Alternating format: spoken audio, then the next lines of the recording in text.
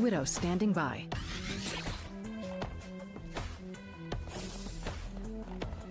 Another one bites the dust. Do me a favor. Don't tell Alicia I was here. Oh, that looks like it hurt. If only Sarah were here to witness me in glorious combat. You would not last a second in heaven. Make way for King Namor. Namor does not lose. Hell bends to my will. Another soul to join my legions. Castle, reporting for duty. Justice, pure and simple.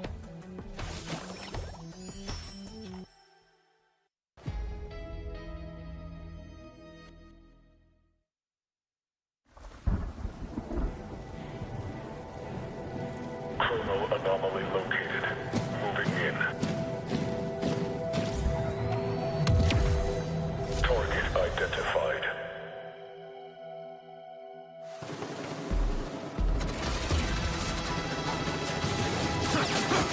Not exactly a warm welcome, Nueva York.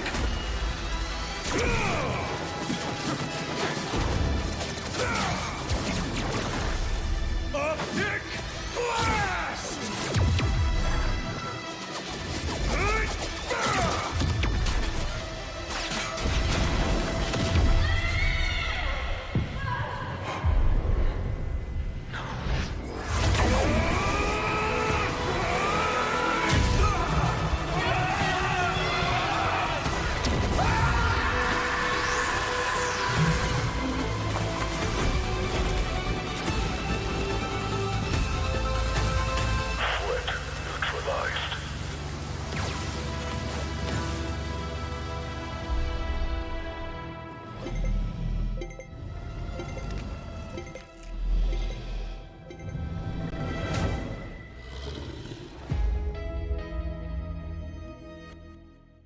Hey everyone, I'm Nick or Vaudable, and I'm here to bring you through all you need to know about Stage 1 for Ignite 2026. Preseason started out with a bang. We had some great champions that we crowned across the regions. Team Liquid Citadel in Americas, Navi or Not As Sincere in EMEA. We also had Reject in Pacific for Asia. Over in the OCE side of things, we had Genji take the win there in a pretty dominant performance. And in China, we actually had an upset. OUG didn't get the victory. It was Iconics who were the ones who came out on top. But now let's shift gears. Let's talk about Stage 1. That's what you are all interested to learn more about. And let's get into the schedule first and foremost. Looking at our match calendar here for Marvel Rivals Ignite Stage 1. The group stages will take place on May 21st to June 7th. And then the second phase of the competition will be the playoffs from June 25th to July 5th.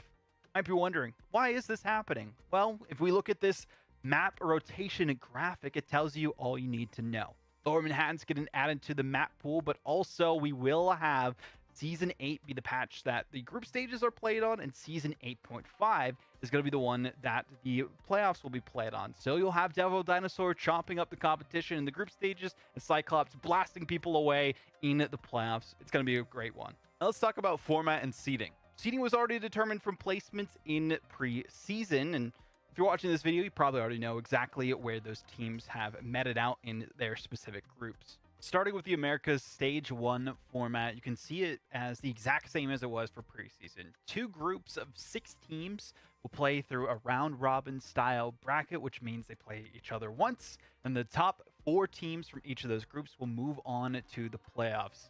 During the playoffs, this will all be best-of-5 matches, and that'll be starting from July 2nd to the 4th. And the finals, of course, will be the 5th with a best-of-7.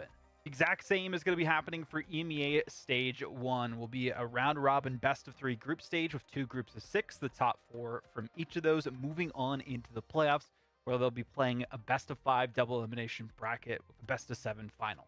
Now, to talk a little bit about the Pacific format, I brought in an expert from the region. Liger, take it away. Thank you, Vaudable. How's it going, everybody? It's Liger here.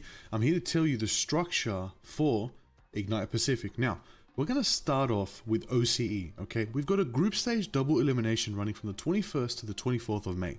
Then Asia will be taking place with a group stage of their own, but round robin format from the 29th of May to the 7th of June. Now, how's this going to work is we're going to get the top 2 from OCE and then the top 6 from Asia going into a combined, that's right, it's merging everybody into a Pacific playoff. These teams are competing for a lot, not just spots in mid-season final, but it's also prizing $650,000 in total is up for grabs, and it is split $200,000 each for EMEA and Americas, $120,000 for Pacific, and $100,000 for China. Now, Stage 1 serves as the only qualification path into the mid-season finals. Now, you might be wondering how many teams from each region make it in. It's 3 from Americas, 3 from EMEA, 2 from Pacific, which can either be both OCE teams, an OCE and an Asia team, or 2 Asia teams, depending on how their playoffs go, and 2 teams from China for a 10-team total bracket.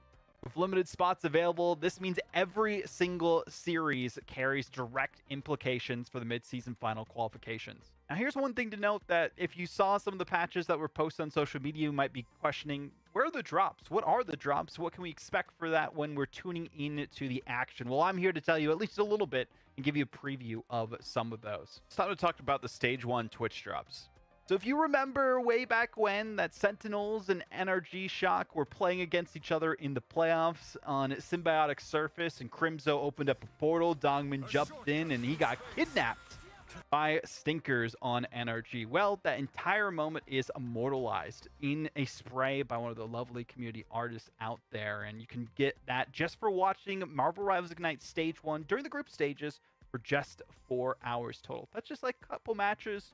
Could be 2 best-of-3s that go the distance. Maybe just watch a game throughout each day, and you'll easily be able to get that spray alongside 100 chrono tokens, the Galactic Lair Mood, and the Wolverine Will of Galacta nameplate. This is, of course, alongside the current Rogue drops that are going to be running in tandem for Season 8. And that's the big thing to note. These end before Season 8.5, before the playoffs, which means in the rest of Stage 1, there will be more drops to stay tuned for, so definitely keep an eye out for those, as you do not want to miss them and keep up with the action. But Votable, who should I root for? I've been asked to power rank teams, give my analysis about, who to predict to potentially get those 3 spots from EMEA and Americas, the 2 from Pacific and 2 from China. I'm not going to make it easy on you guys. There's other content for that later on, but I do have some experts to tell you who they are personally rooting for to win Stage 1 in their respective regions. So let's hear from a good old friend here in Americas. Hey everybody, my name is Shibby. I'm a Marvel Rivals caster and content creator, and my good friend Vaudible has asked me who I am cheering for in Stage 1. So for Americas, I am a YWL Glazer. I love the way Jitward and the gang play Marvel Rivals. They don't follow the conventional rules, and a lot of their roles are very fluid, which makes them very exciting to watch. And for EMEA, I am the OG Na'Vi Glazer, so I'm very happy that they won in the preseason, and I anticipate that they are going to carry that momentum going into Stage 1. Well, Shibby, you might not want to speak too soon on that one. I have someone else who has some other opinions on who should probably win EMEA. What's up, guys? It's me, Boring Nation, and for Season 1 of Ignite, I am rooting for Team Virtus Pro. Even though they might have been absolutely obliterated last time, that was a fluke. It was bad luck for me, and this time they got locked in. I don't know, I'm starting to think these predictions are very bold, saying that Virtus Pro will lock in. We need some more grounding here from another pro or coach in the scene in EMEA. I am Line Pro Coach for Team Heretics, which is your new favorite Marvel Rivals team that you should be rooting for, not only because during this preseason we finished top 2 in EMEA, only losing to Na'Vi, which was a world finalist, but also because we have the best bundle in the game, which is the only one that you can have to be playing for the vibes. Okay, a top 2 finalist we saw during the preseason. Not too bad of a reason to vote for them. The vibes are really good at Heretics. I get that. Let's talk about Americas a little bit more here and actually hear from one of the players that have a little bit more insight onto why you should root for their team. Hey, this is Spark Chief. I play for Team Liquid Citadel, and you should root for us because, as you saw in preseason, every other team is just clueless about what they want to do, and you'll just be miserable if you don't. Okay, that's a low blow, Spark Chief. I think he's talking about our predictions. I think no one got it perfect for Americas. I got really lucky with OCE 100%, All-Seeing Oracle, Ignite 2026. Thank you very much. Speaking of OCE, we do have a pro from that scene who does have some words for you. Hey, I'm Skittles. I play strategist for Genji Esports. if you want to watch a creative team that throws the meta out the window every season and has fun while doing it, make sure to show us your support in Pacific Stage 1 Asia. You can also rep our bundle in gear. You get a pretty cool Deadpool skin, so thank you to those that have bought it so far. But yeah, thank you guys as always. We won't let you down. Bye-bye. Thank you, Skittles, for giving us your opinions, and we'll definitely be picking up that bundle. I already have, but I recommend, picking up any of the partner bundles that are available for the teams that you're rooting for. But we do have one final guest here who does have some opinions, and it's not my cat. We'll hear from them about their team that they think is going to win Stage 1. Yo, surprise! You're probably blinded right now, and if you can't tell from the hairline, or lack of hairline, I am J3, and I am rooting for Swamp Gaming since I, live in Florida and I live in the swamp, and I think you guys should be cheering them on too because they are going to be winning Stage 1. Okay, we got some insight from the community members. Thank you all for being part of this video, but the big things that you need to know for each region. Number one for Americas is Team Liquid Citadel right after Swamp Gaming, and then it's just a graveyard after that. It could be YWL, it could be Sentinels, it could be 100 Thieves, it could be Energy Shock, could be anyone in Americas right after those two. So those are your safe bets for people to make it into the mid-season finals. It's a toss-up from there on out. In EMEA, it's a little bit more kind of top-heavy, you could say, as well. You do have Na'Vi, who did really well for themselves. Were the first team to beat Virtus Pro in a number of months in an entire series, and actually since we saw way back when during Stage 1. And now we got to see it happen again here in the preseason. Then Rad beat them as well. So I think they're going to have a bit of a comeback. I think it's going to be Na'Vi, then VP, then probably Heretics, and then Rad and Shikigami somewhere in there. Pulsar has some potential based on the players that they picked up. I'll let you take a look at their roster and see what your thoughts are there as well. Other side of things, in Pacific specifically, there's the two favorites, right? It's Gen G, it's Reject. Those are the two teams that should make the mid-season finals. Everyone else is kind of a toss-up. You could have Z10, you could have Chiefs, you could have some unknown rosters that get brought in here as well throughout the offseason into the fold. So we don't really know who else is going to be contending with those top two teams. On the other side of things, for China, it's been more parity than ever, right? OUG fell earlier on. We saw Conix get the victory. Fiat Lux doing really well for themselves. Those are the big three, and they're going to be fighting tooth and nail to see who comes out on top and makes it to those mid-season finals. So if you have three in your mind, those would be the three to look at. Wouldn't be too surprised if OUG bounces back. Conix maybe falls down a little bit. And we saw some big pickups in the offseason for Fiat Lux, so I could see them actually making it. But that's everything you need to know for Stage 1 of Ignite. Go enjoy the matches, and we'll see you later.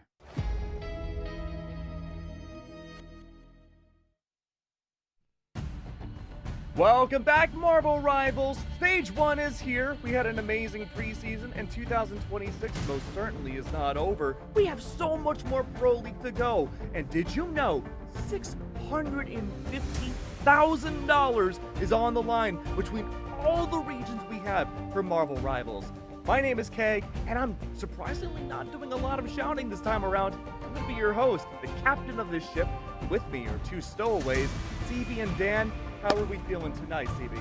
I'm feeling pretty good. It feels like we've been away for far too long, and it is so good to be back. It is so good to get back into the action, and also we get the honor of being the first look at new heroes, a new meta, some new teams, and potentially new champions, and I'm just so excited to see where the first stage takes us. Now, I've been on social media a few times, CB, and I gotta say, I've been seeing quite a bit of Devil Dinosaur. Dan, I'm gonna throw it to you. How are we feeling, man? Are we gonna be seeing a lot of DD today? I mean, I know there's a huge divide between the casual and the pro base saying that, Dino isn't a good spot, or, oh, Dino is freaking broken. I think it might be leaning a little towards the stronger side in terms of how Devil Dino is going to influence the entire meta, because I feel like in the ban draft, he's going to be playing a huge role, at least in the first half. And CB, do you feel the same about Devil Dinosaur? Oh, 100%, but tell me how you feel about Devil Dinosaur. Oh, how I feel? Well, let me tell you, I've got a whole mouthful to talk about. Because from the prehistoric past to the front lines of Manhattan, ripped across dimensions and escaped from the Collector's Gallery, Devil Dinosaur has arrived to protect the innocent. With the perfect balance of Moon Girl's brains and his own raw brawn, this dino-rific hero is ready to stomp through Alchemex HQ to save his BFF. You two are my BFFs. Don't let his name scare you, though. Just in case, this gentle giant is a true powerhouse, armed with razor-sharp fangs and a force field shield, brains, brawn, and a thunderous roar. The prehistoric hero is here. You know, I kind of feel like our desk is all three of those. The brains, the brawn, and the thunderous roar. Yeah, but it's not just a new hero coming your way. We've also got some new skins featuring ESU's newest prodigy. Penny Parker is officially a college student, and she is just so hyped. Just your average, completely normal ESU freshman, so long as nobody sneaks a peek at her top secret garage project.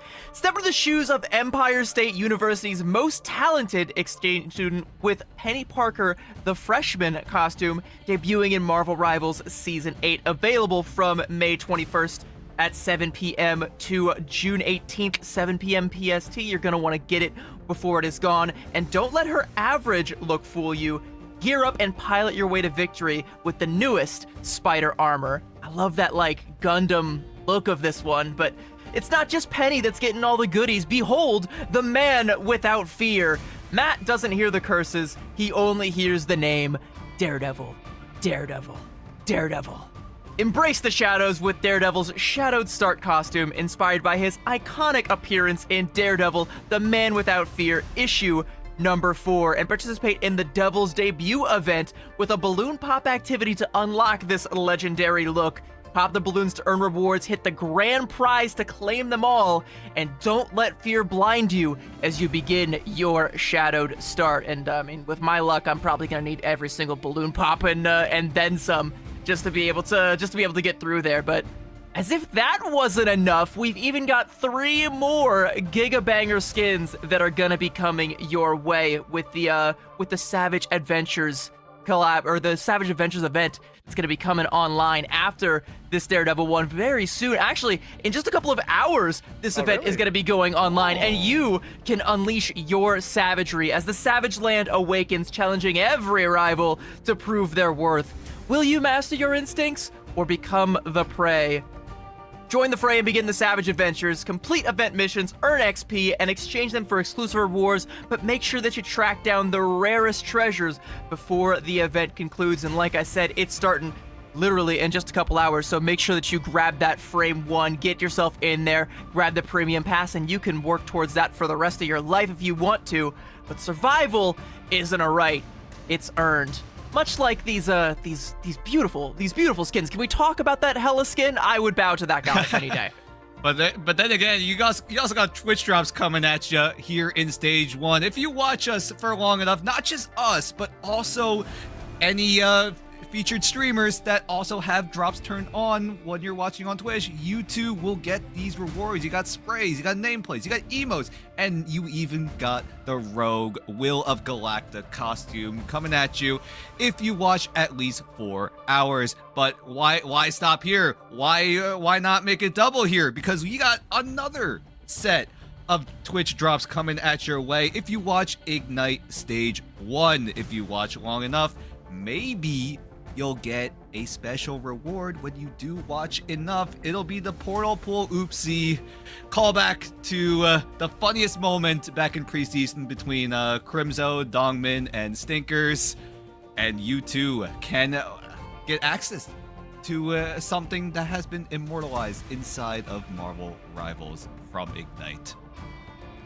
Gosh, that's a lot of skins, everybody. That was a lot. Oh, all right. Yeah, it's the gift that keeps on giving. Can we get a quick tier list? I mean, first of all, that Daredevil looks like me at the end of every show day, no matter what kind of show it is. I'm just like, I want to. Well, hold on, Kate. I want to circle back to something real quick because you said that you said that we were your BFFs. Would you stomp through Alchemax HQ in order to save me and Dan if we were in danger? I already have.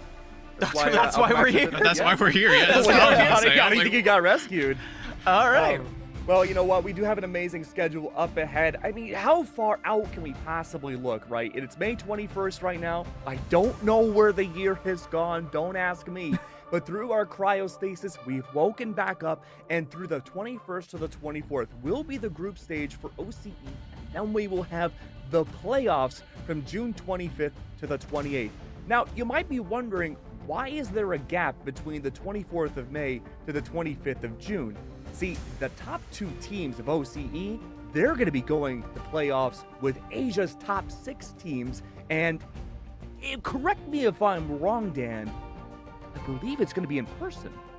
I believe so. I believe the top 2 OCE players will be moving a little bit closer to where most teams, of the not players. Teams. Yeah, not just like one player. We're not just sending 2 players to go like 2. I meant teams. All right, yeah. it's Skittles and Duep against the world. Let's do it.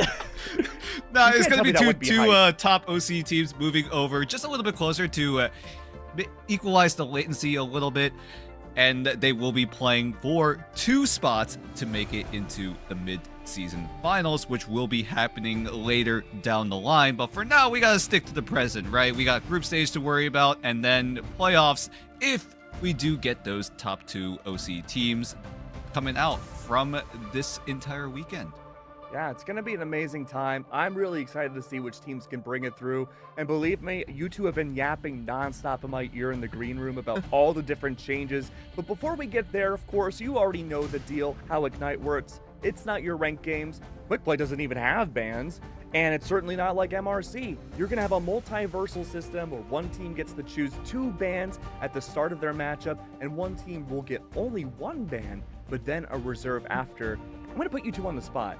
CB, if you were an Ignite team, would you rather be the top team or the bottom team? I think right now, based on this, I would rather be that bottom team because you get the access to that first protect, and in the current meta, reaching for that Devil Dino on the first protect seems to be your best foot forward. There's a lot of different routes you can go once you have that guy locked down, but you definitely don't want to risk getting it one-sided if you give that one up too soon, and that's something that the top team is going to have access to if you choose to burn that protect on something like a Mantis or what have you. You want to make sure that you get access to, at the very least, the Devil Dino mirror, lest it be unleashed against you. Now, Dan, how do we feel? I mean, I would say the bottom as well, right? We already know the first ban is going to be towards that Gambit. We saw that towards the tail end of preseason. I know some teams were experimenting between the first ban Gambit or the first ban Elsa Bloodstone back at the start of preseason, but as the tournament rolled on, it became clear that Gambit had to be the unanimous first ban, or else it just became a little bit too coin flippy in those fights. Well, speaking of coin flips, though, our stages, or maps, I should say, have changed up a little bit more. We do have more inclusions, and at least in our regions, right, we didn't see a lot of convergence. And I think the times that we did see convergence usually was Upset City. Who's laughing? Is that you, Dan? Yeah, no, that's me. No, that's CB. No, because when you say we didn't see a lot of conversions, what I'm thinking of is the fact that we saw, like, what was the 4:48 was the record time on Central Park, so even when we saw it, we didn't see a lot of it. You know, that might be part of the reason, considering the fastest map we have seen in Ignite history has come from Genji on, what was it? Was it Shin Shibuya? It was Central Park. It was Central Park. Both of those maps were very quick. You could combine both those together, less than 10 minutes. So, the point still kind of stands. Probably don't want to take Genji to Convergence Town, but Dan, at least that leaves Convoy and Domination, right? Yeah, I mean, Domination is going to be the first map, so for sure we will see Domination being played, but it really comes down to what the losing team decides to pick up, either the Convoy or the Convergence. Maybe they do something similar to what we saw when we saw it back when Museum was the newest map in the pool. Maybe they throw in that little curveball. Maybe they'll put in Lower Manhattan to try to throw Genji off a little bit.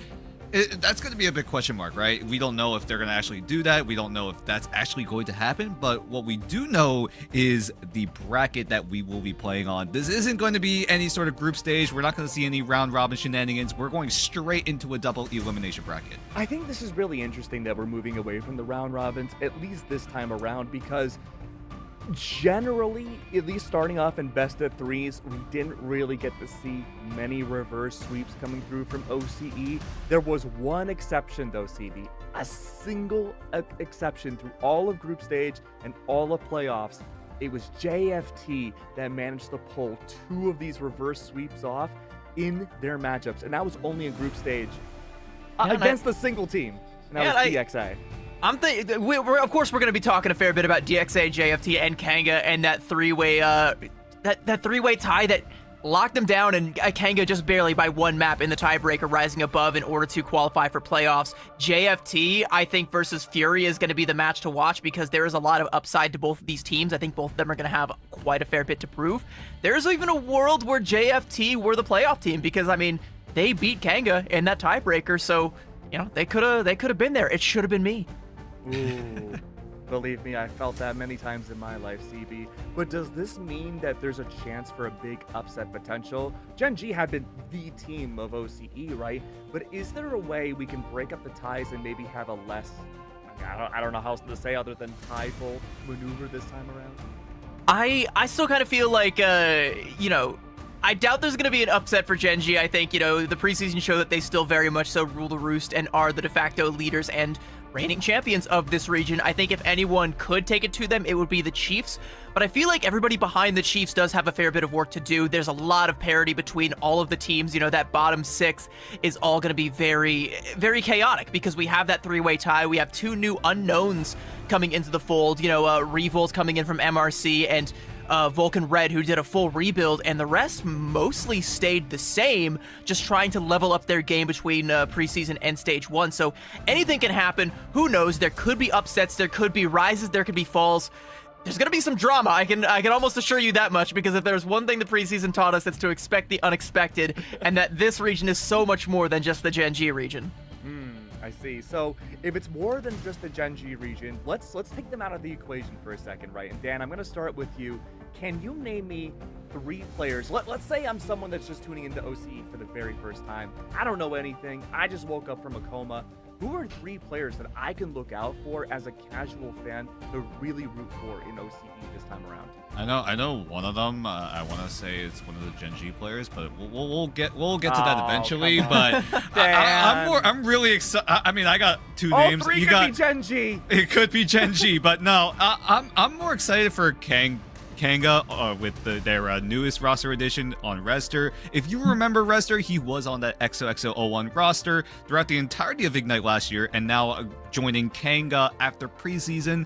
I'm just curious to see how he's gonna fit into this entire system. Another player that I'm really excited for is Hyon on the new team on the block for Revolt, because we haven't seen Hyon play on the Ignite stage for quite some time. The last time we saw him play was all the way back in Atlanta in that grand final. So all right, Dan, we'll see if that's all gonna take into fruition. Yeah. Well, we got Gen G on the screen really quick. Yeah, I gotta ask, who was the Gen G player that you wanted to highlight?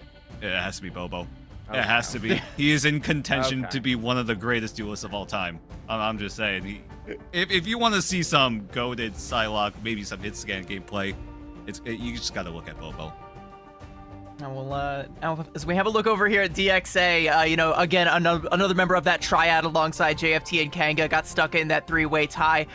Somebody has to break that stalemate, and I've kind of thrown all my money at DXA to be the team that does that. I'm hoping that they do that, but I imagine that's unfortunately going to have to be in lower brackets since they're going up against Gen G right out the gates. But this team does have a lot of talent. They've got a lot of heart. They've got a lot of positivity, and my eyes immediately go to Tashi and that interview that we had with him towards the end of group stages. He was just so elated, so excited for the OCE region and all the eyes that were gonna be coming that way, all the stories that they were getting the chance to tell, and I want to see what more stories this team has in store for us, and Tashi's gonna be the guy I'm keeping an eye on to do it. But here's the thing though, CV, we've seen this matchup before. DXA lost to Gen G day 1 of preseason. They lost on the Celestial Husk. They lost on Araco.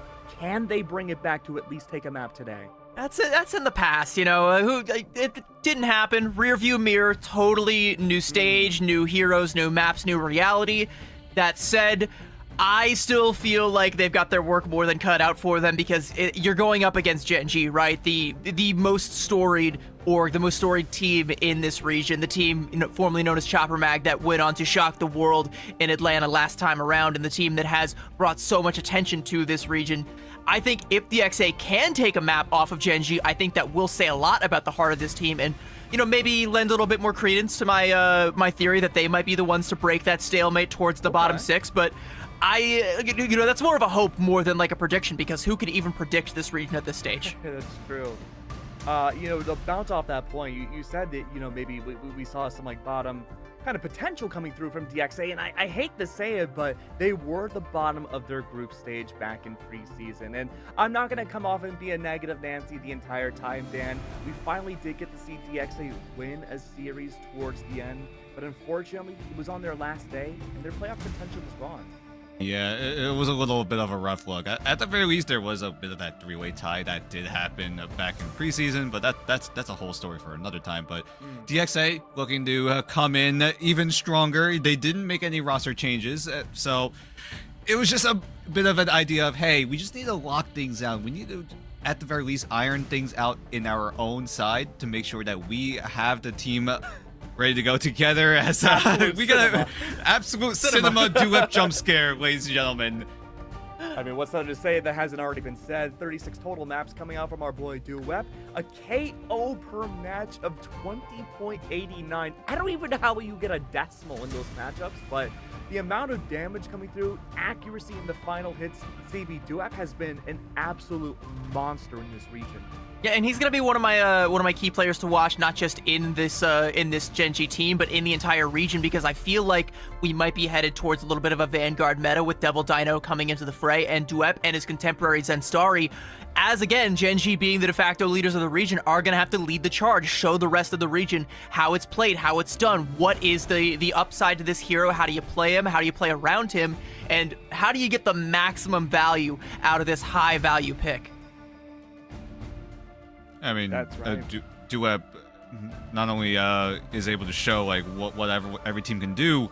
I mean, Skittles right before we got on said that they like to throw things out the window. So we'll see how Gen G decide to play around, because maybe they don't follow the usual script of what we've been seeing in preseason, maybe in Stage 1. But this is the first day, the first ever Ignite Stage 1 action we ever see on broadcast. So anything could happen. Maybe Gen G are the ones that are actually leading the charge of the entire world. You never know. And POVS has done pretty well on DXA as well, right? I mean, DXA, we haven't had to see as many matches overall compared to Gen G, just because they haven't had that playoff run, Dan. But, I mean, look, they've had a month to prepare. They've had plenty of time to review the footage of not only their matches and figure out what went wrong and maybe what went right too, but now that they have the chance to counterplay the best team in the region, debatably, we'll have to wait and see after today, is there a chance that POVS could even get those stats up even higher? That's gonna be a big question mark, really, because I mean, we saw POVS a lot on the Elsa Bloodstone back in preseason, but Elsa Bloodstone hasn't really been as strong as of late, has definitely toned down a little bit, and Phoenix has been really the next best option. It might even be the best option now, but we're not sure if that Phoenix is going to be highly contested in the ban draft. I assume probably not, because there's way more stronger things to worry about. But if POVS can do the same that on the Phoenix that he did on the Elsa, I'm sure those numbers will go up even higher. All right, well, Krakoa is our first destination here on this cruise ship, CB, and I gotta ask, is this gonna work out for DXA? I have mixed feelings, mixed opinions on it, because I kind of feel like, the more I think about the way that I've seen ban drafts and scrims across, every region starting to shake out, that we might actually see that divergence in styles amongst these two teams. We might see Gen G go one way and DXA go another, and I kind of feel like Krakoa lends itself a little bit more to what I'm assuming Gen G is going to play. But then, again, it's all just guesses, no predictions. I couldn't possibly say for sure, but I think, in just about any map, you kind of have to favor Gen G over DXA. I don't know if this is going to be the best case scenario for them, if I'm right, but who knows? Look, audience, it's the first day of the stage is always the hardest day, because we don't know what to expect. There was so much time for all these players to prep and bring out new things.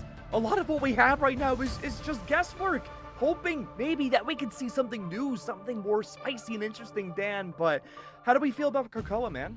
I mean, Krakoa is a very, very dive-favored map, right? You can run dive composition, and you won't get as punished as badly compared to some other maps in the current pool. So, I wouldn't be surprised if both teams decide to go for that option. Maybe one team decides to take a little more priority on the Devil Dinosaur, help bunker down just a little bit more. It's a little hard to bunker on Krakoa, but it's not impossible, but it's very, very much more difficult. Well, now hold on. What if Devil Dinosaur gets banned? Then, well, I mean, you got to think of different options, right? Yeah, I'm sure a Devil Dinosaur is going to get one-sided for maybe one team, maybe not. We're going to see how both teams decide to see where they use their first protect on. That's really where everything relies on here. It's been either the Mantis or the Elsa Bloodstone back in preseason, but now coming into stage 1, Elsa Bloodstone is likely going to be out of the picture in this entire ban draft. And now who takes that first save spot? Is it going to be the Dino? Is it going to be Mantis? Is it going to be someone else that these teams have been cooking up? We have yet to see, because right now all eyes are on that first half of that ban draft. Well, now hold on. The brain, the thunderous voice. We got the bronze over there with Dan. We got to talk to the brains real quick from the Devil Dino composition. Assuming that Dino is banned, actually it doesn't really matter if he's banned or not. CB, who do we think is going to be banned out here the most? I mean, Gambit. He's going to be the first shot for the ban draft pretty much 100% of the time, and if he's not, then he's almost definitely going to be the first protect. It's going to be that coin flip between the Dino and the Gambit, because Devil Dino he's strong, but he's not as strong as like Elsa was in the preseason, where you had her competing with Gambit for that first ban. That's not the case anymore. It's Gambit or nothing because of how strong Star-Lord is, and Star-Lord is another hero we haven't really talked a whole lot about, but that I think, in some of these compositions we will see a lot of, because whether it's a dive variant of the Dino comp or whether it's a just front-to-back front-loaded damage comp, he's still going to fit very well in any of that, and you definitely don't want that galactic flush combination going off, so yeah, I think that's 100% going to be the #1 most banned hero, and then Devil Dino most likely going to take that first protect spot, because if you don't protect him, you risk having to go up against it one-sided, and with how strong he is, I don't know if that's really something that you're willing to stare down. Well, it's interesting that you mentioned that, because I felt like the OCE finals geared more towards damage amplification being the main ban prowess stand. You and I, we saw a lot of Mantis bans, we started seeing Ultron bans, but as we start gearing up for this first matchup for Gen G and DXA, are we going to see either one of those heroes brought out? We're not sure if Mantis is going to be as contested as often, because we did get a little bit of that Scrimbucks information that maybe Mantis won't be as contested as much, but who knows? We're in the ban draft already. Both sides already taken away the Gambit. Now that first save coming in, all eyes were on this, and DXA will in fact secure the Devil Dinosaur.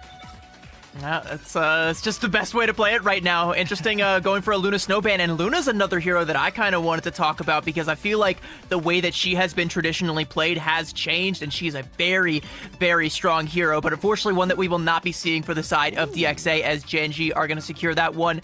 And the Black Cat ban, which I think if the Scrimbucks exchange shows what I think it's showing, that does kind of lean Gen G towards that divey style of the Devil Dino comp, and we'll talk a little bit more about that as the ban draft progresses.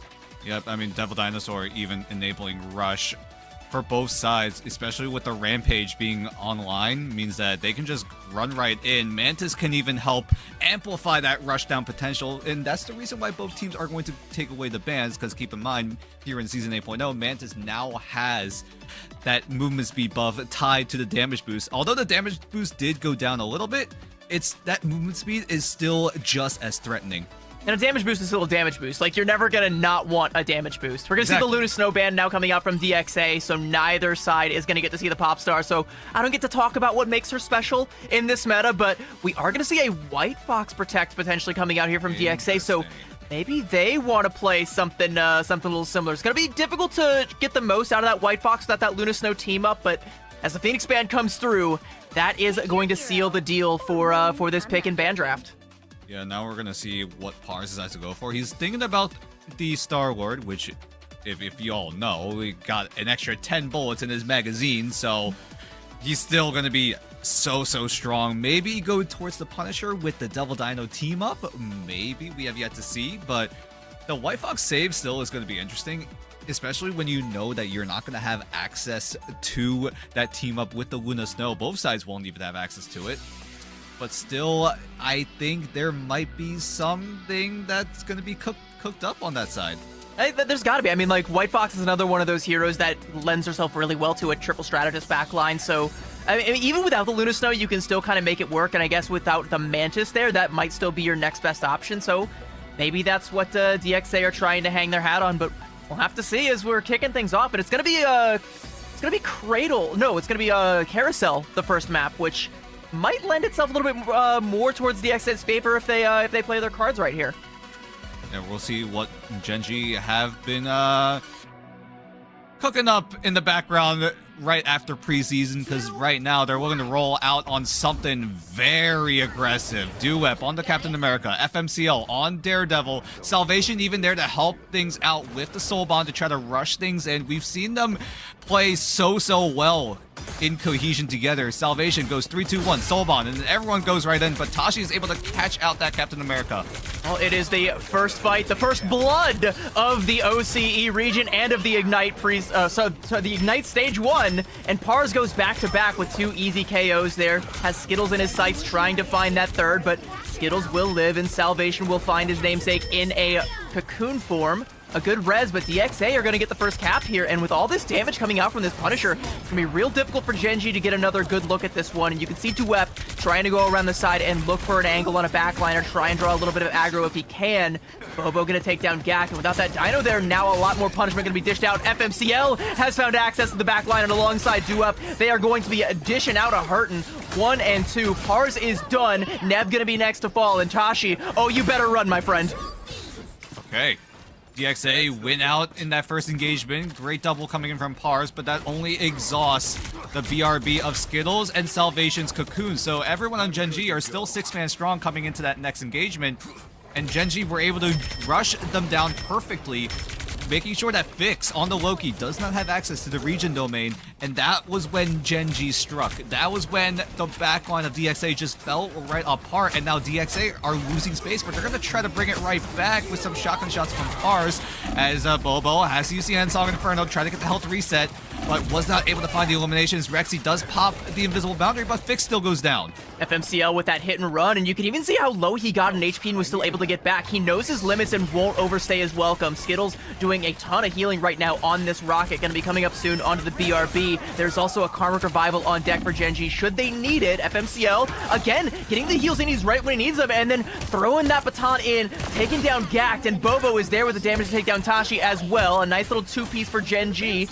Bobo can't find another Elim, but it's going to be delivered right to him. Thank you so much, Zenstari. I was having a hard time, but in your jaws, it's just like shooting fish in a barrel. And FMCL is not done, goes in and gets 2 of his own, and 65% and counting. Genji with a firm, ironclad grip on this point.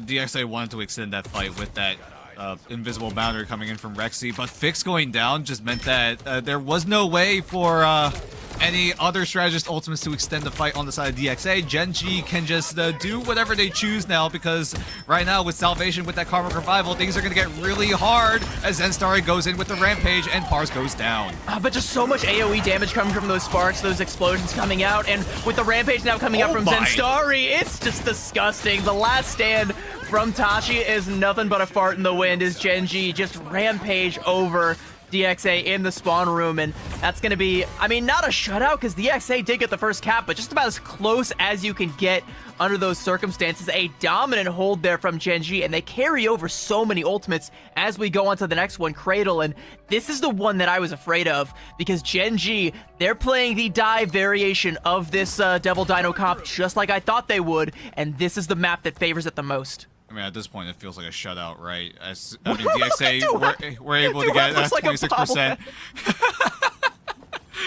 But yeah. Well, hello, Duep. Got a big brain of yours. Probably figured out the composition to break down DXA, but DXA are going to look for different alternatives. They're maybe look to do a more of a die composition themselves, put Nev on the Captain America, but instead of the Daredevil, maybe put Tashi on the Black Cat to try to change things up a little bit.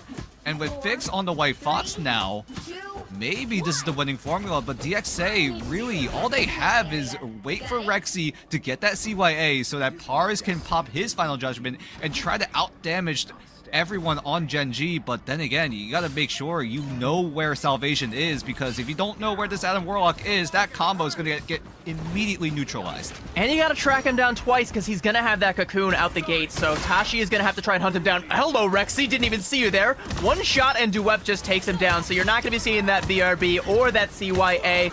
Bobo is gonna be saying see ya to the entirety of DXA as he has found a two-piece, taking down Pars there with another swift shot, and Gen G going to stake their claim. No fanfare this time, just walk in, one punch, a couple of Cosmic Flames, get the job done. Quick as you like it. Not even a single ultimate invested on the side of Gen G. DXA wanted to try to wait for Rexy to get the Cosmic Yarn Amplifier on, but Gen G just played way too fast. They know that this Rocket Raccoon ultimate might be up very, very soon. Duep has gotten backline access. So how much value does he get here? Quite a fair bit. He's managed to check Tashi, so I don't have to worry about their backline. Gen G can still sit safe, still hiding Salvation. Golbon came out. FMCL taking down Nev, though. That CYA is going to now come out with that final judgment now. Shutting down the Unsung Inferno and keeping the CYA alive. There's going to be a couple of quick elims there for DXA, but they're going to be res back up. There's that Karmic Revival, but it's so far off the point. DXA are able to find the flip, but now it's back to a full 6v6, and FMCL is going to let the devil out, and Pars was not ready at all. Rexy going to be the next one to fall, and FMCL is just battering them with the billy clubs, one after the other. 12% is all DXA are going to get before the flip goes back the way of Gen G. I mean, Gen G were okay with flipping the site over. DXA were able to get access, but that just allowed Salvation to get us really safe Karmic Revival off. No one on DXA was able to figure out where that resurrection was coming from. And with that, quick as you like it, DXA only get 12. Gen G will stay at 60 and climbing. And it's Tashi's job to try and hunt down Salvation, but every time Duep checks him, it makes it so much more difficult for him to try and scout that out. You don't have to worry about the Karmic Revival for quite some time now, as it's going to be offline, but there is a CYA. It's going to come out to try and shut down that calling card, but Duep is there for Rexy, taking him down, and another quick 1-2 punch with the shield there. Fix is going to be forced out of the Kumiho form, taken down there by Zenstari, and Bobo again checks Tashi, and at 81%, DXA are running out of time. Is there going to be a portal now? We're going into Final Fight territory right now. 86 and climbing for Gen G. Gact is going to be the one to, at the very least, try to wave his fingers around, try to get a portal onto the site. He will be able to, but there is some resistance here. Zenstari's going to try to stop them, but he's going to get stomped down instead. Overtime does come up. Zenstari is able to come back with the BRB, but everyone on Gen G, they're just waiting for Zenstari to let the rampage out. Yeah, but there's no ultimates for DXA, so they don't have a win condition here, and they have to worry about Zenstari. A good elim there on the FMCL. The Devil Beast Rampage now coming out, stomping around, stunning everybody up, rocking those bleeds, taking down Fix, and no res is going to be coming out. Zenstari is just running a rampage right now, a triple, and that is the way you show what this hero is capable of. An emphatic map 1 win from Gen G. They're saying, hey, you know what? You turned a couple of heads in group stages, but we are still very much the kings of this domain. I mean, throughout the entirety of preseason in OCE, Gen G only dropped 2 maps, and it was to the Chiefs in 2 separate series, so overall, this is what we expected coming in from Gen G. Overall dominance throughout the entire region, but it's only been map 1. We'll see if that carries over into map 2, but considering how dominant that was, I'm sure that momentum will carry on through. Yeah, 12 final hits for Zenstari on the Devil Dino again, showing what this hero is capable of, but Bobo with a much-deserved MVP there, 14k damage, 9 final hits, and so much of that was just because DXA were trying to play that front-loaded damage variation, you know, kind of the more brawly, pokey version of the Dino composition, that they just never got access to Bobo, so he just built up all of those sparks one after the other, and DXA were popping like popcorn the whole time, so every time you see Duep jump in and with one swift swing, just a haymaker, cleans Rexy's clock, that was because Bobo set that one up. Because Gen G, yeah, they did run a more die-favored composition, but if they need to, they could easily reel back to a brawl-style composition. Bobo can just stay in the back line, landing down the sparks like you said. Salvation even there to help out with the damage as well. Facilitating Skittles and Salvation on the Rocket Raccoon and the Adam Warlock in a 2-strategist lineup, that's something we haven't seen often. We don't really see Adam Warlock being used in a 2-strap backline as often, but Bobo considering that everyone on Gen G were just landing down the pressure, DXA could not apply the exact same amount. So that just made Bobo go absolutely ballistic in the backline, and that's probably the biggest reason why he didn't go down a single time in that entire map. And speaking of going ballistic in the backline, that's exactly what the duo of Duep and FMCL were doing. We didn't even talk about FMCL with 8 final hits, only 1 shy of Bobo there, and also a lion's share of the damage. And so much of that, like it's why I really like the Captain America version of this composition, where you have Devil Dino kind of playing this this anchor Vanguard composition, and then you have this 1-2 punch, you know, Duep and FMCL going in and just manhunting for whoever they want. You know, they look for Rexy on the rocket, they're able to take him down with ease, whether it's Fix on the White Fox or whatever other heroes he wants to play. He's got to play with his head on a swivel because there are 2 men, one of whom who can see through walls, that are very much so on the hunt. And I do want to give credit to Tashi for kind of scouting that out and trying to play their version of that with the Black Cat, but I kind of feel like Daredevil is still just a step ahead of Black Cat in this meta. I mean, the most broken thing about Daredevil, I keep saying this time and time again, right? The most broken thing about Daredevil is the passive, the one that doesn't even do damage. Information is just so important in the world of Marvel Black Rivals. Cat does that too, but she's got to pay for it. She's got to pony up the cash if she wants to see through walls. You got a coin flip for it, literally. Well, it's going to be a coin flip to see if DXA are going to be able to get back in this one. Gen G take map 1 with ease. We got map number 2 on the other side of a quick break. Don't go anywhere. We are just getting started.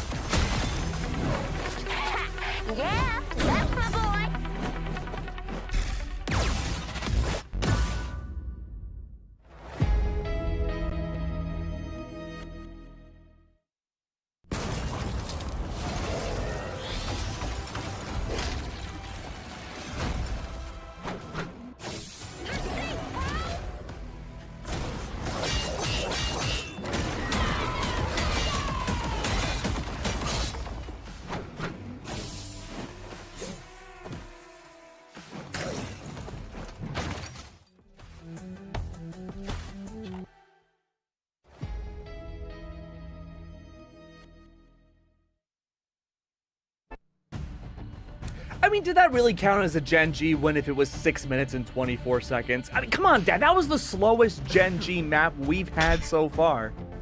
Hey, at least they did it in dominant fashion, right? They had to sacrifice a little bit of that map space at times, but Gen G, they knew what to do. They knew what the task was ahead of them, and they did just that.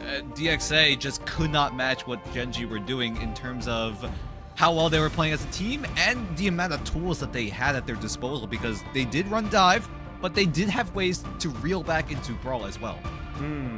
But Dr. CB, I gotta get the prognosis. For DXA, they didn't win map 1. They haven't won a map yet against Gen G at all this year. Did they look better against Gen G this time around than they did in preseason? Even if it's only been a map. It's a little tough to say because they didn't really get a whole lot of percentage, but they also didn't get 100 to 0'd, and Pars does have the honor of getting first blood in all of Ignite Stage 1. So, you know, there's a couple of Pyrrhic victories there, you know, a couple of small wins you can hang your hat on here and there, but I still say that Gen G are just kind of rolling over everybody in this region, not named the Chiefs, and DXA, while they do seem to have a little bit of fight in them, it's not going to be enough to match up to Gen.G on a map like Krakoa, like we said, that does tend to kind of lean itself towards some of these more dive-friendly compositions that Gen.G have become known for. But as we say that, map number 2 is going to be Museum of Contemplation, which is a front-to-back city, baby. Yo, oh yeah, front to back. But, I mean, Devil Dinosaur existed for both of these teams, CB. I gotta know, like, are we going to see a ban this time around? I'm going to keep asking that a lot because Devil Dinosaur is a hot topic right now. But is he going to be banned out? And are we going to see Duep pull out shenanigans with Cap again? I mean, I think that Devil Dino is once again going to be on the protect for both sides because he's just the new hotness right now. He's what everyone has been practicing and playing, and you're not going to show up to match day and just throw all your practice out the window and try something completely new. I know a couple of teams have been willing to give him up and experiment with it, but those teams from the scrims I've seen haven't been very successful. So you want the Devil Dino. You're not going to risk the gamut going through. I think, again, you know, we're going to see the same story, but you bring up the Captain America for Duep, and I think that might actually be a smart ban for the side of DXA. But then you start to ask a little bit more questions where it's like, okay, well, if Gen.G still want to play this style but without the cap, there's also Venom. It's also Museum of Contemplation, though. And Dan, you and I, we covered the finals for preseason. We trauma bonded a lot watching these teams because almost every time a team would choose attacking side, I don't know yet which team is starting on the attack, but the team that always started off on the attack would just get spawn held to oblivion, and they never moved that convoy at all. So I don't know if that's going to happen to DXA again.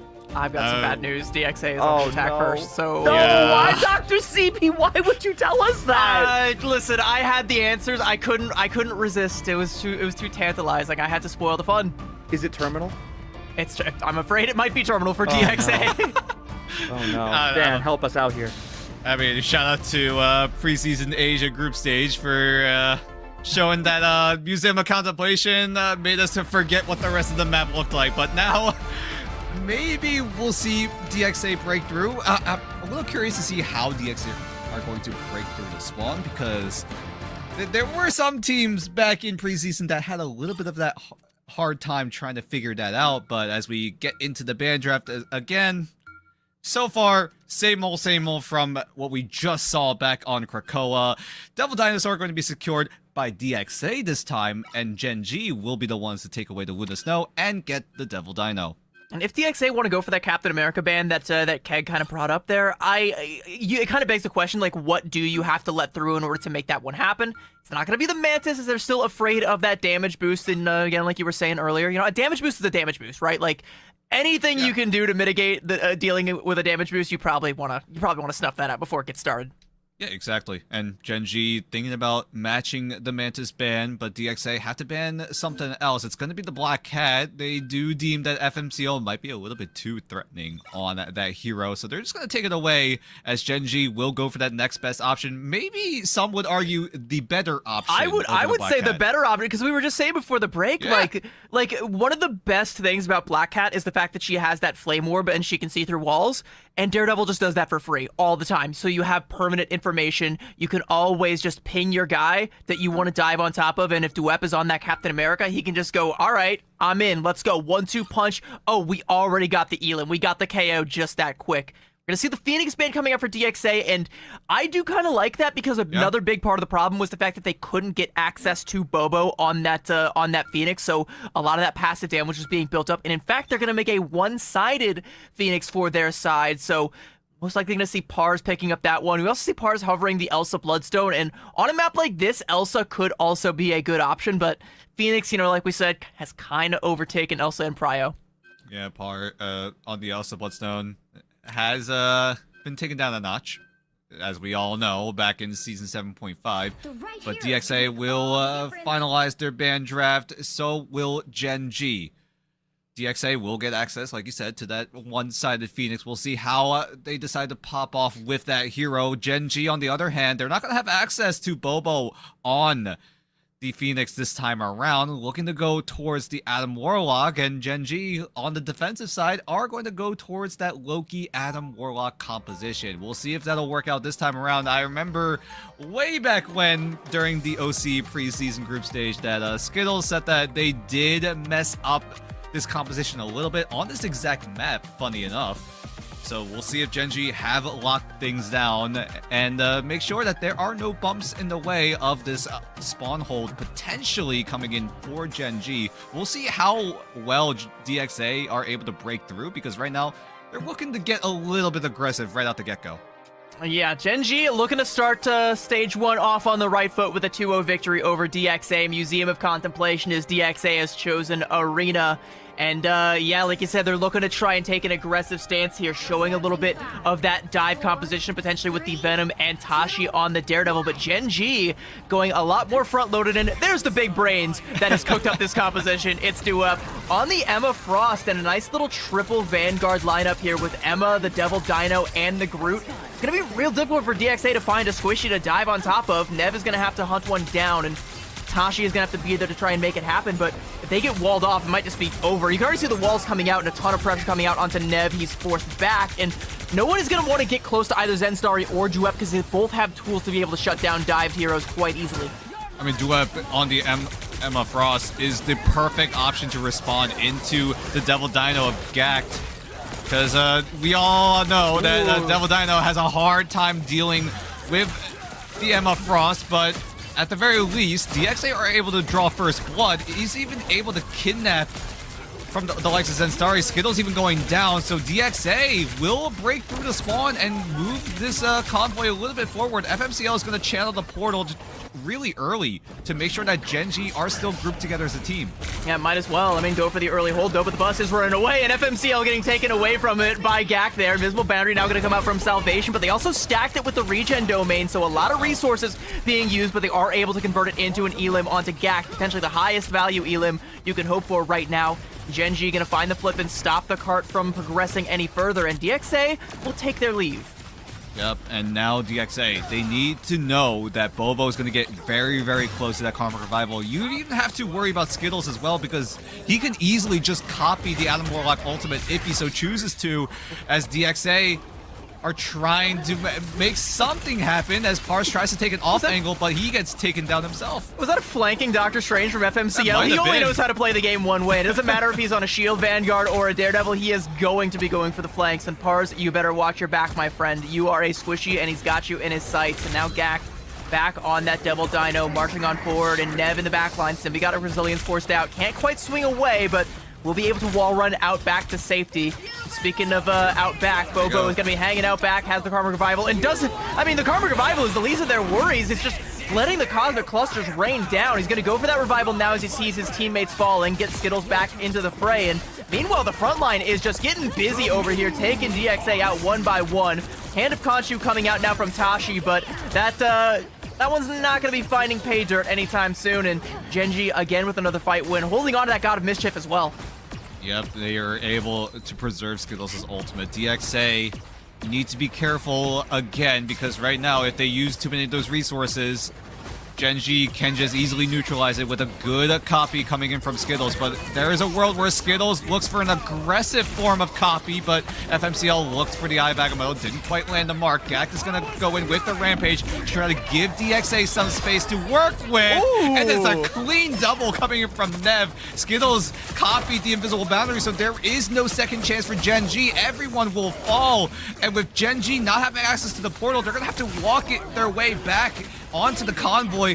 How long does it take for Gen G to respond here? Because DXA look to have all the momentum here. Yeah, I mean, Skittles went for the duplicate onto the Invisible Woman instead of trying to go for that second Karma Revival. Tried to save FMCL, but it was too little too late. And then Nev with that Piece of the Abyss just outside of it, finding two quick elims. FMCL now back on the Venom, but feeling the full force of Tashi's shotgun, just catching shells one after the other. Batmobile inching closer towards that capture there. Invisible boundaries coming out from both sides. Pars trying to get the damage stacking up, takes down Zenstari, and it's gonna be so difficult for Genji to be able to go for a recontest here with all this damage coming out, but FMCL still has yet to be dealt with. Final Judgment now coming out from Bobo, and you can see DXA clearing the path, not giving anything up for free, but Gact just feeling the full weight of Bobo's Final Judgment, and he is not done. Got a couple more in the tank for Nev as well. Tashi is going to fall, and DXA are running out of bodies to contest this one. Gen.G draw a line in the sand and do not let DXA have that point A capture. I think Tashi in that final fight got caught out by the Emma Frost wall with the Luna team up. I think that's what happened, and that's the reason why FMCL was able to take down the Punisher in time. Although Tashi did come back thanks to the BRB, he did go down the second time because of that Final Judgment on the side of Bobo, and that's what went down there, because Gen.G are just looking to facilitate their composition to their maximum potential. Not like a freaking Emma Frost wall of all things was the reason why Tashi went down. Like that doesn't happen very often here. And Gen.G are showing like a good read on the meta overall, because they're playing both variations of it quite well, whether it is that kind of front-to-back, more front-loaded version, you know, with a triple Vanguard lineup, which we don't see too often, but it does come out every now and then, and ends up working out quite well for Gen.G on the defensive side. And then we've also seen the dive variation of it, which FMCL hovering over that Daredevil might be going for, or he can even just play it in a brawl form. Doesn't seem to matter. When you're this damn good, you can play whatever you want. And Gen.G are looking to go in swinging. DXA looking to do the same that Gen.G did on the defensive side. It looks like Bobo and Zenstari are going to try to use the team up between the Dino and the Pun. Are tired. He wants a piggyback ride. He wants uppies. That's all he wants. He wants uppies, and with the team up, he can get it, but he's going to swap over actually onto the Moon Knight, and up against Fix on the Loki. I mean, you're going to see Bobo's ult charge just ratchet up, already at 30%, and should have a hand of Khonshu before you can even spell the word. Yep, but Gen.G, this is they know their game plan. They have to go really fast before DXA even have access to that Karmic Revival, and they're doing just that. FMCL taking down Tashi very early, forces out the Cocoon, but does Tashi invest? He has to make sure that the team stays 6-man strong. Gak coming back with the BRB, but Gen.G have all the space, and Nev will be the first elimination that will stay eliminated. And it's looking like Gen.G might be able to close this one out ultless, because sure, you got that Cocoon off, but you had to give up Gact in order to do it. You don't really have a good way to stop the momentum of Gen.G coming through here. Skittles with a nice little charm onto Pars, and as charming as ever, Gen.G will emphatically take this 2-0 victory over DXA. Because you like it. Gen.G show their dominance, has not stopped since preseason, and are looking to maybe try for another flawless run. It did get spoiled by the Chiefs back in preseason, but now they're looking to do the exact same. Salvation this time getting the MVP on the Museum of Contemplation, but you got to give the MVP to the entire team of Gen.G, because they were all playing like a well-oiled machine. I feel like, you know, White Fox just kind of gets MVPs. It's just kind of like what she does, just farms them up for seemingly for nothing. But hey, Salvation was getting pretty active there with a high damage count and keeping up with the healing as well, while Skittles was making the most of that Luna Snow pick, or on the Loki as well. A lot of different looks coming out from this Gen.G team, and it feels like they're just kind of flexing all of the different things in their tool bag, you know? Like, they can play the dive, they can play the front to back, they can play the triple Vanguard, they can play the double res comp, they can make it look good. A couple of bumps in the road there maybe gave up more progress on that cart than you would have liked to see, but still pretty much full holding DXA, not letting them get that point A cap, and then just running it down on the offense, and never punished. I mean, the biggest concern when you're running a triple style composition is the damage, right? The main goal of triple is to just burn down as much of that clock as possible. Maybe you get a few eliminations here and there. That's really just like a consolation prize back then. But now, with Devil Dino being in the mix, you still have a lot of damage to work with. I mean, you could call back in preseason, some teams were even running triple with the Deadpool, and that gave them enough damage. Maybe even the Rogue if you were able to get access to it, but right now, Gen G had a lot of that damage still with the Dino, with the Adam Warlock. So they still were able to facilitate it to absolute perfection. And hello, Keg. How do you feel about that one? It wasn't as fast as 448, but it was not still quite the speed run. It was 515. Oh, okay, not quite the speed run. Again, like both of Gen G's matches, you add them together, it's still, well, no, I guess it was 6 minutes. It would be a little over 10 minutes. Sure, 1 minute over. Gen G, I'm disappointed in you. But I want to focus on Gen G's overall hero pick. CB, we saw, like you mentioned, the entire arsenal come out from their team where they were slippery, they were malleable. You can't really pinpoint one static way that Gen G likes to play a matchup.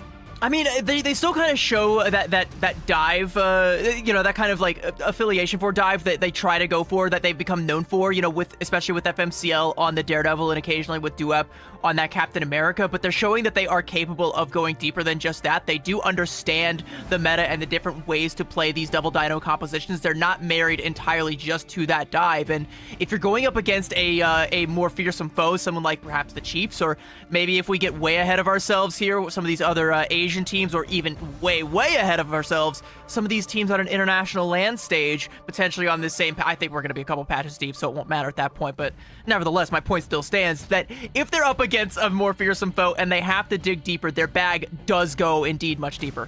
Yeah, I mean, I feel like we've only been scraping the surface for Gen G's side, but we got to give our laurels to DXA too, because they didn't have the best go around the first time they faced Gen G, way back also on the very first play day, back in preseason, Dan. But I mean, at least this time around, it felt like there was a genuine challenge for Gen G to get some of these objectives. I mean, DXA definitely did put up a good fight, especially in map number 2. They were able to get a little bit of that momentum, but unfortunately, they just could not play fast enough as the rest of Gen G were able to get their resources ready to go, most notably the Karmic Revival. And that's really where the positives end on the side of DXA in that map. But either way, we do have an interview ready on Gen G. Who do we have on the line? Hello. Oh, hello, FMCL. How are you, my friend? Great. Doing great. So, first day of the season, first day of Ignite for Stage 1 in all of 2026. To you, it must just feel like another day at the office. I mean, it was a quick matchup. We checked the timer in game. It's about 11 minutes in total. Just talk to us about what the prep work looked like for Gen G from the end of preseason to now. Like, what were the big focuses that your team is focusing on? Well, first we focused a lot on learning like Black Cat and how to play around it. I'd say like we're one of the best teams at Black Cat probably in the world at this point. And then after that I was focusing on the Dino as he came out, because we like started in the Cat season and then we kept on going to the Dino when Dino was released in season 8, I think. And we just kept on practicing, trying different bands, just keeping going on like what we usually do, you know, just playing the game.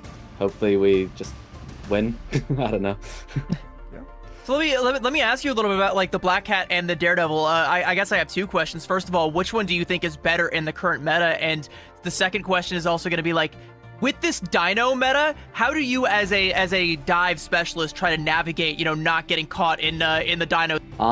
Whether DD and Black Cat, I'd say are about the same level of like character. They're both like really good at what they do. They're sometimes better at different points. Overall, Black Cat probably is better, but DD definitely has a lot of comps where he kind of just works better. He's better at marking stuff like that. And then how I play against the dinosaur is I kind of just like don't appear on his screen. That's what I try and do. Because if I appear on his screen, he just walks at me. Work. I can't damage him. He grabs me. I'm insta-dead. It's not fun. Yeah. I guess for me, right, you got to look a little bit into that future, right? You just got to win against DXA. Now you're looking farther into the OC bracket. Is there a team that you think might put up a chance against you guys? Because right now, I mean, you guys are looking as dominant as ever, same as preseason. Are there any teams that you think might be maybe at the level that you guys are at? I'd say, like, same as last time, the Chiefs might be able to put up a fight, but from hearing a couple of rumors, maybe they won't. You know, maybe we'll just dominate. Okay. All right. Wait. Let's expand the horizons then. So if not in OCE, what about in Asia or potentially the entire international stage? Are there any other teams that you think you're a good match for? In Asia, I think we'd have a good match with Z10 and Reject. Obviously, would win because we're good. But of course, in like in the world, like I'm looking at like Navi, Team Heretics, Rad, VP from EU, and then NA. There's a whole lot of teams. You know, Sentinels, Team Liquid Citadel is very scary, and like FlyQuest, a bunch of teams. But yeah. I like how you just named like all the top teams in the world. Yeah, well, just name every team in the game. That's fine. So this interview is running a little long, but I have one last question for you, FMCL, and this is a little introspective. So your team has been dominant so far. We're not sure when we're going to get the interview you next, so I think it's important to kind of pry open the brain a little bit here. Your team feels invincible when we watch them play. Like, there's no discernible weakness. There's not really like a counterplay option that teams have been able to figure out. In your opinion, what is the key to success? How can teams be like Gen G in FMCL? I'd say it's like things like comms, but also you just need to like be born goated. You know what I mean? Like, it's all just natural talent when it comes to it. Gotta have the sauce. You gotta have the dog in you. Yeah. Well, FMCL, I appreciate it, man. Thank you so much for joining us here today. A pleasure as always to watch you, and I'm sure this won't be the last time we interview you. Hope I see you again. I gotta have a talk with my parents because apparently I just wasn't born goated, and that's their fault. I think, you know, it's actually their fault that I am not Eternity right now. Oh, come on, Dad. You know, it's really easy to blame my dad on just about everything. That's the whole reason why we're in esports. But, you know, that aside, enough trauma bonding already. Dan, we saw at least this time it wasn't a spawn hold from DXA side, so I'm happy about that. Does this mean maybe now the museum pack curse is broken? Maybe just a little bit. We got around the first corner at the very least.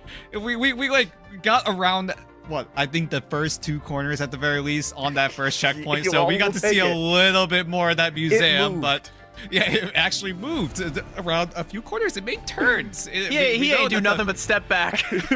we know what the bus can navigate a chicane, but either way, it was still a full hold. But it got very, very close, right? DXA were able to break through, but then Gen G, they were able to portal in just in time to make sure that the team stayed grouped in, and that they just went on from there. They were able to use their resources quickly and for the most part efficiently. Hey, you know, efficiently used, and we got a resource efficiently use ourselves as well. Well, maybe in a different order for that sentence. Don't go anywhere, though. We have so many matches today. We're in for the long haul, and this is your time to get your Twitch drops, so you better stay locked in with us for the rest of the night. Don't go anywhere. We got more matches coming up here in OCE. We'll see you in a few minutes. If there's anything we can do to make your flight more enjoyable, please don't hesitate to ask. Please sit back, relax, and enjoy the flight.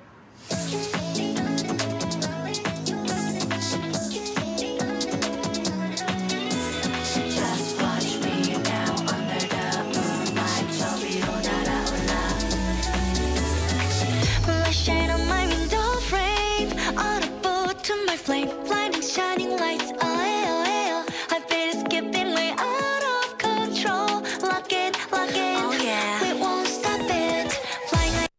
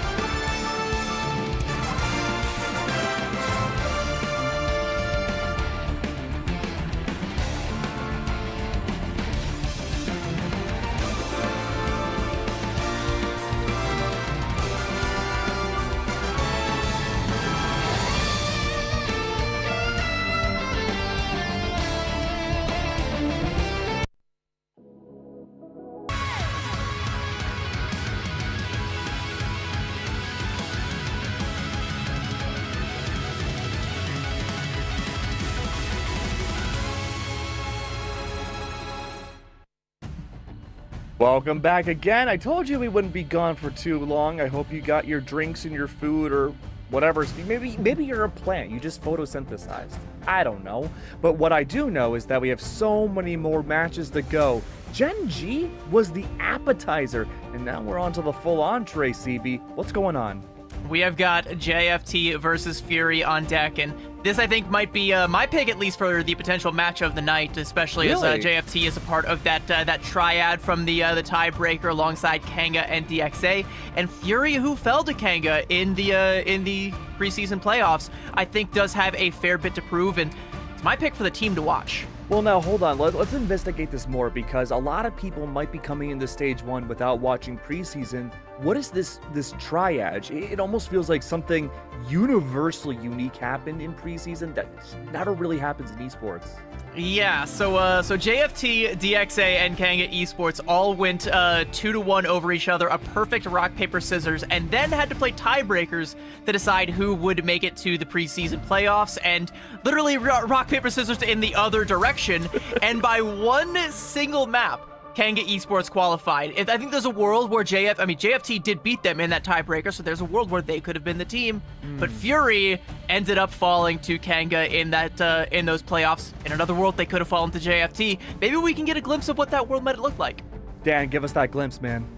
I mean, we're gonna have to see what JFT have been cooking up. They didn't make, again, no roster changes on JFT. Fury didn't make roster changes as well, but right now JFT, they barely missed out on playoffs last time, and they're looking to try to make a deep run here, because keep in mind, we're not going through any sort of group stage here in OCE. We're already in that double elimination bracket, which means that Gen G with their win stay at the upper bracket. DXA will get sent down into the lowers, but now coming into this one, JFT are looking to get their revenge arc going. All right, Dan, who do we have for your top players on JFT? Who should we be looking out for today? My pick would be Joji. Okay. He is good music. Very, very strong. Yeah, true. Very, very strong as a duelist on JFT. It's just a matter of if he's able to pop off, given the resources that he has with the team. But right now up against Fury, there is a chance that this one could be a bit of a banger here tonight. Really? A bit of a banger? Give us a percentage. Maybe 67%? I knew you were going to say 67. That's crazy, because if you weren't going to say it, I was going to say it. CB, help us out here. We're too brain rotted. I mean, I was gonna say the same, that you guys couldn't see it, but I did the thing with my hands when Dan said 67%, because I've got my brain's just as rotted as yours. I don't think we're gonna get anywhere, but I do think that for Joji, I mean, as good as Joji is, I don't know if Slow Dancing in the Dark is going to be enough to cut it up against Fury. I think they're going to have to bring a lot more. I'm also looking at Peter the Panther on that duelist lineup to help make the difference for this team. And on the other side, Fury, again, a team that I think has a lot to prove and does have a lot of upside. They played very close to the Chiefs in group stages, and I think that gave us a glimmer of where their ceiling is, but they failed to live up to that. I'm hoping that they can live up to it and even push that ceiling a little bit higher, maybe even surpass all three members of that aforementioned triad.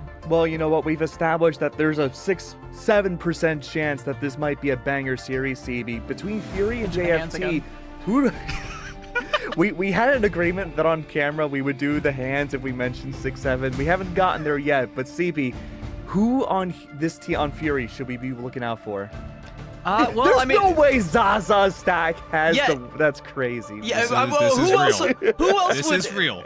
Who else would you have for Icon there? Zaza Stack and Moxicle is the only two new additions to this team. Both subs. I don't know if we're going to be seeing them today, although the vibes will be immaculate if we do. But I mean, the players on Fury that I always like to look out for are Haluk and Kanuya, those imports from the Americas region, players that I've been following for a very long time that have made their way to this Fury roster and are a big part of the reason why I think this team's ceiling is so high. These two have a variety of different play styles in their back pocket that they've played with in the past, whether it was Haluk on Dildux or Kanuya on YFP, formerly known as Cafe Noir. They've got championship pedigree, they've got some accolades, and they're bringing all that to the OCE region to try and give Fury the edge. And they got to start things off on the right foot here against JFT if they want to show us what they are indeed capable of. Is that going to be the name of the game, Dan? Is it just flexibility being the meta? We thought maybe it was just going to be a Vanguard meta, but if teams are more flexible like Gen G was earlier, does that guarantee success? It definitely will in the long term, at the very least, because if you're able to utilize different heroes in different styles of compositions, like you said, we saw Genji do just that. We saw the Dino being used in a rushdown style of composition, and then a more traditional front and back composition. So if you're able to facilitate these heroes in different ways, that gives you so much of an edge when you go into different seasons where you know for sure the meta is going to change wildly at times. And that's exactly where the differences are between the good teams and the best teams, because that's something we got to look at in the long term. I would even argue it's not even between patches. Like, you know, sometimes one of the teams towards the top just cracks something and they unlock a new way to play and it starts to trickle down. And if you're not one of those teams that can adapt to those changes and either counter that or learn to adopt it and add it to your own toolbox, you're going to fall behind the curve. I mean, the first series, we talked so much about Devil Dinosaur. We saw it brought out. It had a lot of heroics in its matchups. But what surprised me the most was that we saw a lot of counter bans for Black Cat throughout that entire series. As we head over to Kanuya, though, CB, talk to me about Black Cat. Is she going to make a big staple in Stage 1? I think it's going to depend on who has been able to adopt her, because she was one of those heroes that I think on her launch, a lot of the casual fan base were like, oh, she's going to be absolutely broken. And then she hit the ranked scene, and it turns out she really kind of wasn't. There was a bit of a learning curve to her, and it took a little bit of time for some of these people to master her. And FMCL saying, you know, Genji, we're one of the best Black Cat teams potentially in the world. He might be right. You know, we don't know any better. We didn't get to see it. We might get to see it this time around. And if either of these teams can adopt that Black Cat and make the most out of her, maybe we'll actually see what the upside is, if she actually is as busted as some people initially thought she would be. But let's talk a little bit about the man of the hour, the man on your screen right now. One of the people from Fury that I highlighted, Kanuya, on the strategist. This guy is, he's brought in, again, that wealth of experience from a bunch of different play styles, a ton of different flexibility. And if you're going to be playing something like a Black Cat, I think his history with a team like YFP, where you had 762 on that team playing a lot of magic, I think Kanuya is going to be very well suited for that type of play style. That's right, Dan. I'm sorry, CB, I completely agree. But Dan, now talking to you, how do we feel about Kanuya? I mean, he's been pretty solid as a strategist. I mean, CB pretty much covered a lot of the strengths that Kanuya has. And now coming into the meta here in Season 8.0, Kanuya could easily fit in so well with Fury. The ceiling, like we talked about, is so high for Fury, but I'd say that they have not quite reached that peak just yet, but they are getting closer and closer by the day, and Kanuya is looking to do just that. As we look over to JFT's side, we got Slippery on your screens right here with a nice and nifty 71% accuracy. That's a really pretty quick, high Dan. number. Let's pull on that thread for a second. For both of these teams, what would it take for them to reach that ceiling of success? It's just playing together as a team, right? A lot of different rosters try to like push the reset button a little too quickly, I would say. You literally play them for one tournament and then goodbye, you're all gone. But both these teams are looking to do the exact same thing. Keep the roster together throughout the entirety of the season and try to build up that synergy, build up that team chemistry to maybe get to a point where you guys just hit so high of a peak that no other team can match it. I kind of want to interject on there as well, because again, you know, we just talked to FMCL and he said like comms coordination is the key to Genji's success, and I think you do need good comms and good coordination in order to be able to play most dive compositions. So if you don't have that and you can't really play a good dive, you become limited to that front to back play style that we saw DXA trying to lean on to no avail up against Genji. So I do agree, you know, you do need to kind of build that synergy, build that cohesion, build those comms, and learn to adapt on the fly to all these different types of compositions. Could that be why a lot of these top teams going into Stage 1 did make a lot of roster moves? Oh, absolutely. I mean, if it ain't broke, why fix it, right? Well, we're not too much longer until we get to our first match of the day. We don't even know what the first map is just yet, but if we had to take a guess, we did see Krakoa before. Dan, are we going to go back to old territory? Maybe. It definitely is more randomized for map number 1. The only time where we might have a general idea of what teams might go for is in maps 2 and beyond, where the losing team will get the map picked. Museum of Contemplation. For now, give me Museum it's map not 1. even random. You know what, let's just get it over with. Yeah, you know what? Let's just do Museum twice. When in doubt, why not? contemplate it out. But Hell's Heaven either way, will be our first match. We'll get Hell's Heaven. Yeah. Yes, Hell's Heaven. Dan, Once again, we've had our fair share of interesting experiences on this map. Is it going to be any different from preseason? Again, it's going to depend on the sub-map on Hell's Heaven. Every single sub-map on Hell's Heaven plays so differently. I think Hell's Heaven is one of the maps where the sub-maps really influence what kind of composition you want to go for. If it's Super Soldier Factory, you want to play more characters that try to take advantage of the environmental chaos. If it's Eldritch Monument, you want to try to take advantage of front and back. Maybe go for those high ground advantages on the high ground of that sub-map in particular. And if it's Frozen Airfield, you get a little bit of two of them, but albeit the environmental chaos is a little bit harder to do. But then again, Frozen Airfield is also another map that is so good at either going for dive or going for bunker. Well, now hold on, Dan. We saw Slippery. He locked in the Jeff, at least in that preseason stat menu. Surely we're going to see more environmental chaos factored, right? Yeah, Jeff is also a very strong strategist in its own right. We didn't see it much. I know some teams were prioring the Invisible Woman over the Jeff, mainly because the Venom is a little bit harder to play in the likes of a Devil Dinosaur being so prevalent, but also the Vanguard Deadpool, or Deadpool in general, just taking a few nerfs here and there throughout the past few seasons, and now it's gotten to a point where not a lot of teams really want to go for it now, even though the Banhammer is so strong, especially in that first fight. Well, one team will be ban-hammered out of the upper bracket after this matchup. CB, or Dr. CB, I should say, what's the prognosis? What are your predictions? Who's going to move on forwards after this set? Well, first I want to say I am not a licensed doctor Even or a licensed physician. So Those any are of the you only guys doctors I trust. Like you guys are talking about like all this trauma you guys experienced in preseason together. I can't really help you guys unpack that. I'm just kind of like stuck in the middle of this trauma sandwich with you guys as the bread. That's the best kind of sandwich. I've got my eyes again on Fury. I think they're my team to watch again. I think their ceiling is a lot higher than they have actually shown us, and I want to see them live up to it. So that's my prediction. I'm predicting Fury are going to get the better of JFT here, but JFT isn't a team that you can count out, so I really wouldn't be surprised either way. But something that isn't too surprising is going to be this band draft. It's already been 2 maps in a row where we've seen this, and it might just be a 3rd map in a row coming in with JFT Esports up against Fury. Both teams looking to stay alive in the upper bracket, albeit this is literally just day 1. This is their first ever Stage 1 matchup against each other, but so far, the band draft has been looking the same as ever, maybe until now. Ooh, okay, wait, Black we're hovering that back Black Cat Protect. Lock it in, JFT. Let's see it. I want to see a change of pace. You know almost for a fact that doing so, okay, they will commit to it. They will do but it. You know Dino's for a gone. fact that the Devil Dino is going to be this next ban for the side of Fury, because getting that one side essentially is going to mean that your backline is undivable. They're going to ban the Luna Snow as well. This is another opportunity to go for it. Maybe they don't. Who knows? Okay, yeah, there it is. There it is. Okay, Yeah, and a one-sided Black Cat for JFT.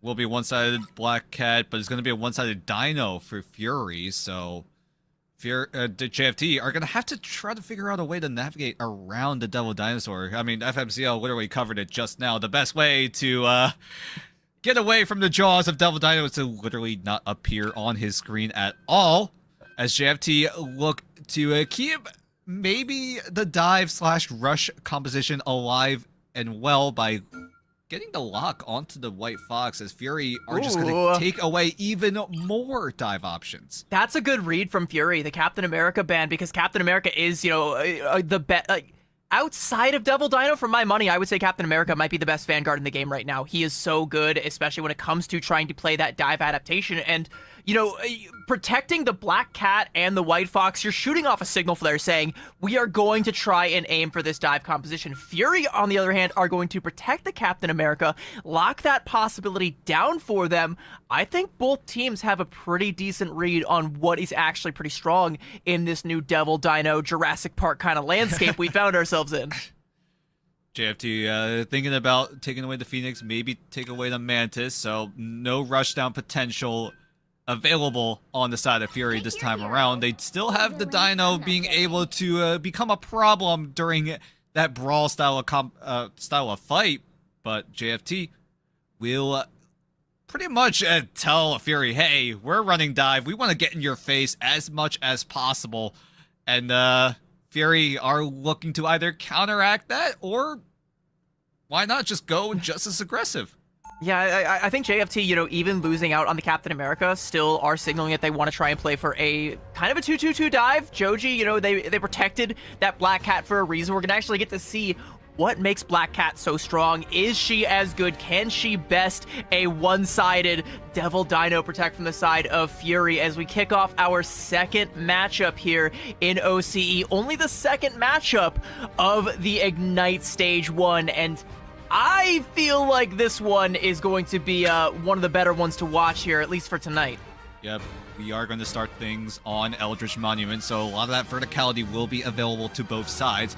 And I'm very excited on the side of JFT, right? Running the Black Cat, Wosh looking to complement things with the Hulk, as Fury are going to utilize the Daredevil. So we're actually going to see Black Cat up against Daredevil, maybe in a more even matchup compared to Genji versus DXA. Wosh also flexing the Infinity Hulk skin into Infinity and Beyond is where this composition is going to need to go. JFT's trying to hunt for the dive there. Good strike now from OP to try and catch Wosh off, or assist with that dive from Wosh, and they've managed to catch onto Haluk and just pummel him into a fine powder with the fist flying, and Silver is going to suffer a similar fate, and JFT will emphatically fire the first salvo here, get the first cap, and IX9 on that Devil Dino, a complete non-factor, got completely split off from Haluk there, who was trying to go for an early dive. Yeah, Haluk and Silver just get called out. I would say played a little too fast for Fury to try to match things up, because everyone else on Fury were just too far back. Haluk and Silver were the ones caught in the crosshairs of JFT, and they were all able to just focus them down. So now coming back in, Fury are going to have to look for all the space that they need. IX9 is doing a good job at that so far.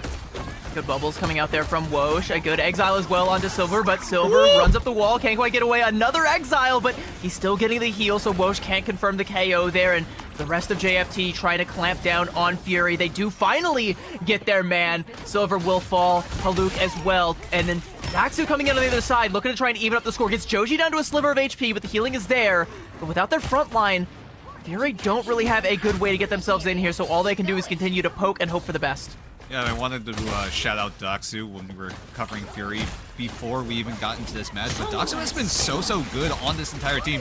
Arguably one of the bigger carries on the side of Fury, as everyone on JFT looked to pummel into the faces of Fury, because they can do whatever the heck they want, because they have access to the mission area. Fury are going to look to try to flip things over, but with ultimates flying all around, it's going to be all JFT.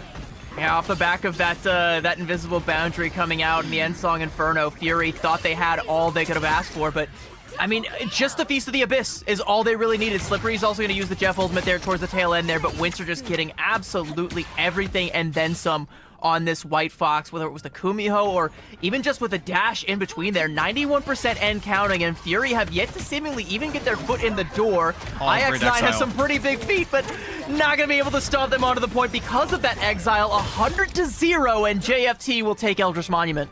Surprised that they didn't even invest the portal there. There was definitely enough time for JFT to channel it, but there was probably some communication happening on the JFT camp saying, hey, maybe we can just walk it down, but unfortunately, just was not enough. JFT take the first point off a great exile coming in from Wosh, trying to stop IX9 from stampeding on to the mission area. And that was all the difference it made. Maybe you could argue that IX9 really didn't want to swap out of the Dino into the Strange, because that would put his ult charge at 50%. I think you were scouting out that, like, there's no Stratus ultimates. You don't have to worry too much if you can get on the point and just pop that Rampage. The rest of Fury should not be too far behind. So that was kind of their win con, just hoping they can get on there. But they didn't consider the fact that, oh yeah, Hulk can just exile me and suddenly I don't exist for a short period of time. And they never managed to get that touch. So Fury, now as we go over to Frozen Airfield, are going to have to try and use that, hopefully out the gate, to try and capitalize on this theoretical ult advantage that they might have. I say that as JFT have 3 to Fury's 2, but Joji with that calling card, probably going to be the biggest one, the biggest difference maker, especially if he pops that Flame Orb, gets early access there, gets that calling card, starts to scout out all his targets, and Suddenly Fury has to play with her head on the swivel because you never know where this Black Cat is going to strike, but there is no secrets about where OP is going to strike. Straight into the middle of the formation, and Joji is there with the follow-up damage onto Daxu. Invisible Boundary coming out from Citrus, but it's a day late, a dollar short. JFT threatening the first cap. Good Tainted Voltage coming out there as well from the side of Fury, but they just can't quite seem to find the elims. They take down OP and Winter, and one after another, they will be able to get the first cap here. Fury, off the back of an aggressive play from JFT, perhaps an overcommitment, Fury able to respond in kind. Yeah, I was a little worried that Citrus popped the Invisible Boundary either too early or too late.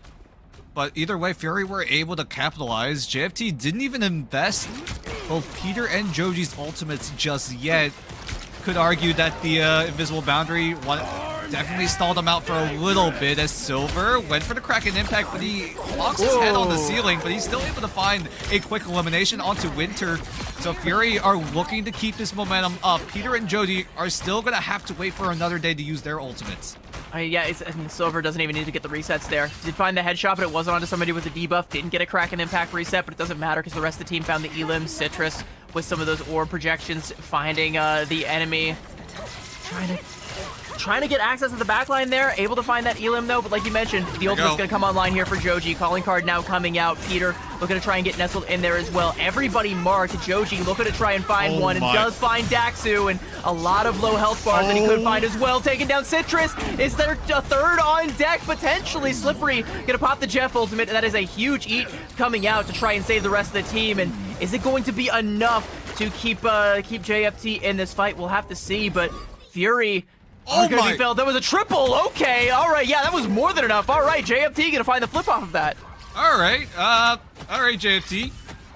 Joji going crazy with the calling card, and then everyone else on JFT were able to pick up the pieces. Slippery is able to get a huge eat off. Not sure if it was a 3 or a 4-man, but still a multi-man eat coming in for Slippery. Bro is eating good tonight, as Fury now have to be on the back foot here as they're looking to make their way in. They're going to have to wait for their ultimate to come on. I'm looking at Haluk on the Scion Seduction. We'll see if that is able to get value. Nope. All right, go on. What did you like it? Winter is able to going in. Kumiho Unleash and just shut them all down. Yeah, it was the Kumiho, but also the dance, the butterfly, and the Feast of the Abyss from OP, I think, got most of that work done, and Joji is there with the cleanup damage. 45% now for JFT to try and match the 62 for Fury, but a couple of swaps coming out from Fury in that previous exchange, though. Oh, Haluk caught Joji in the wrong neighborhood. Good Carbon Crush there, and that means that the way forward is going to be paved for them. They don't have to keep their head on a swivel. They can let their backline sit pretty, at least for the time being. Well, Peter's still poking, so potentially still needing to worry a fair bit, and Wosh also jumping in there. So between the Hulk and the Psylocke, there's still quite a threat coming out. But IX9 popping that Rampage, and Haluk on a rampage of his own with a second Carbon Crush. Hulk Smash coming out from Wosh to try and keep this alive for JFT, as they have now passed Fury, but they're going to need so much more to try and break through. Slippery popping another Jet Bolt. Is he going to be feasting again? His belly may go empty this time around, as I don't think he got anybody good there, and Haluk will free those who were entrapped in his jaw. And that's going to be Fury finding the flip, 62% and ticking, 89 for JFT. It was very expensive for Fury to reclaim the mission area, but they needed to do it. But at the very least, Kanuya is getting closer and closer to that Loki copy, so ideally, he will copy Citrus on the Cloak and Dagger, so it's going to be a second wave of Eternal Bond going to be online for this next engagement. Fury going into Final Fight territory. JFT need to get space into space now. Joji is threatening with the calling card very, very soon, but it's going to be up to Kanuya if he's able to time this Eternal Bond in time. Bosch looking to try and force out some resources there from Fury. Good exile onto Daxu, slowing down the inevitable Endsong Inferno that could come out. 94% Fury will get up to the 99 and force the OT. Daxu gonna pop that Endsong Inferno going in deep, but the Endsong is going to be ringing hollow as everyone had their soundproof headphones on. No one heard that song at all, but it doesn't matter because you're hearing the Cosmic Flame shots ringing out. Daxu taking down Slippery, and Silver is there with a nice Arata Stern shot for OP and got another in the chamber for Winter as well. Looking to try and clean up Joji with that last bit of HP. It will do so, and a nice 3-piece for Silver to even the score 1-1 here on Hell's Heaven. Fury didn't want to keep this fight going much longer. They do invest in the Loki copy on Kanuya, and Fury were able to, at the very least, claim the round win. Now we need a third to separate these two, and now we go into Super Soldier Factory. This is where environmental KOs could shine very, very brightly here as Fury, they're gonna have to wait a little bit before their ultimates come online. Haluk and Silver could easily team up together with the Silent Seduction and the Kraken Impact in tandem to try to CC and then slam down the rest of JFT, but JFT on their side have resources of their own. OP could just easily go into the depths with the Piece of the Abyss. Peter can go up high with the Ensong Inferno to try to avoid the aggression coming in from Haluk and Silver on Fury. And that's a combo right there. Like that, like just those two, like that's already like a win con for the fight. You know, you want to talk about getting slammed down. I mean, five big ultimates about to be coming online here for JFT. Sorry, 4. I cannot count. And Fury with only a scant 2 to try and retort. Potentially a 3rd if they can build up to that Devil Beast Rampage. High ground approach for Fury and a low ground approach for OP, but doesn't need the low ground. Can climb up onto the wall and just search for his man. Sees some Loki clones and doesn't quite want to jump on Kanuya just yet and has been scouted out. So now they know that it's coming. They just don't know where and they don't know when, but it doesn't matter because there is that Wombo combo, the Ensong Inferno from Peter to clean up the Elim onto Silver. Sonic Seduction now coming out on the point from Haluk, but Wosh does not care, is not going to fall for Haluk's charms today. And with an Exile there will cap the point. Another beautiful Exile coming out, and Joji is still on cleanup duty up there on the high ground. IX9 going to go back to try and peel for the rest of the team, but it's not going to matter as they're all going to have to tuck their tails back and head back to spawn. Yeah, great Exile onto IX9. He was the only one on Fury that was able to contest the mission area. JFT were able to claim it quite quickly. Not a lot of ultimates being invested in that first fight. I thought there would be a lot invested, but that's a lot of people trapped in the ground effect from Joji. But Fury are able to survive it, are able to get the Eternal Bond down, so that's going to be some space in favor of Fury, but are they able to get more with a quick pick on the Slippery? And no conversion from the Mento Fish. There's going to be some Diet Coke thrown in with those Mentos as Fury with that Kraken Impact finding one, but OP bounces back with a 1-2 piece onto the back line. Citrus and Kanuya both dealt with, and this is going to be JFT winning this fight handily. Yep, calling card even going to be invested on the side of Joji to try to take down the rest of Fury as Winter wins that 1v1 against Haluk. Carbon Crush be damned this time around as Winter is able to win out in this 1v1. Winter just says, how dare you? How dare you Carbon Crush me? I am the danger. And that's going to be another, like, I guess a moral victory for JFT is if they need any more, because they are very much so in the driver's seat. 70% and ticking, building up to that one-fight territory, and Fury don't really have any good tools to try and break through. There's another Mento Fish slowing down their approach on this high ground. Daxu's got the shots onto Winner. That is a good way to start things off. Ensong Inferno can't reach the ground, so no Pater from that one, but just hitting the headshots one after another onto Haluk. Peter is definitely finding his mark, looking to try and clean up Daxu as well. Not going to be able to do so. Daxu turns tail and runs, backs off, but there is bigger fish to fry, or bigger dinosaurs for that matter, on the point, and Peter is trying to burst down with a little bit more damage, building up the stacks like popcorn, and one by one, Fury take it all, but it's all being healed up. Strategi's ult about to come online. God of Mischief is there for Kanuya if they need it.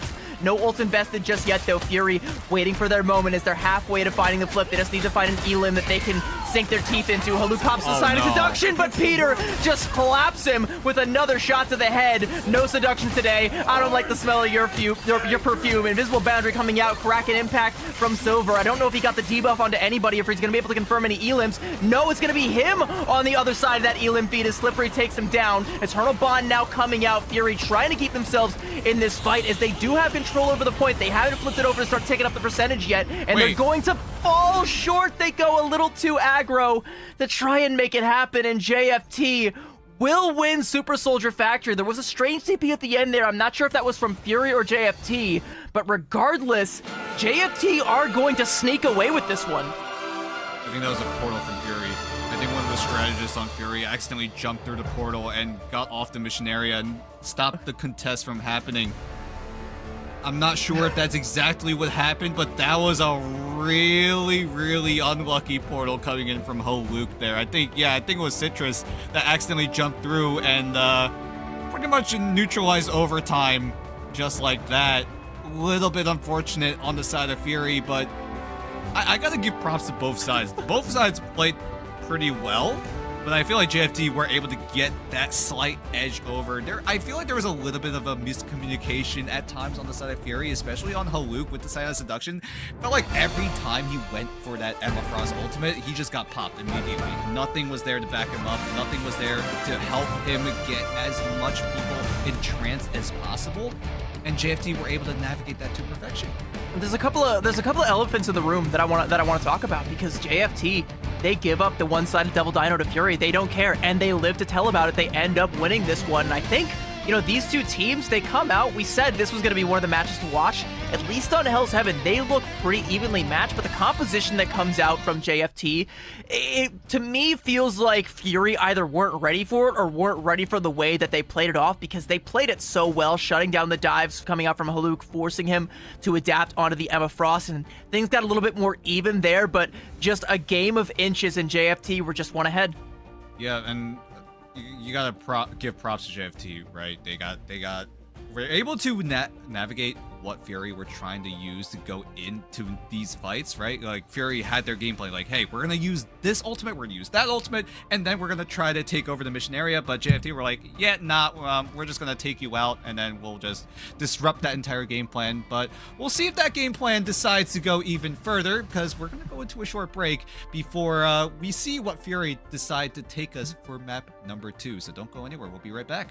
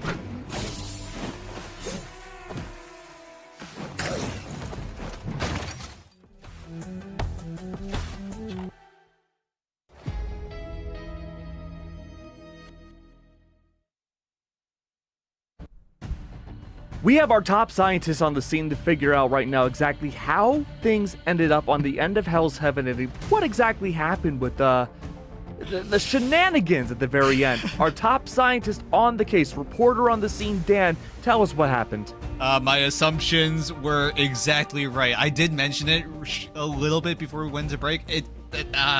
What I said was actually correct. Citrus was the only person on the mission area. Haluk channels the TP. Citrus accidentally jumps in. Overtime goes out, and JFT come out with the map win.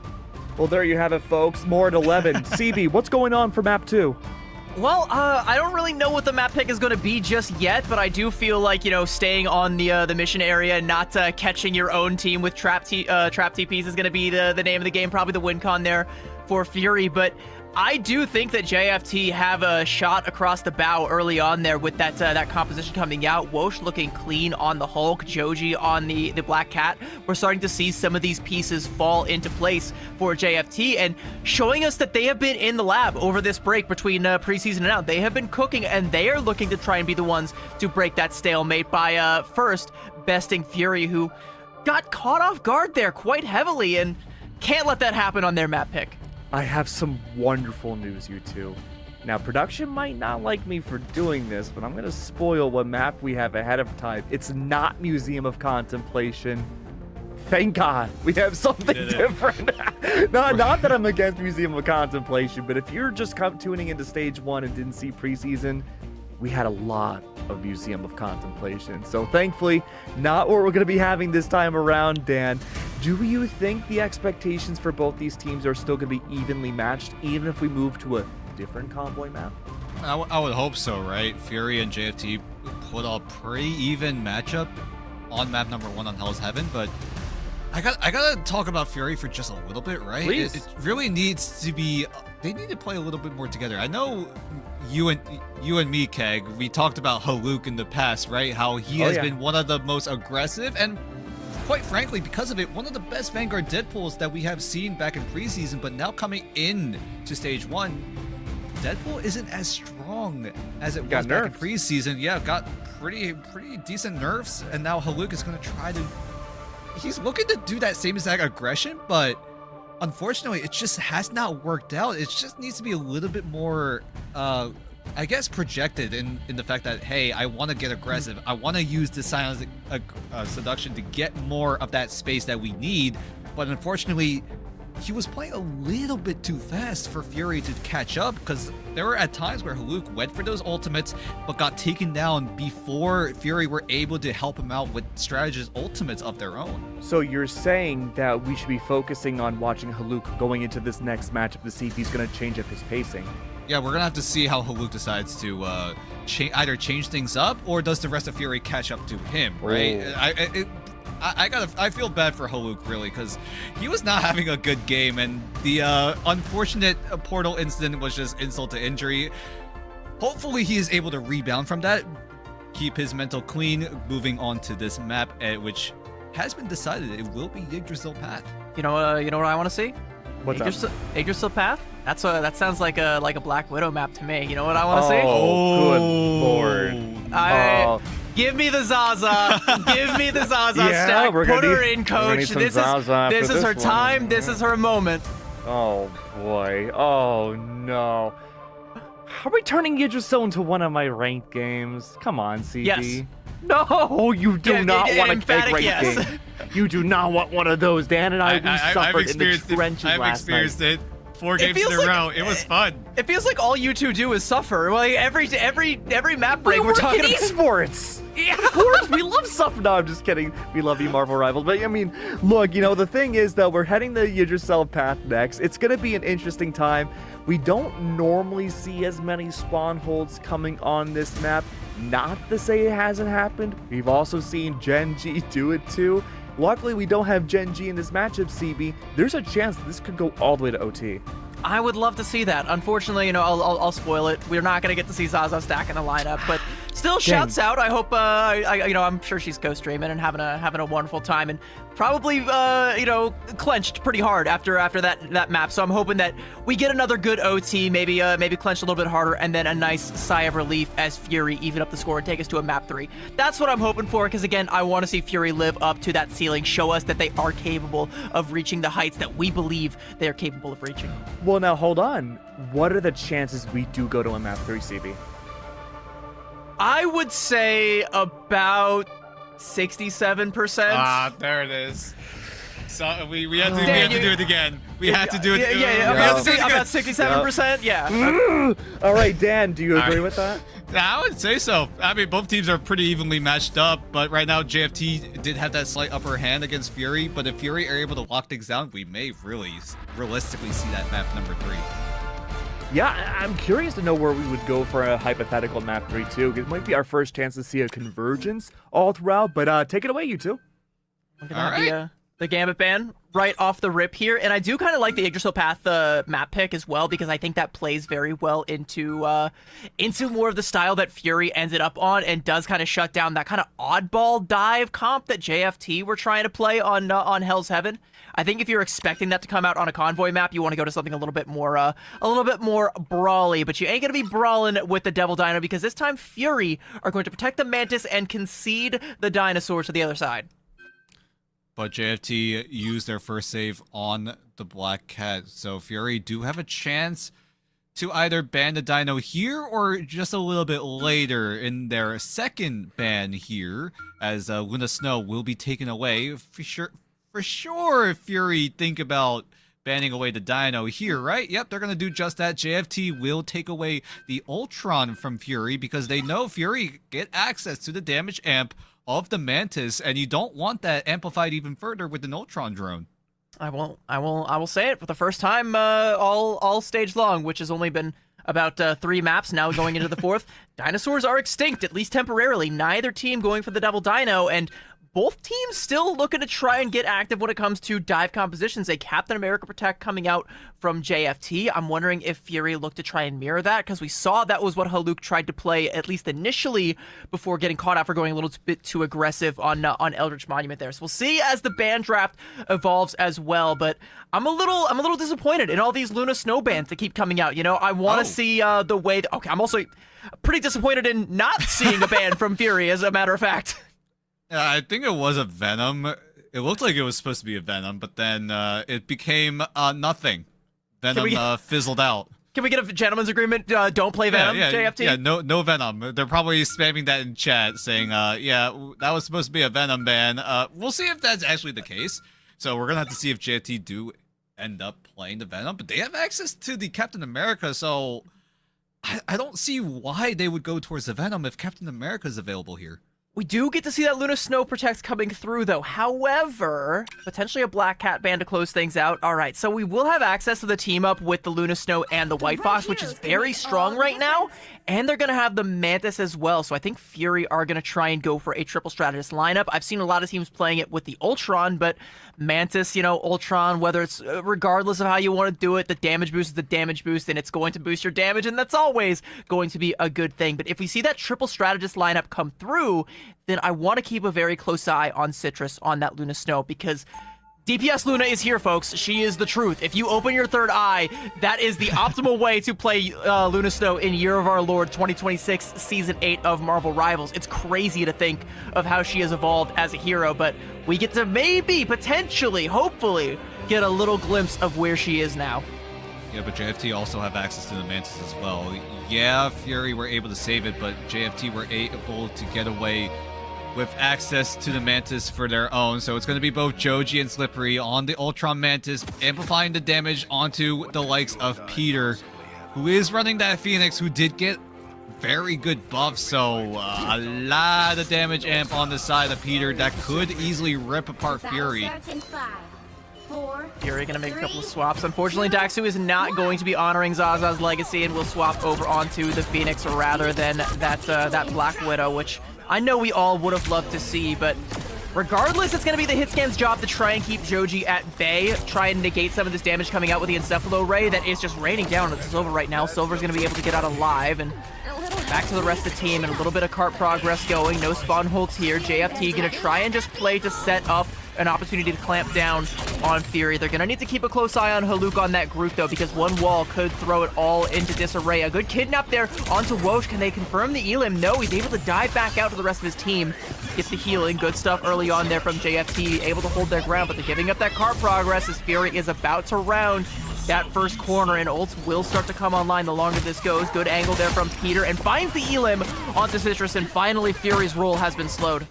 Slowed down is Fury on this push, so how long does it take them to reel back? They're just gonna walk a little bit further back, wait for Citrus to come back in. Thankfully, it's the Luna Snow, so Citrus will get back into the fight very, very quickly. Woj is still on the side, trying to look for different angles of any way in, but right now I'm looking at Joji and Kanuya, the Ultron on JFT, and I believe it was the Luna on, or the White Fox on Fury's side, but it looks like there's a swap coming in on the side of Fury. Yeah, Fury making a couple of swaps, actually. Citrus now over onto that Cloak and Dagger, and now Kanuya, like you mentioned, over onto the Loki. So trying to, I guess, front load the healing and just try and keep Haluk alive, but they don't really have good control over this angle, and Woj is going to use the dive right on top of that backline, force out the Dark Teleportation. Daxu with a good angle taking down Winter, and that's a great way to get your foot in the door, and Haluk going to throw a Spore Bomb right through that door, deliver Amazon Prime straight to your doorstep, and Silver is going to be taking out OP to trade things out a little bit here. Fury finally getting themselves rolling here and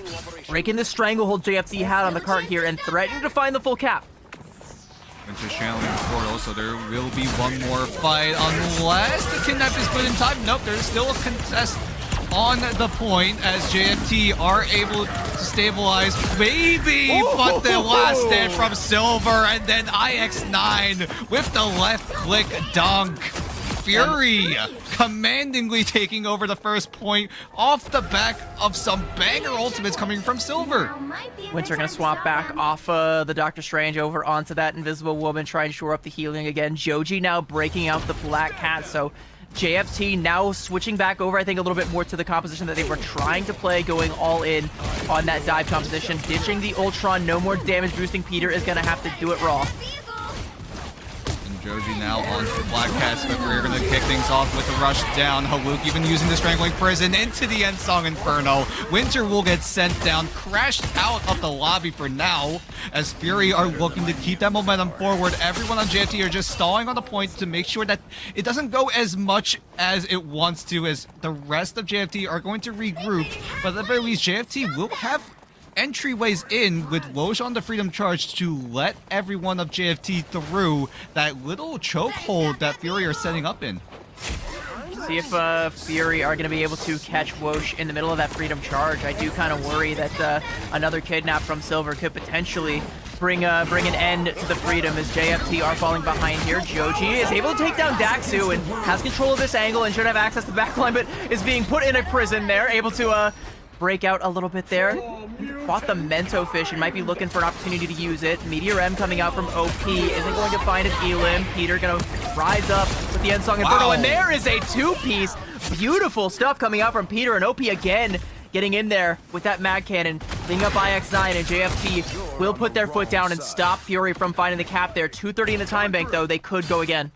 Lots of ultimates invested. OP, Peter, and Winter, all three using their ultimates, so JFT not gonna have access to any impactful ultimates just yet. It's gonna be up to Joji if he's able to get value with the calling card, but it's gonna be a little bit difficult as Silver is getting closer to that last stand. Citrus is about 30% away from the Eternal Bond on the side of Fury. So if Joji is able to find that ultimate quick as you like it, but Peter is able to dink down Daxu, and that's going to be a man advantage coming into this fight.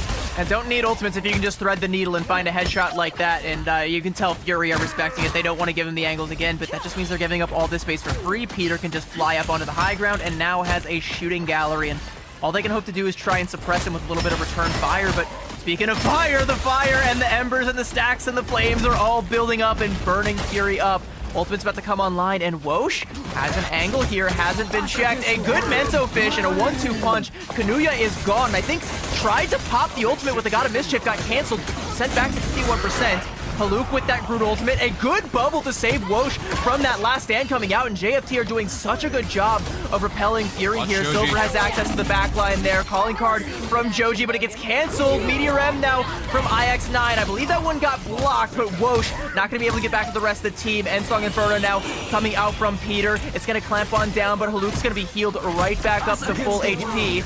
Eternal Bond now going to come out from Slippery, and JFT looking to try and keep their man advantage going. Force Fury back. Meteor M now raising up to the sky like a guillotine. OP looks to clamp it down, but no one is showing their heads today. Fury again able to live on through it and threatening to try and get this cap.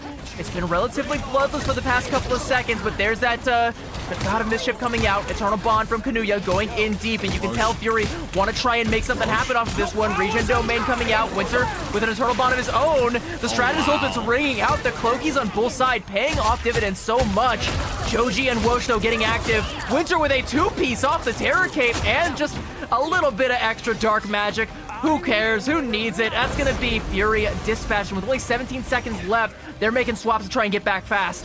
IX9 going over to the portal. JFT found a slight angle to take down the rest of Fury. Those eliminations coming in so fast meant that Fury could not extend this fight for any much longer. IX9 will channel the portal, and at the very least will trigger overtime, but with the Mento Fish blocking their way, it's going to get very difficult in terms of mobility for just a little bit. That convoy moved just a little bit as the rest of Fury trying to stay alive at this point. That Eternal Bond will help things out though. Oh, Peter's got the angle though, and Fury have no way to deal with him. Brutal's been coming out there from Hulk, the Strangling Prison, trying to lock down JFT. Joji with that calling card on deck, taking down Kanuya, and is looking to try and find more targets. Citrus with the Eternal Bond expiring, finding Joji, cleaning him up. Fury will not be denied. They take down Wosh as well. Daxu is back with a nice uppercut, taking down Peter, and Silver with one for Winter as well. Fury will miraculously find the push, but only a minute and a half to try and get it the rest of the way. That was, I think, one of the longest fights I've ever seen in the professional scene of Marvel Rivals. That could have gotten even longer, but not until JFT found an opening, but Fury were able to clamp down quick as you like it, off a quick portal coming in from IX9 to let Fury through. Thankfully, it's not going to result in a C9 this time around, so Fury are able to unlock the second checkpoint and get another 90 seconds in their time bank and looking to move on forward. Silver's going to threaten with the last stand to try to shut things down. As he's looking for it, he goes for the dunk, but he's not able to find anyone important except OP, but Slippery is able to get the Eternal Bond in time, so JFT are looking to try and stabilize. Joji gonna do more than stabilize, taking down Silver, and now as we're even Stevens in terms of man advantage, Fury with a slight spawn advantage here, but ults on both sides relatively even, and only 30 seconds left. Fury have to try and make something stick here. Kanuya's God of Mischief is gonna have the weight of the world on its shoulders. You're maybe looking to Daxu to try and find something with this Ensong Inferno here, but that is a tall order. It's not as strong of an ultimate as it used to be. You do kind of need to combo it with another source of damage in order to confirm an Elim, and Fury don't really have that luxury right now. God of Mischief coming out from Kanuya early. They're going to use that Eternal Bond to try and rain it out, but Joji taking down Citrus, not caught inside of Kanuya's Eternal Bond, so now that's going to be a load-bearing source of healing as Joji trying to let the damage ring out. Winter with the Eternal Bond. Daxu finds one onto Wosh. Ensong Inferno. We need to find so much more in order to keep Fury alive in this one, but the Ensong Inferno isn't going to find what it needs to, and now Silver looking to try and hunt down his prey, taking down Peter on the off angle, help clearing the road for Fury. They've managed to get some more cart progress and force JFT back, but Wosh should be back relatively quickly with that Freedom Charge, bringing the rest of the team back mighty quick as well. There's going to be a calling card online for Joji coming up very shortly. Citrus with the Eternal Bond, perhaps a little bit too early, but Silver is able to use it to burst down OP. There's that calling card and the Ensong Inferno. Joji and Peter trying to put their foot down. They will take down Kanuya. IX9 rises up to the sky again with the Meteor M and dunks it on top of Joji, and a Mag Cannon to force Slippery back, and Daxu finds the Elim. Fury find the cap. We go all the way. Somehow, someway, Fury off a portal from IX9 all the way back on the second checkpoint are able to carry that convoy all the way to the third checkpoint, and we get a full push for Fury, and JFT are gonna have to match it if we want overtime within map number 2. My goodness, we wanted this, right? We wanted a very even matchup, and we got just that. Both teams fighting tooth and nail every single part of the way. There was a time where JFT and Fury literally were just throwing Strad ultimates after Strad ultimates. No one was going down until JFT found that opening, but then quick as you like it, Fury get the portal down, and we're able to get the push all the way down the line, and now JFT again are gonna have to match just that as Fury are looking to cook up that defensive comp. And a lot of these differences are being made in the neutral, right? Like just not in the ult fights, or sometimes in the ult fights, but in the tiny little cracks between them. Like Joji finding the Elim onto Citrus while Kanuya is ulting, that should be a death blow, but it's not. Fury are able to find some neutral picks of their own. Silver finding Peter on that off angle, shutting him down, and then converting that into more Elims one after the other. Fury are doing a good job of keeping themselves alive in some of these fights where JFT realistically shouldn't be conceding defeat though. Now as we switch sides, we're gonna have a very bunker heavy composition. Haluk and IX9, Brute and Magneto to try and hold the line here for Fury and stop JFT from running away with this one. JFT given a lot of space. Fury trying to invite JFT into their domain as the rest of JFT are looking to spread out, trying to get much of that high ground potential. Silver tried to go for the kidnap, even investing in the super jump thanks to the rocket BRB, but won't find the value that he wanted to as we keep on fighting in this neutral area. Slippery getting a lot of healing done there. Maybe they're going to try and go for an aggressive Eternal Bond if they're able to build up to that early on, but Kanuya is besting him in terms of full charge. Peter nearly got caught out there. The Spore Bomb from Haluk. I mean, where did you go? All right, a nice little phase shift to keep Peter safe and alive. A good kidnap coming up from Joji, way up to the sky, bringing IX9 back down like a meteor himself, and will confirm that elim. And now Haluk is going to be next on the chopping block, and chopped he will find himself as the Wolverines on full side just kind of running roughshot over this right now, but it's Silver getting the better, or sorry, it's Joji getting the better of it until he's brought to justice, but OP is more than making up for that loss now, pushing Fury all the way back. JFT threatening to find the cap here, and Fury gonna have to find another way in. Goji, thankfully, is on the attacking side, so he's able to rejoin the fight quickly. So still very worthwhile for JFT, taking down the two frontliners on Fury, the two vanguards. Means that everyone on JFT can just push on forward. Both sides are going to invest in strategist ultimates, as Fury and JFT are just going to duke it out here with now ultimates at the ready. Joji's able to win the 1v1 against Silver. Peter's able to crash down onto Kanuya, and the rest of JFT are 6-man strong, and they will cruise to a first checkpoint. JFT did such a good job of baiting Fury in. When Fury tried to re-engage with that portal, they just played further back, conceded control of the cart, didn't matter, and just baited them into the invisible boundary from Winter. And with all of that healing and all that slowing from the ultimate, Fury just couldn't find any elims through it, so a easy fight win there for JFT. Now Fury not yet switching up their composition. Citrus close to that Eternal Bond. Silver now threatening again with the last stand. Joji looking to do the same, as OP, it's going to be up to him if he's able to land the meteor onto Citrus, but Fury and JFT know the game plan on each side. OP trying to one-shot Citrus in that Eternal Bond. So how does Fury decide to preserve Citrus's life? And can OP find the dunk in order to keep this convoy forward? Good angle here from Peter. Has full access to the backline. Is going to find Daxu's head. And last stand coming out now from Silver. Trying to clean things up for Fury. Taking down OP. And yeah, now you don't got to worry about the Meteor. And that is one way to keep Citrus safe. Don't got to worry about it if there's no threat. But IX9 is the threat right now. A last stand coming out from Joji as well. Not going to be finding what it needs to. But a good kidnap onto Wosh. And he is in a world of hurt right now. And IX9 is making him feel every bit of it. Fury able to reclaim control. Yeah, why worry about the Meteor when you can just eliminate him from the equation of this fight in particular? OP's gonna have to hold on to this Meteor for a while longer, unless he wants to use it aggressively in tandem with Peter with the Ensong Inferno. That has been a combo that has been very, very strong. As now the objective has flipped. Now it's JFT threatening the Eternal Bond and Fury threatening with the Meteor to try to one-shot that Eternal Bond. We'll see if that actually does happen. Fury's going to go in with the Ensong Inferno. Doesn't actually get the landing. Does he actually? He did actually get the landing down. OP trying to equalize, but a great screen means that he's going to have to curve that Meteor, but at the very least he's able to curve the shots through the screen and is able to take down half of Fury. Woshin cleaning up Daxu, marching on forward, and I don't know that Fury are going to have a good opportunity to try and get a recontest here, and Woshin is going to start to put up the walls, making sure they are hit by the Thorn Lashes as they walk back through that choke that everybody goes for the recontest here. Peter going the other high ground as well. Silver is on the point there, but already forced down to low HP. Joji with a kidnap there on the Haluk and is just ripping him to shreds, carving his name in the tree like teenage lovers, and that's going to be JFT popping that Eternal Bond to try and keep this one going as they have the man advantage, they've got the ult advantage.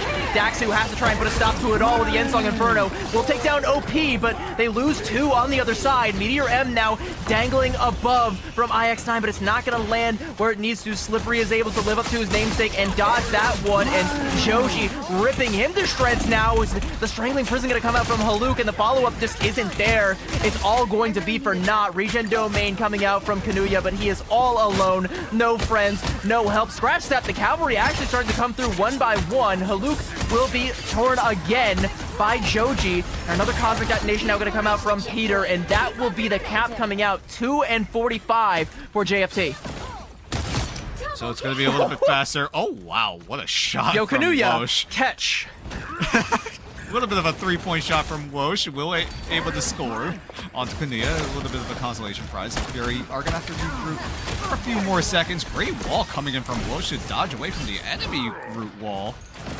But now JFT going into this next fight, it's going to be up to these ultimates yet again. Maybe Joji's able to get a good last stand onto Citrus, who finishes up on the Eternal Bond. We'll see, but no, he's going to use it very aggressively. That signals Citrus to go right on in, and Fury will get a lot of that neutral space to themselves as Fury are going to have to kite on back for just a little bit.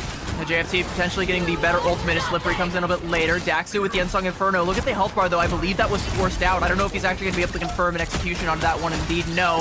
It's going to be a Ringing Hollow. Strangling Prison from Haluk. I think got blocked. Invisible Boundary and Unsung Inferno now coming out from JFT. A lot of low health bars, but again, no Elims coming out from the Ensong, but it doesn't matter because the progress is being made. A huge Strangling Prison coming out from Wosh. It will be enough to find the finishing blow onto Citrus there, but the rest of JFT still trying to fight back over on the cart. 1 and 2. Wosh and OP dealt with off that last stand from Silver. IX9 getting there as well, and Fury still holding on.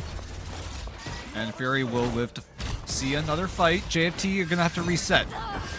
How does JFT decide to navigate here? OP is the only person on JFT that has an ultimate. The rest of JFT are nowhere near. Fury getting closer to the meteor of their own. So it might just come down to the one-shot potential of this meteor as Haluk is able to extend the stabilization by getting a pick onto Peter. It was Silver. It was Silver with the Pharaoh Leap, just again finding the kidnap, and then Haluk put a wall behind him and all the damage came through. Peter thought about switching over to the Black Cat, now goes back to the Phoenix, but Joji is going to go down. Everyone on Fury are just able to pick apart the likes of JFT, because JFT need to get a move on here. You don't have much time, 30 seconds left. We're going into Final Fight territory with Fury being so close to JFT spawn.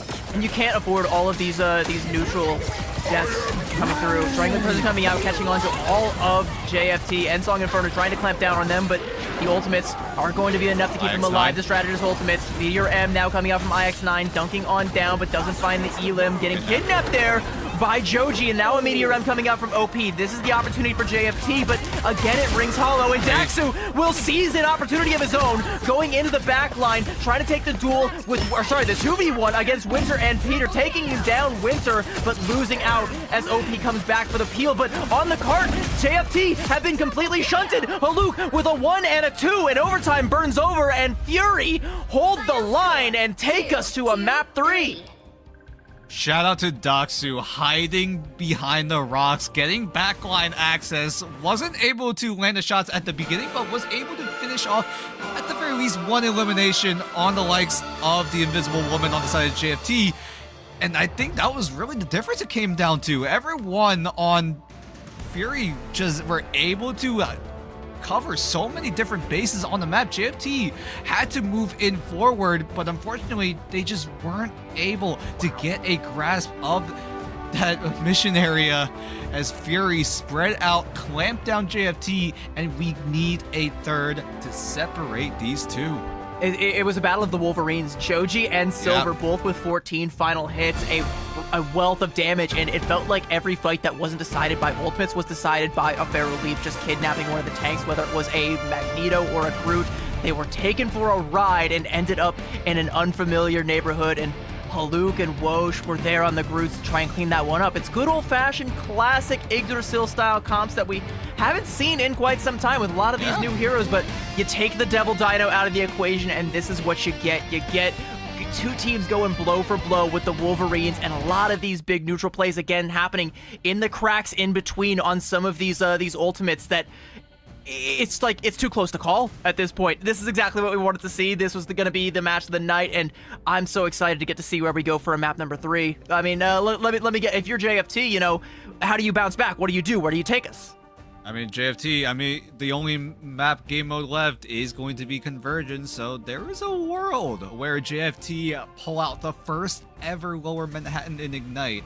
Well, maybe. It's been a pattern when Museum was to do his map, right? Throw that curveball in, put Fury in an unfamiliar, unexperienced playing field, You could say with the scans coming in, maybe it's just also a very unfamiliar terrain that both teams are going to have to navigate. Because if JFT are going to have to do that, why not put Fury in that same uncomfortable position? Well, let's expand on that thought experiment. If you go to a lower Manhattan, what kind of composition do you play? Or, what other options do you have? Maybe you go to a Shin Shibuya, try and take it back to a dive. Who knows? There's a lot of options. There's only one way to find out, and that is by sticking with us as we go to a quick break.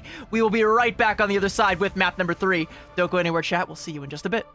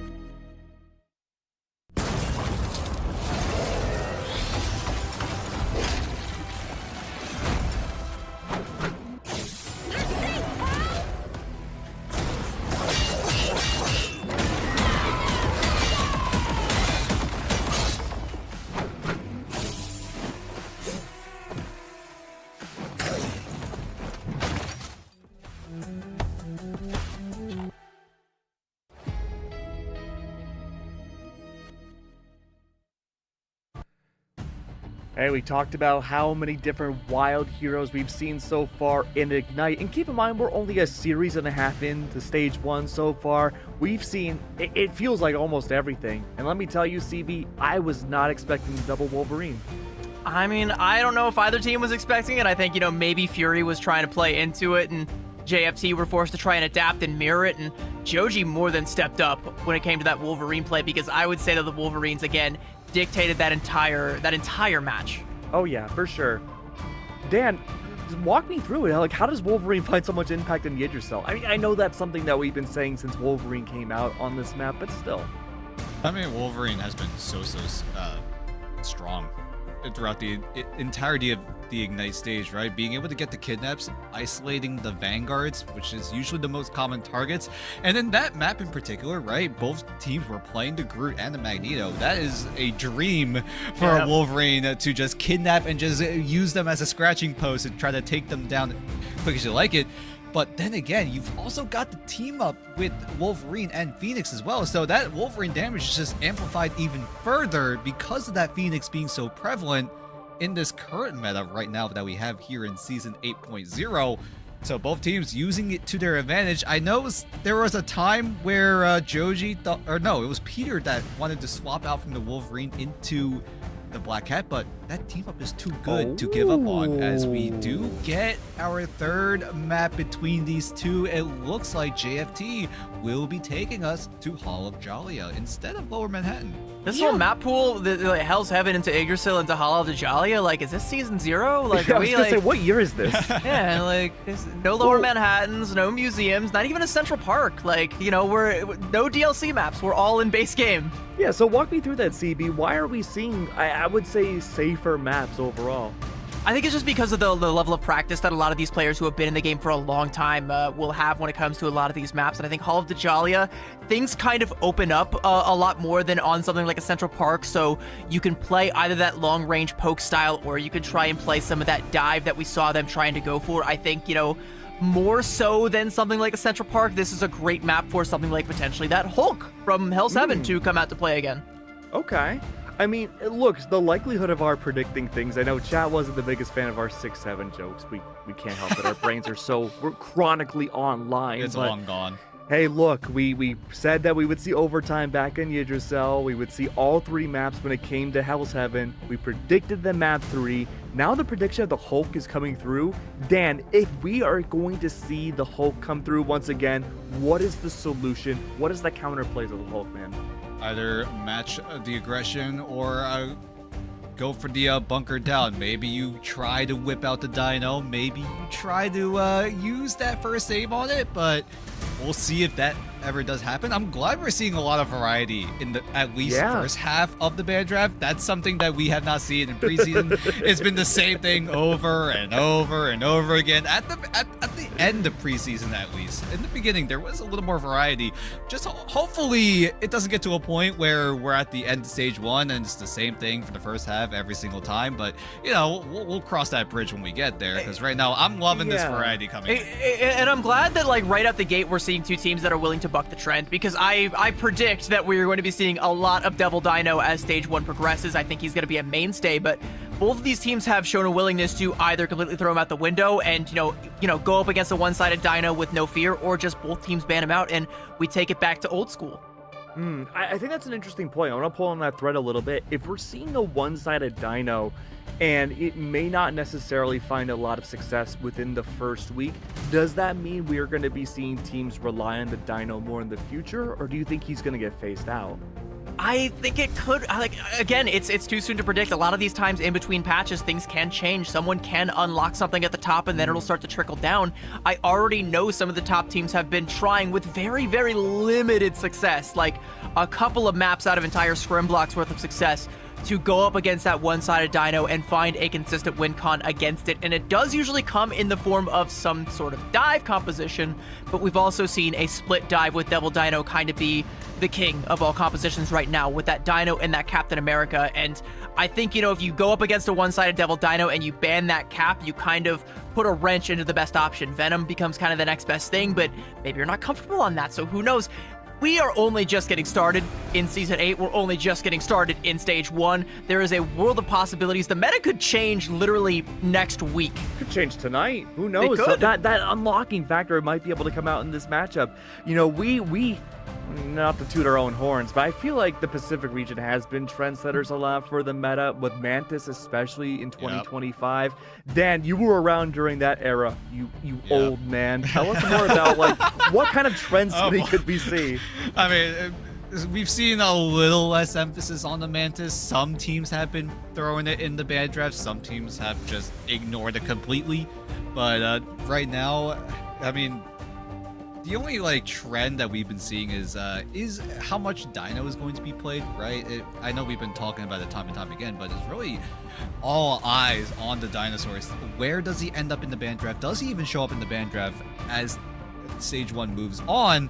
And do other regions have anything different? Because right now, we're the first ones to take a look at what Stage 1 has to offer from the entire globe of Marvel rivals. But right now, we're sticking with Pacific here in Oceania. We're not going to see EMEA and Americas until tomorrow, so we get our first look here in Stage 1. Is this going to be what the rest of the world is going to follow, or are we seeing something different right here? Whatever the other regions do, you saw it here first. Yeah, Yep, I mean, exactly. That's the Pacific way. It's normally how it goes. But it seems like we're just moments away until we get to our final map of this matchup. CB, has your prediction changed at all?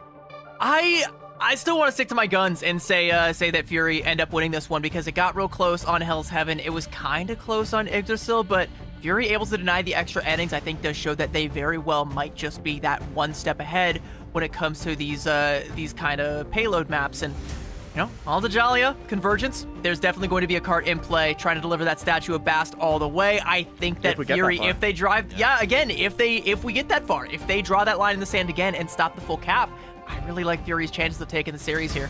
Dan, how do we feel? I'm going to have to go with Fury as well, right? They looked a lot cleaner on map number 2. Map 1, it did look a little bit disjointed at times. I mean, we talked about it, right? Haluk going just a little bit too aggressive at times. But now in map number 2, it looks like things have ironed out on the Fury camp, and now they're looking to, at the very least, clean up their mistakes in map number 1, coming into map 2 looking stronger than ever, and now map 3 is where that momentum hopefully will stay in Fury's favor, although JFT have been putting up a very good fight. Let me ask you a question, Dan. Like, I'm going to throw Fury into that aforementioned triad, with JFT, DXA, and Kanga. We'll kind of make that a 4-way evenly matched playing field. If you're Kanga and you're DXA and you're watching this matchup right now, what are you taking away from these two teams?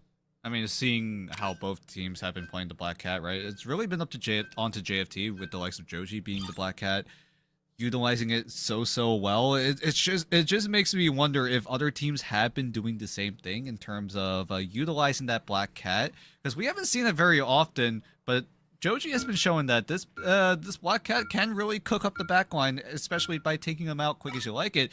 But on the side of Fury, we'll see what they decide to cook up here. I know we've been talking about what could be happening, but we got to talk about what is happening right now is this ban draft, as JFT secured the first save onto the Black Cat, as Fury will secure the Dino, but so far there hasn't been a Dino ban on the side of Fury. Yeah, let's talk about what's not happening, and that's going to be Dive from JFT, because that Devil Dino, they're not going to ban it. They're going to let JFT potentially have it. Maybe this next ban will end up being the Dino if JFT don't reach for the protect onto that one. Instead, no, they're going to protect the Luna Snow. But the Captain America and the Venom bans, you have banned, outside of Devil Dino, the second and third best Vanguards in the game right now. And now they're going to lock in that one-sided Devil Dino. So, Dino for me, not for thee. Nope. Fury will get it one-sided. JFT are going to have to find a different way to complement the Black Cat, if the Black Cat even gets picked up, because at this point, you kind of just ran out of options, right? Joji, at this point, is going to be the solo diver into the backline of Fury, and if you're trying to avoid the Dino, it's going to get a little bit more difficult. At the very least, JFT do take away the slight brawl potential with the Phoenix taken away on the side of Fury, so JFT will at the very least get a Phoenix one-sided and maybe get some extra help along the way with Joji on the Ultron. Yeah, I'm also looking to see if maybe JFT bust out the White Fox as well, because that is a triple strategist lineup that I have seen from time to time that pays off quite well. The Loki that Winter is also hovering wouldn't be a terrible option either. Always a solid choice when it comes to either triple or double strategist comps. You can just go for that double DJ backline, get the Luna Snow and the Loki. Again, if we're going old school, might as well go to the old school broken OP combination, right? It just constant fade of both worlds. The dancing and never stops. But now, JFT on the defensive side, we can look at what they're cooking up. Fury still have a little bit more time to figure out what they want to roll out on, but Wosh on the Hulk will be trying to get some of that disruption down onto Fury's camp. But it looks like Doxu, though, might actually still roll out on the Black Cat, as JFT gonna have to defend from this. Joji thankfully is on the Ultron, so is able to amplify Peter's damage output. But how does Fury decide to go in here? Range is a little bit limited, but it's going to be up to Silver. He's able to shut down Joji on the Ultron. Wosh again on the Hulk. My prediction was correct. We do actually get to see the Hulk come out to play, and that is going to be the only real dive tool that JFT have. So it's going to end up, like you said, kind of coming down to a little bit more of that brawl. And once things break down and it gets in close proximity to IX9 particularly is where I think we're going to see who got the better of this pick and ban phase. But Fury are taking a lot of ground seemingly for free right now, just off the back of IX9's mere existence. Mento Fish onto the back line, but Slippery going to clean up IX9 with some damage on that Luna Snow. Trying to keep Joji in the fight to do the very same. Potentially take down Doxu. Doxu going to be healed up and retreating back to the rest of the team. Dive now coming out from Haluk onto the backline, but they don't even flinch, and they're going to once again put the hurting in onto IX9. Slippery only just now turning around to deal with Haluk, but it feels like JFT are just in their lane and thriving right now, nearly giving up one tick, bending but not breaking. Yep, they're able to concede space, but are able to retain the little ones that they have as JFT look to regroup yet again, or looking to push on forward. Citrus is getting closer and closer to that CYA. Peter investing in the end song early means that he's able to get the CYA in time, but a good eat from Kanuya, taking down 2, even coming back with the BRB means that Fury are going to be 5-man strong. Doxu gets taken down in an exit trade, but Fury will get the main objective down. That BRB feels so unfair. Like the Jeff having to sacrifice his own life to confirm 2 KOs, and he's like, hey, I'm back. What I missed, guys. I ended up winning up the whole point for us, and Fury getting the cart rolling. 4:37 in the time bank, and JFT making a couple of adjustments. OP off of the Magneto over onto the Doctor Strange. This, I think, it might work out, but it might also be a little bit more vulnerable. You do get the benefit of that team up with the Invisible Woman from Winter, so I don't know. There's a way forward here. Hopefully JFT has the secret sauce. They do have a kidnap onto Haluk, and with the clap, Wosh makes him regret the day he ever tried to deliver this particular statue. Joji has a couple of shots with the Encephalo Ray for Daxu as well, and Fury will immediately be forced back. Kanuya straying from the pack a little bit. IX9 trying to go for the peel, but is only going to meet his own fate, courtesy of Peter. I think that was another kidnap from Wosh onto the Black Cat. But Daxu will switch over to the Psylocke, maybe try to get that end song in front, or not end song. What am I saying? Dance Dance of the Butterfly. There we go. I've seen too much Phoenix at this point, but Fury do have a lot of ultimates, and it's going to be up to Citrus and Silver. I'd assume they are going to team up their ultimates together. Silver's going to kick things off with the Galactic Legend, but he gets taken down dangerously low. But thankfully, Citrus is there to bring him back into that fight with the CYA. But a good bit of both worlds from Slippery is going to keep everyone on the side of JFT stabilized, but still one goes down. Invisible Boundary is going to be put up, but everyone on Fury just reel on back. They know that they don't have to go too aggressive. Wosh, on the other hand, is going very aggressive. Might even be isolated as he gets turned into Puny Banner and then taken down back to spawn. Yeah, Hulk Smash went and got caught in IX9's jaws and then got caught in Haluk's crossfire. There is that Dance of the Butterfly, and there will be no End Song Infernos coming out. The only song I hear is Daxu's theme song with the Money in the Bank briefcase as he finds 2 in the back line, cleans that one up, and Fury should be getting the second cap here. And JFT looking, maybe aiming for a portal, but no, it's going to be way too late as the rest of Fury are able to secure that second checkpoint. Looking at the ultimates now. OP threatening with the Eye of Agamotto. Peter could easily team it up with an End Song Inferno, but a great pick from Joji. Whips down Daxu, but Daxu thankfully will be right back. Another chance for the rest of JFT to see where Fury are coming from. They're all posted up in main as Joji does find Silver, trying to go for a flank, but he shuts that down immediately. That's such a rough flank angle to try and go for as a Star-Lord, especially knowing that there's a Black Cat lurking in that hallway. You don't want to go into close quarters with someone like Joji, especially with that Flame Orb up. Joji knows that you are coming and now also knows where the backline is trying to just wait out for Daxu to try and take this duel, swiping away, and Daxu forced to retreat to try and get the healing from the team, so Fury can't stretch their resources far enough to get this cart progressing any further. JFT able to stand their ground until Joji is dealt with. They will retreat back to the rest of his team. Pop that helmet. Hades get a little bit more going for him. I have Agamotto coming out, and Slippery with that Ice Arch just clapping on down, bursting Haluk down, and this should be JFT winning the fight. Fury, though, are not done fighting. They're going to pop that Invisible Boundary, try and force OP back, and Silver will find the cleanup damage, and this cart will keep rolling for the time being. There's that teleporter for Silver, but scouted out there by Joji, so not going to be able to get that second iframe, and the calling card now going to come out from Joji. He wants to go in, but Silver knows where he is. Cosmic Yarn Amplifier from Citrus, trying to keep the rest of the team alive. All the ults coming out from JFT, potentially a damage boosted End Song Inferno, but it doesn't find what it needs to. Galactic Legend, as Silver takes to the skies, takes down Peter, and is looking for so much more, and the Kumiho from Winter is only going to do a little teeny tiny bit to try and keep everybody alive. Joji, though, has split off the backline. Kanuya is not going to win the fight. Want a sliver of HP. The savior, Haluk, the Guardian Angel, comes in, keeps him alive, and then dives into the other backline, taking down Winter, chomping down Slippery, swallowing him whole, taking down Peter as well. A quad from the hero Haluk, and Fury will cap with 2 in the time bank.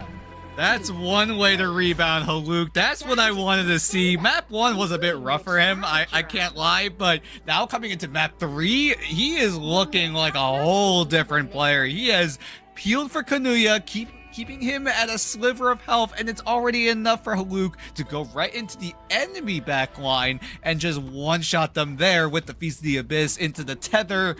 My goodness, Fury will get the full push, but can JFT match it now? Because Fury are looking like their peak is going higher and higher. And I think JFT might be trying to get a little bit too much value out of this Hulk. You know, I mentioned that it might be something that comes out, but you're playing one singular dive Vanguard up against a Devil Dino who is the ultimate anchor Vanguard. We even saw, you know, Woosh going in with that Hulk smash midway through point B and just got caught in IX9 jaws. And it's like, what do? You know, you're just going to be bursted down, the ultimate's going to be burned, and you're going to be back to puny banner form before you can get back to the rest of your team. It just doesn't work out. You can even see JFT now on the attack. They're not going to go back to that same well.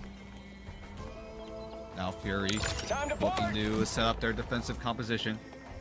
Looking very aggressive in its own right. Daksu on the Black Cat, Haluk on the sticking to the Venom as IX9 going to be that anchor with the Devil Dinosaur.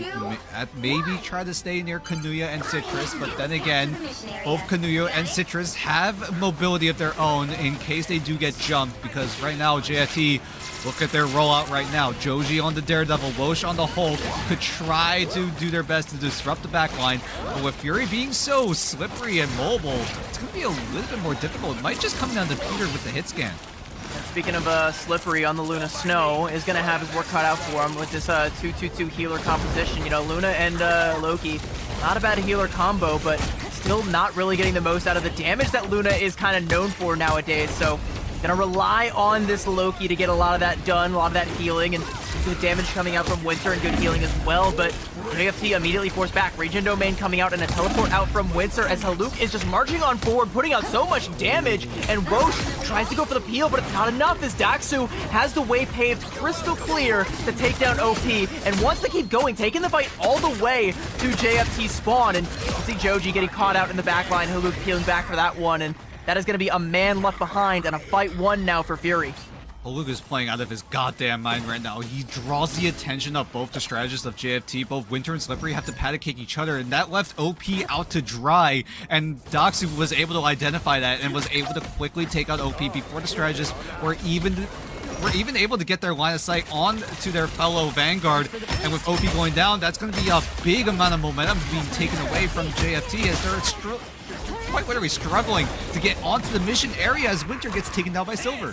Yeah, Silver is in super deep there. CYA coming out as well for a little bit more damage, and JFT don't want none of that smoke, so they're just going to back up, but that just means Haluk and IX9 can just march forward again. All IX9 has to do on this Devil Dino is pop that shield and walk at you, and JFT have no choice but to respect it. Now Silver up here on this flank angle, holding onto the Galactic Legend. There will be a Strategist on the other side, forcing out that Fate of Both Worlds, but Joji is not inside of the Fate of Both Worlds. He was not on the dance floor, was caught in the bar all by himself, all by his lonesome, and Silver was really digging his vibe.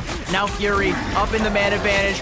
He's the Abyss gonna come out in the back line. No, he finds two! It's Peter and it's Slippery, and this is going to be an emphatic fight win coming out now from Fury, and they might even stagger out Wosh here. Keep Baby Banner as a pet. Yep, just stagger him out for a little bit. Everyone is just playing follow the leader.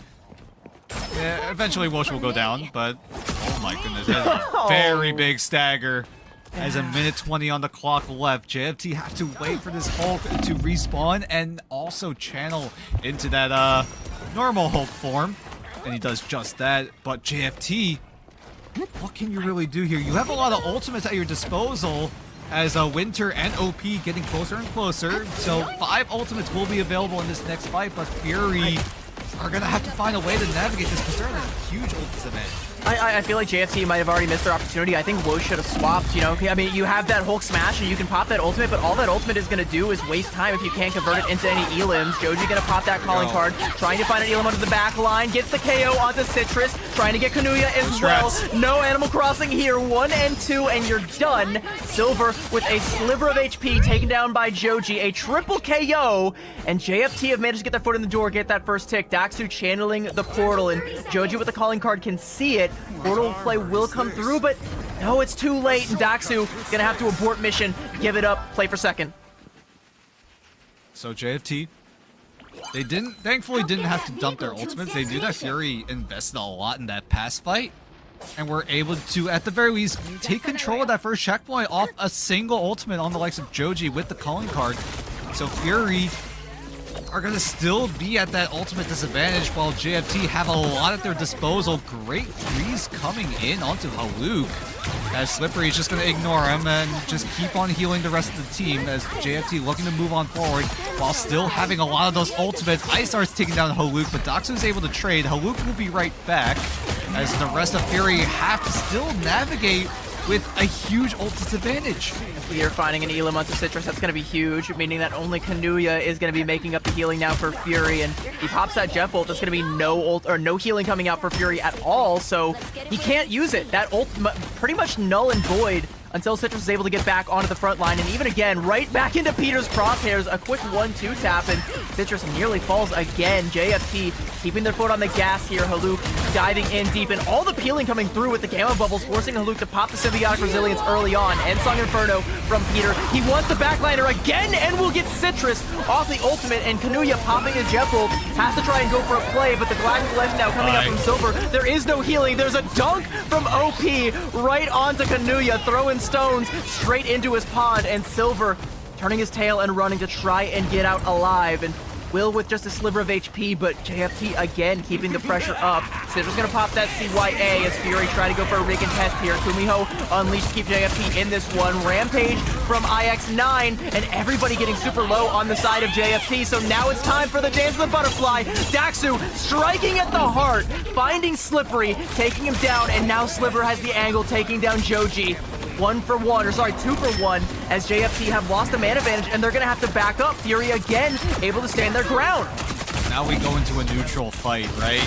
Both sides not having access to many of their ultimates, everyone dumping everything into that fight alone, as Fury are able to come out on top, are able to stunt the momentum of JFT. Haluk is even looking for even more access, but is able to get himself out of there. All eyes right now onto Joji with the calling card, as the rest of Fury still navigating towards their ultimates, the closest one being Haluk, as here we go, Joey's going with the calling card. Is he able to get the eliminations? It's how they were able to break through point A. Will it work again on point B? It doesn't look like it, as it's not going to find anything, and JFT might have to invest the Endsong Inferno as well to double down onto it before the ults come online for Fury. They're a little bit gun shy. They don't want to pull that particular trigger. Joji trying to go in the neutral and will take down Citrus, and now Peter is going to pop that Endsong Inferno, knowing they've got the man advantage. It's Jeff now coming out from Kanuya to try and keep the rest of the team safe from Peter's flames, and will do just that, but Joji is there, scratching him up. Piece of the Abyss from Haluk. Joji finds 2 without the calling card, doesn't even need it, but IX9 takes him down. Your hero work is done. We have the watch, my friend. It is all up to the rest of JFT. Native World coming out from Slippery, but a CYA on the other side to amplify all of this damage from the Rampage coming out. Everybody is bleeding on the side of JFT. Hulk Smash coming out from Wosh, trying to buy them more time. OP finds the shot onto Haluk. That might be the one that they need if they can confirm this Elim onto IX9, and they do, as the rest comes out onto Haluk. Doesn't matter, it's so far back.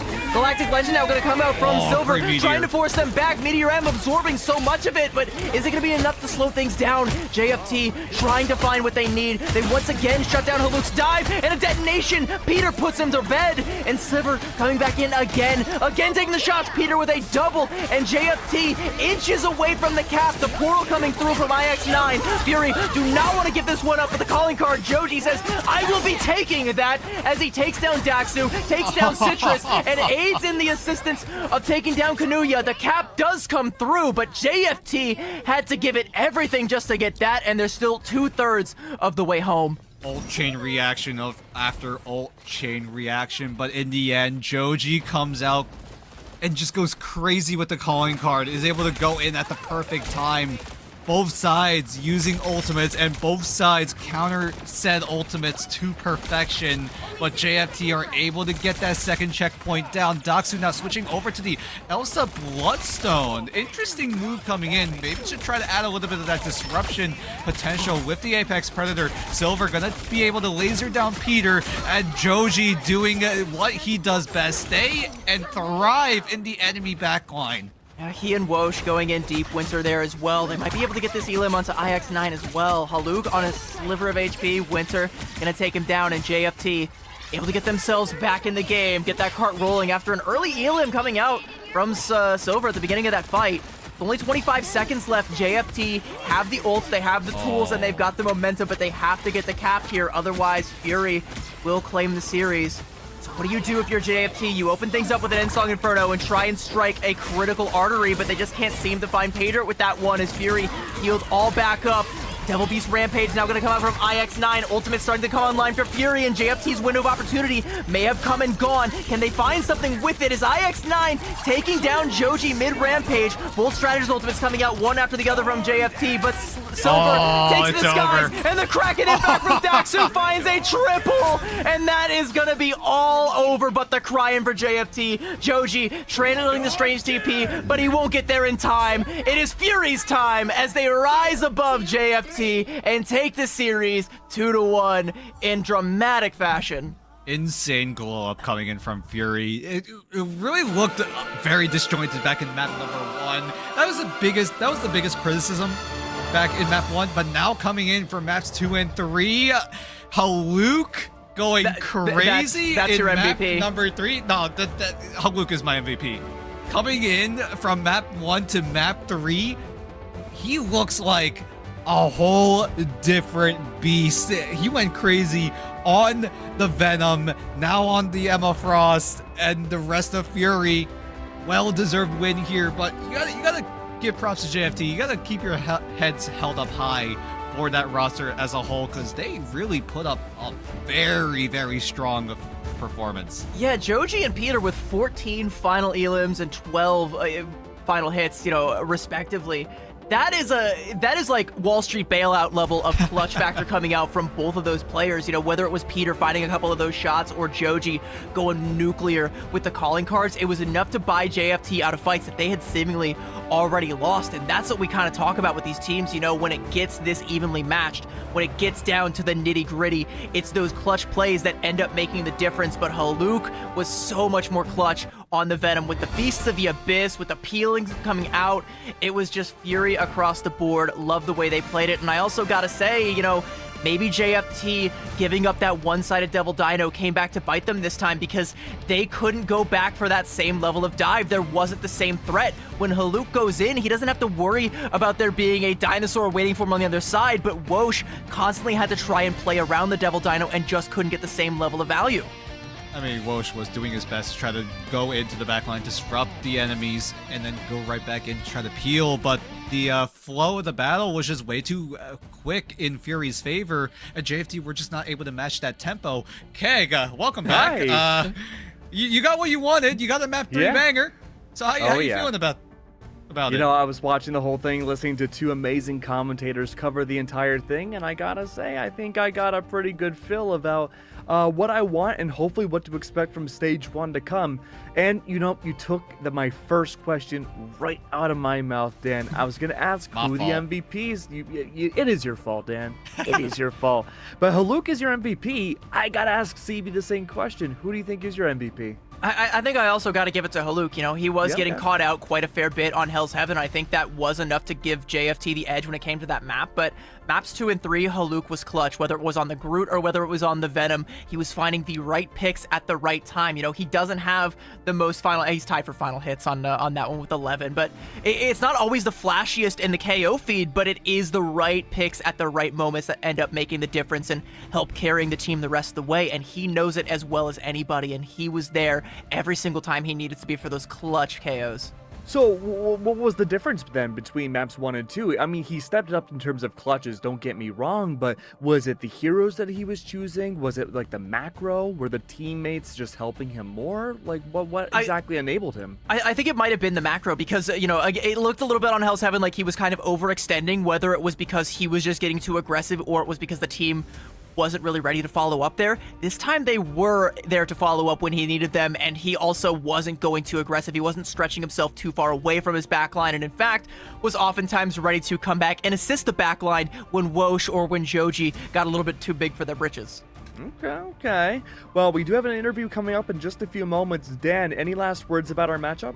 I mean, it's just really the big storyline is Haluk. The insane glow up that we've seen him go through. But the rest of Fury were able to complement Haluk well. It really was maybe a little bit of both, right? Both Fury and Haluk are able to complement each other as the series went on, right? Haluk got a little aggressive back in map number 1. Haluk realized, hey, I need a reel back. I need to make sure that I'm with the team. And Fury were able to sort of catch up to Haluk in terms of aggression and also being able to help him out when things got dire. Haluk doing the exact same thing, helping out his fellow strategists, especially in that fight when Kanuya was so low. But Haluk was able to finish off the KO before Kanuya even went down, so lots of clutch potential, but right now it's all Haluk right now. Well, I think the big question before we get to this interview is, can this be something Fury can continue to do throughout Stage 1 CB, or is this going to be something that can be easily counter-adapted? I mean, I do think that, getting to advance in the upper bracket does mean that they might not end up having to face some of the other members alongside that same plane of JFT, so it's going to be kind of rough because they're going to be going up against some pretty tough customers going forward, but if they find themselves in the lower bracket going up against JFT again or DXA or Kanga, they're going to have that level of consistency. Can they do it again? I think is a very good question. I don't know. I think, they would have you believe that they can, and I would also like to believe that they can, but with how close this one was, I mean, they have to basically prove that Hell's Heaven was a fluke. I mean, I gotta give props to Fury, right? Like, we talked about it before we went into this match, right? They have a very high ceiling, and so far, they're looking to climb closer and closer to that peak, but right now, they're already set to go up against Gen G in the upper semifinal, so a very, very tough matchup. So far, it's been a litmus test between Fury and JFT. Can Fury, at the very least, take down the likes of a midfield team at the very current moment in the likes of JFT? They do just that, but now can you go toe-to-toe against what is literally the best team in OCE? Well, I don't know if we'll be able to answer that ourselves, but we do have a caller on the line. We have to get a small interview to see with Doxu what he thinks about that win over Fury. Fury, excuse me. We're going to be there in a few moments, but I gotta say, I'm excited to see how it goes. What's up, Doxu? Hello, how we doing? I'm doing good. Oh, I love your background. I love the cityscape.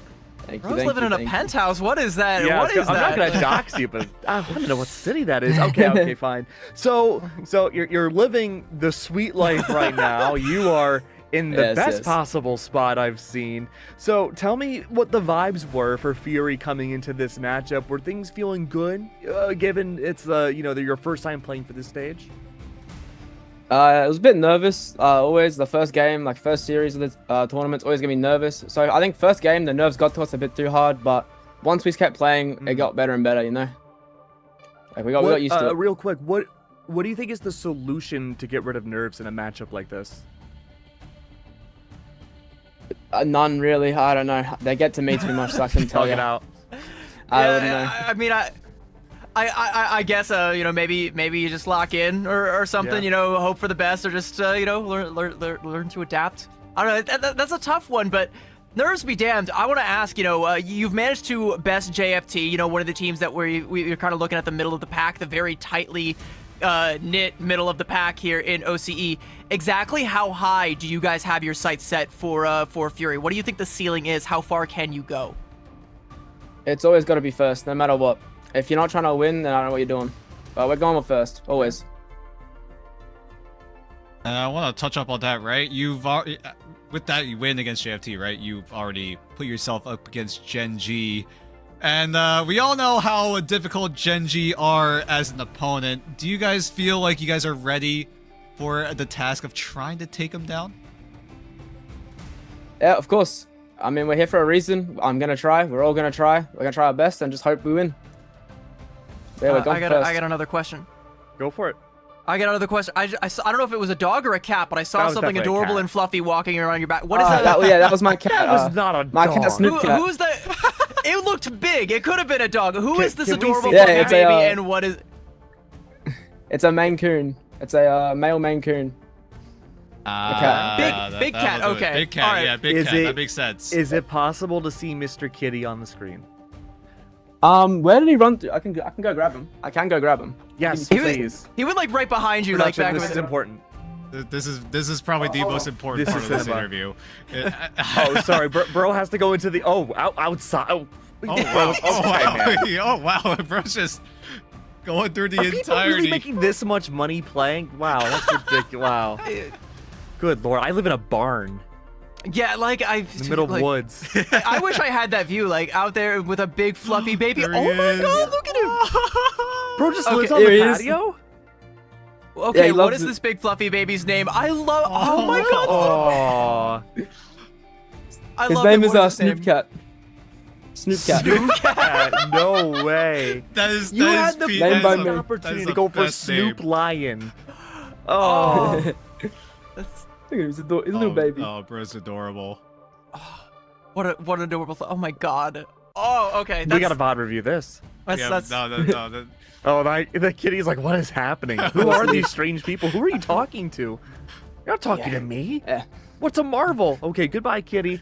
Well, Doxu, thank you so much, man. Really appreciate it. This was the highlight of probably our lifetimes, to be honest. So Yeah, thank you for honestly. showing us your cat, man. And hopefully we'll get to interview you and the cat sometime soon. Hopefully. Thank you. Absolutely. Thank you so much, Doxu. Can I change my nomination for MVP? I want Snoop Cat as my new MVP. Can we put that in the record dude, books? that is the best name I've ever heard for a cat in my entire life. Man. Yeah, Snoop Lion was right there. But you know what? I will say that's a pretty good name for a cat. I mean, Snoop Cat with 2 T's sounds just as fire. You know? That's it's kind of baller, and with a penthouse view, like that's about as baller as it gets. Like, Bro is living the life. Like, look, you know, it's always important to be number one, but like, you've already got it made at that point, man. Leave some for the rest of us, dude. But that's okay. Maybe, I mean, Fury, the way they've been playing, may have a very good chance of taking that win off of Gen G, Dan. I don't know. I think there's an opportunity. I mean, if Fury can play at that, if we see maps 2 and 3's version of Fury, there's a chance that, at the very least, Fury could take a map off Gen G.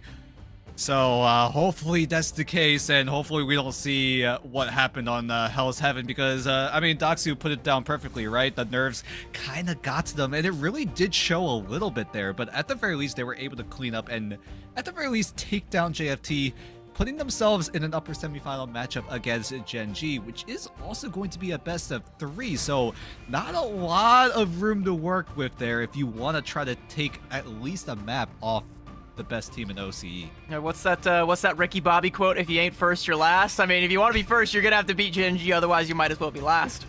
No knives in my legs. I'm certainly not on invisible fire, CB. But I gotta ask you, the thing is though, is like, it's tough, right? Because we can't really quantify as commentators when you're nervous, right? Like, it's kind of hard. Like, sometimes you can kind of see it in game, sometimes you can't. I think with Marvel, it's really tough to kind of see that formation come by.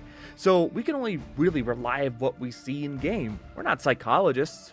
We can pretend to be, but we're not. And so you have to wonder, like, what is something you can do outside of nerves to make sure that you don't go to a map 3 again? Well, you know, I think you got to take those little breaks in between the maps. You know, you gotta reset. You gotta practice your box breathing. You know, maybe grab a couple stress balls. You know, find a big fluffy baby in your house. Give him a good pet. Bury your face in a cat. It's like the best antidepressant I could ever think of.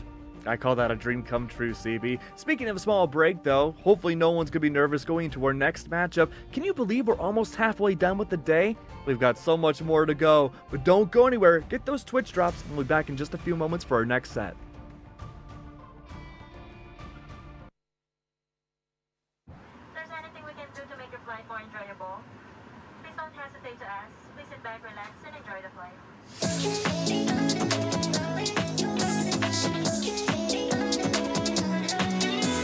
Just watch me now under the moonlight. 저기로 날아올라. Light shine on my window frame. Audible to my flame. Blinding shining lights. Oh, oh, oh. Heartbeat is skipping way out of control. Lock it, oh yeah. We won't stop it. Flying high is our destiny. Lighting up flaming stars. We're reaching out towards victory. 눈부신 꿈.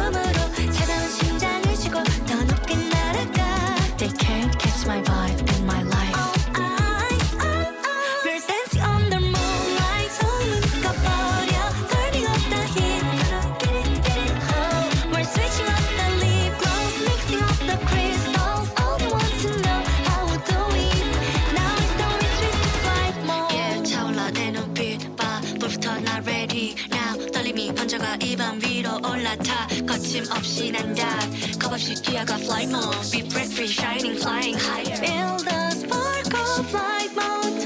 우리 눈을 위로 더 rise up. 사라져, fade out, fade moonlight. Gonna burn the night out.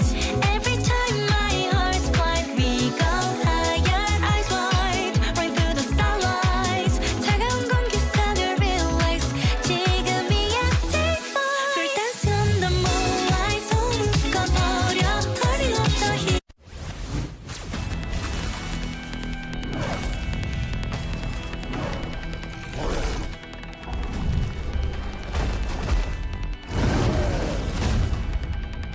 Do your thing, Double D. Low growth, got your back.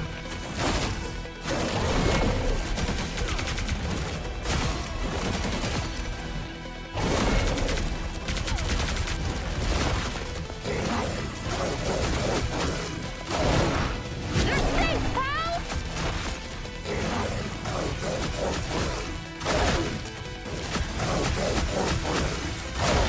Maximum! Kill them there.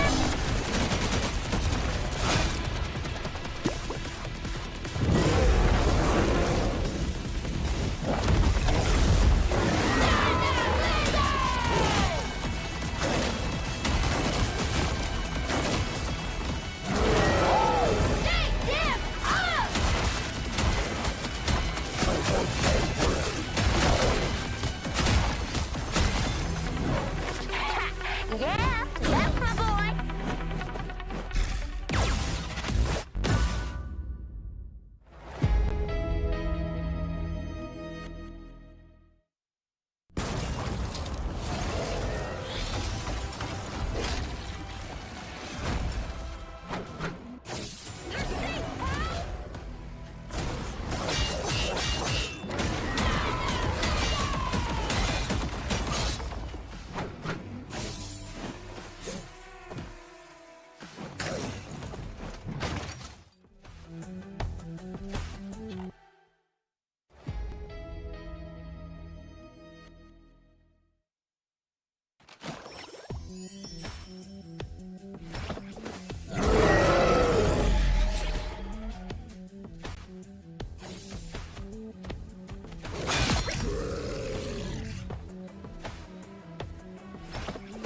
Widow standing by.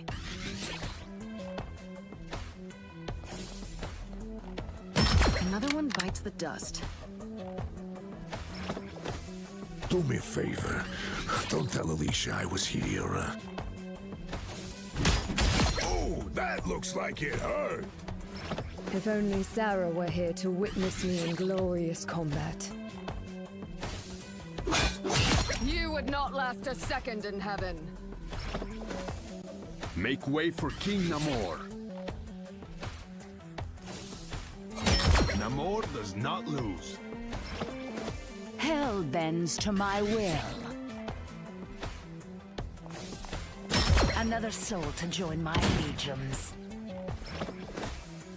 Frink Castle, reporting for duty. Justice, pure and simple.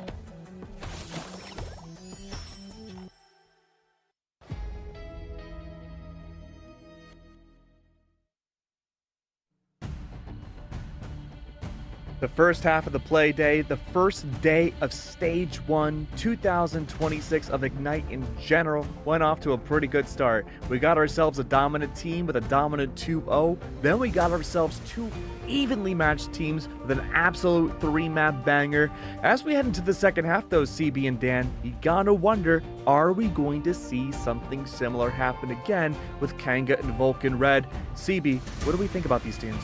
Well, I think that, Vulcan Red, they went for a complete rebuild, ditched half their roster, brought in 3 new pieces, so they're going to be kind of a complete unknown quantity. How are they going to perform?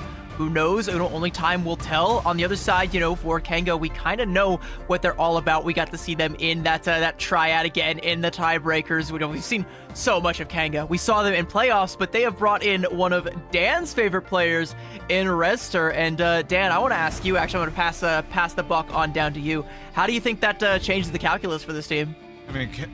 I mean, Rester was one of the members of XOXO1. If you remember watching back in Ignite preseason for Asia, You saw him do pretty well on the whole roster of XXL1, but now being recruited into a Kanga system, it makes me wonder how Rester will fit into this entire team, because his hero pool is a little bit unique, right? He does have some reps on the strategist Deadpool. Maybe he decides to whip it out, but he's used to playing in a system that is so flexible and so aggressive in the likes of XOXO1, because I mean, we've talked about XOXO1, right? It's literally the YWL of Asia. They play whatever the heck they want. They play however they want to.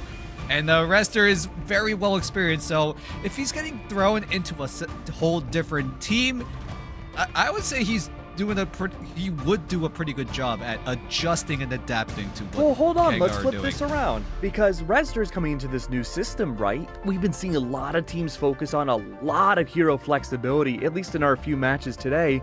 Do you think there's a chance where Kanga as a whole are getting influenced by Rez instead? There's a chance Kanga might have the read of the meta, right? It's getting a little bit more and more aggressive with more of these dive/rush down compositions being more prevalent. Means that throwing in Rester, the rest of Kanga, like you said, might just follow what Rez is doing and just go just as aggressive, maybe switch things up a little bit here. That was a little bit hard to lead that particular charge from the backline, though. Like, you kind of, like, your picks might kind of help enable if certain you're things. Deadpool, you could probably IGL Mastermind. make it work. That's true. I mean, I've only heard the fabled strat pool in triple stratus compositions, you know, especially up against the Devil Dino. So, I don't know. I guess that's another question for this Kanga team. You know, we've seen a lot of them, but we haven't seen them in this new landscape. Did you just say a strat pool? There is no reality we're going to be seeing that in this series. I mean, you never know. I mean, it could happen, but we are seeing Vulcan Red with Air Ninja looking dapper Very as dapper. ever. And again, you know, you can see those three people over there on the side without those esports poses happening there. You know, having the hero portraits coming in to stand in. That's because those are three new members for this team. Yep. Vulcan Red did not feel satisfied with their performance in preseason group stages, and so they changed some things up. Brought in Quan XT, Genzo, and Lil Rang to try and, you know, make the difference from this team. And some of these players, like, we're not even the most familiar with, so we get to see what they're made of. We get to see what this new collective for Vulcan Red is made of, and are they going to be able to rise higher than we've seen previous iterations of this team go? Dan's been one of our best on-the-ground reporters so far for this region, and found out a lot of information about these players that honestly we struggled to find themselves. A lot of interesting, smaller stature backgrounds for these newer players, Dan, so they are going to be truly this unknown factor coming into this. Yeah, it's going to be really hard to say. Wasn't able to find any sort of information on Lil Rang or Quan XT, but at the very least, Genzo has had some competitive experience, previously playing on Xavier Hope back in MRC Season 6, or past MRCs, but now they all blend together. Yeah, pretty much. But at the very least, in MRC 6, he was on that It's Bugged roster to make it to top 3 in that tournament and was able to secure that team in a nice spot. It's Bugged now being JFT, which we just saw in the past series, but now coming in as a player for Vulcan Red is looking to try to get a map win in the likes of Kanga, but Vulcan Red with this rebuild, we talked about it time and time again, right? Big question mark in terms of how well they do compared to the last iteration of Vulcan Red back in preseason. And for being like a sub for a team that would go on to become an Ignite team, you know, you're not always just a warm body when you're there to be a sub. Like, you are there because you have something, there's a reason, something that you're waiting for. So there could be a particular strength that Genzo has. We'll have to see, because again, as a sub, we probably didn't see a whole lot of them, but we will at least get to see what the It's Bugged now JFT core saw in him. I mean, this is one of those the hardest matches to kind of predict when it comes to being onto the desk, because there's so many changes and so many players that we just don't have a lot of background information on. Sometimes you just have to sit back and go, this will be the game where we figure out this is the foundational mark for some of these players that we'll be looking back on in the future and say, yeah, this is where they started, and this is how they started making their Pro League run, Dan. I mean, it's usually, we usually just reel back to what we see in the current meta, right? But yeah, what we saw, like 5 maps so far. And that's all we have in terms of what the meta is looking like for Season 8.0 here in Stage 1. So, and how funny is it that the two teams that made roster changes in the entirety of OCE are the ones that are playing against each other. Well, Revolt is a whole different story. That's just a whole different team. A whole news story. Yeah, exactly, a whole new story. But that's a whole different thing. But Vulcan Red making huge roster changes, Kanga making one roster change. Like, it's hard. Like, you all said it right. It's so hard to read what these teams are going to go for. And while we want to go back to what the meta is looking like, 5 maps definitely isn't enough to get a good read of what's going on here.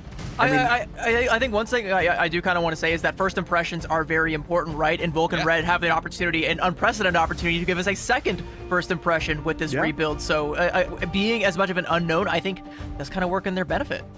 Yeah, I mean, look, CB has like the background of the Scrim Bucks, has seen a few matches behind the scenes, and that's been really helpful with meta defining for the rest of us. But when it comes to these teams, I don't think we really know how much they've scrimmed against each other, especially with these newer rosters. I mean, we can assume they have a little bit with like trials and stuff, but I mean, only a month for a rebuild. They didn't just like bring in Reztor because they thought he looked cool. Like they definitely trialed him and was like, yeah, he'll be a good fit for the team. Like he'll fit in with the team culture. He'll bring us something new, maybe elevate our backline, take him to the next level. And maybe they felt like that was something that they needed. Maybe they felt like if they had that, or going into the future now, they will need that. You know, they've definitely tried it on before they bought. Yeah, fair enough. I mean, hopefully they don't go for a return after. But Dan, do we think this series goes to a map 3? It really depends on. It depends on a lot of things. Yeah, I mean, does it go to map 3? Vulcan Red need to lock in. Yeah. Okay. It's just going to be up to them. Kanga, right now, on paper, have the upper hand. This is a team that has been together for quite some time now, being mostly together during preseason, taking out Dusk and putting in Rester now means that, for the most part, Kanga have the synergy together. Hopefully it's on lock at this point, but on the likes of Vulcan Red, really going to see how they perform up against Kanga, because keep in mind, Kanga were able to get a very deep run back in preseason of OCE. So it should be a synergy diff right now, right? Should be. At the very least right now, it's going to see if Vulcan Red do have that locked down, because it's going to be a little bit hard when you overhaul half your roster. Yeah, I mean, look, we're just moments away before we start into our next matchup. Oh, hello, Sektar. Look at this, though. The amount of healing Homie has been able to output has been ridiculous. Healing taken per match as well has been super high up, CB. Is this going to be another matchup where the first map is defined by healing output and then everything else is Vanguard related? Well, I don't know if the healing output for Sector really tells the whole story, because a lot of that healing came on the Jeff, and I called him Sector the Savior because there was a lot of fights back on that Central Park map against DXA that Kanga were completely down and out of, but Sector was just at the right angle to find the finishing blows with the joyful splash. So the healing to help try and augment some of these dives, as well as the follow-up damage from the off angles, I think is what makes Sector a special backliner and is going to be valuable if Kanga are one of the teams that opts to try and play that more dive-centric version of the Devil Dino composition, because if they try to go front to back, those healing numbers are going to be inflated. And Dan, I mean, looking over at Solomon as well, we're looking at the healing factors once again. Things should be looking pretty good for both sides. Solomon has been very, very solid as a strategist, right? I know Vulcan Red didn't have the best showing in preseason, but Solomon, at the very least, was just very, very consistent in the backline, right? Trying to do his best to keep the team alive, enabling the rest of his team to try to get some sort of plays happen, but it was meant to be back in preseason, but hopefully things will bounce back for him. Him as a player also has a good amount of that Ignite experience as well, so hopefully that experience does translate well here in Stage 1. It sounds like it most certainly should, and we have our first map of the series. We're heading back over to Krakoa, and you know, as our very first match to define Stage 1 CB, it was a banger of a showcase from Genji's end. Yeah, and especially because, again, Genji are one of those teams that, especially here in OCE, live or die by the dive composition, and they showed us the dive variant of the Devil Dino comp, and then, you know, flexed a little bit deeper in their bag for map number 2, but Krakoa is a pretty good map for it, whether it's Carousel or whether it is Cradle. both are great maps for some of these flank-heavy playstyles. If you get a Captain America in there or a Daredevil, great stuff coming out here. Grove, I do think, ends up kind of being the oddball, and if these two teams kind of like I predict are going to try and lean a little bit more into the front to back style with the Devil Dino comp, I think that's going to be the one that both of these two teams are going to want to get the dub on, especially considering Vulcan Red. You know, we talk about synergy. It's so much easier to just find that synergy magically with a front to back style than it is with a dive. And now we head into the ban draft. So far, it's going to be the same Gambit first ban. We have been seeing a little bit more variations after the Gambit first ban, as Vulcan Red thinking about what they want to take away on the side of Kanga. So they will take away the Black Cat. So a little bit of that aggression going to be taken off the table as Vulcan Red will be securing the one side Black Cat and foregoing the Dino ban for no, it's going to be Kanga thinking about, do they want to ban out the Dino here, as both sides will take advantage of this ban together?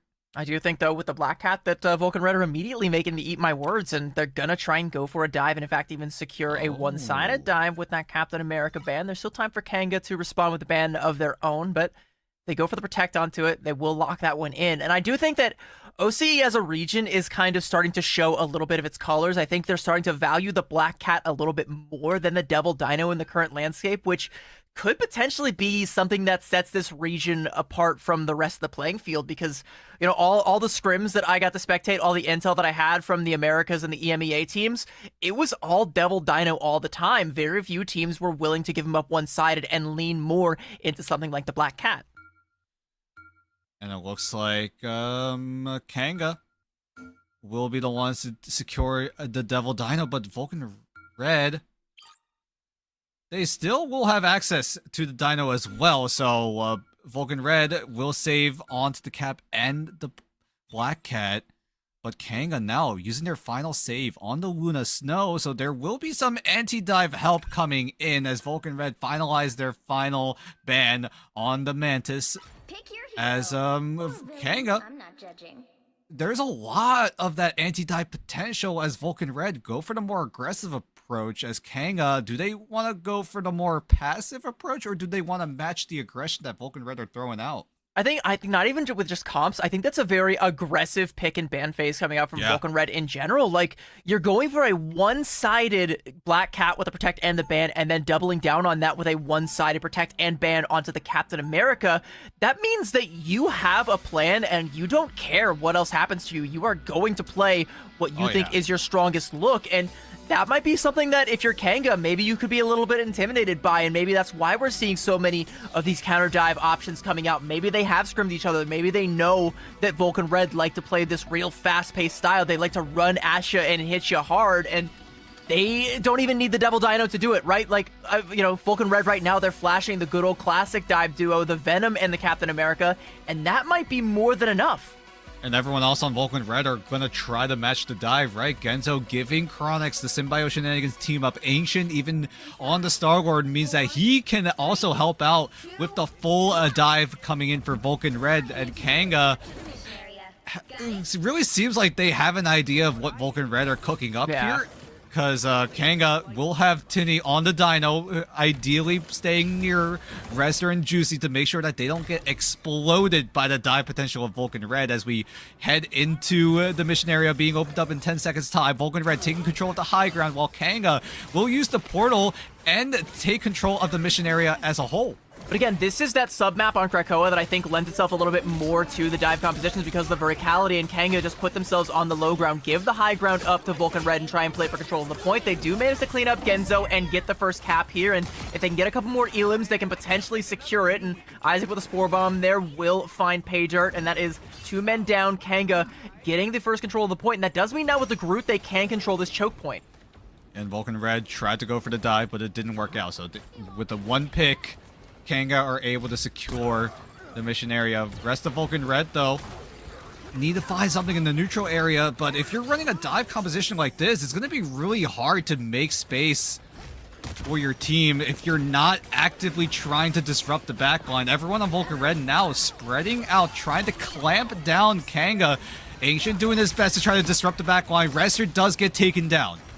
That's going to be a good early KO there. Traded out, though, for Quan, and That's going to be a lot of that pressure onto the back line alleviated for Kanga, and they should be able to sit pretty for the time being. And as long as they can keep Ancient at bay, not let him get any of those elemental barrages, or just a little bit of primary fire in there to clean up the Elim onto Juicy, that's going to be rezzed back up. But again, that's ground given that Kanga can't really afford, as Vulcan Red, like the vultures that they are starting to swarm in. But Juicy coming in, and with a nice little 2-tap, takes down Ancient. Rezzer is there with him, with the Ice Arts, has one for Miracle, and that should be Kanga winning this fight handily, but Juicy is not quite done putting on a show. And here's the problem, right? Vulcan Red were never able to flip the mission area. Kanga, with all these ultimates available, they still have control of that point. Vulcan Red needs to make a move on here. We're quickly crossing into Final Fight territory with Vulcan Red trying something to make happen, but nothing is working right now. Vulcan Red still staying on this dive composition. It's hard to dive when you don't have as much space. And Kanga haven't had to use an ult at all. Low Rang gonna find a quick little neutral KO there onto Rezzer. It's about as high value as you can possibly ask for, and once again, Kanga being drawn back to the points as the back half was threatened. And Song Inferno coming out with an amplifier from Sector. Revsy looking to try and find it, but the tainted voltage from Juicy and a triple coming out, waiting for the Jeff ultimate. Wants to try and find his fourth. Chronix is slippery, but he is sliding his way right off of the point. Overtime whiff will tick over as Vulcan Red take to the skies, but the point, it's on the ground, and Kanga, they stand their ground and capture Cradle, and that's a little bit troubling considering the dive style Vulcan Red we're aiming for. Yeah, Vulcan Red just could not find any sort of openings. Ancient even investing in the Galactic Legend as we went into slow-mo there, so a little bit unlucky on the side of Vulcan Red, but thankfully they still have Genzo with the Feast, they still have Low Rang with the calling card. Quan is very close to that Freedom Charge. But Kanga, they did invest a lot of that ultimate economy to, at the very least, secure this first round. So coming into this next round, it's going to get a little bit dicey because all they have to rely on is Tinny with the Rampage, Rezzer getting close to that Fate of Both Worlds, but with Vulcan Red having a chance to get really, really aggressive at the start of this first fight, there's a world where Vulcan Red easily take control of that first point.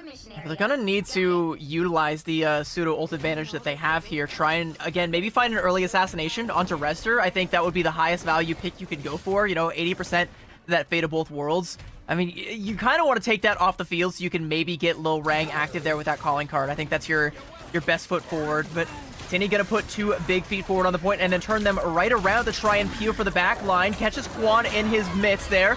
Genzo gonna pop that Feast of the Abyss. A lot of ults ringing out now. There's that Devil Beast Rampage coming out, but Quan with a nice little backhand there onto Juicy, but it's traded out as the CYA comes out. Isaac getting one, Rezzer with one as well. Everybody from Kanga getting a piece of the action, and Tinny with a 2-piece cleans it up, and Kanga again get the first cap.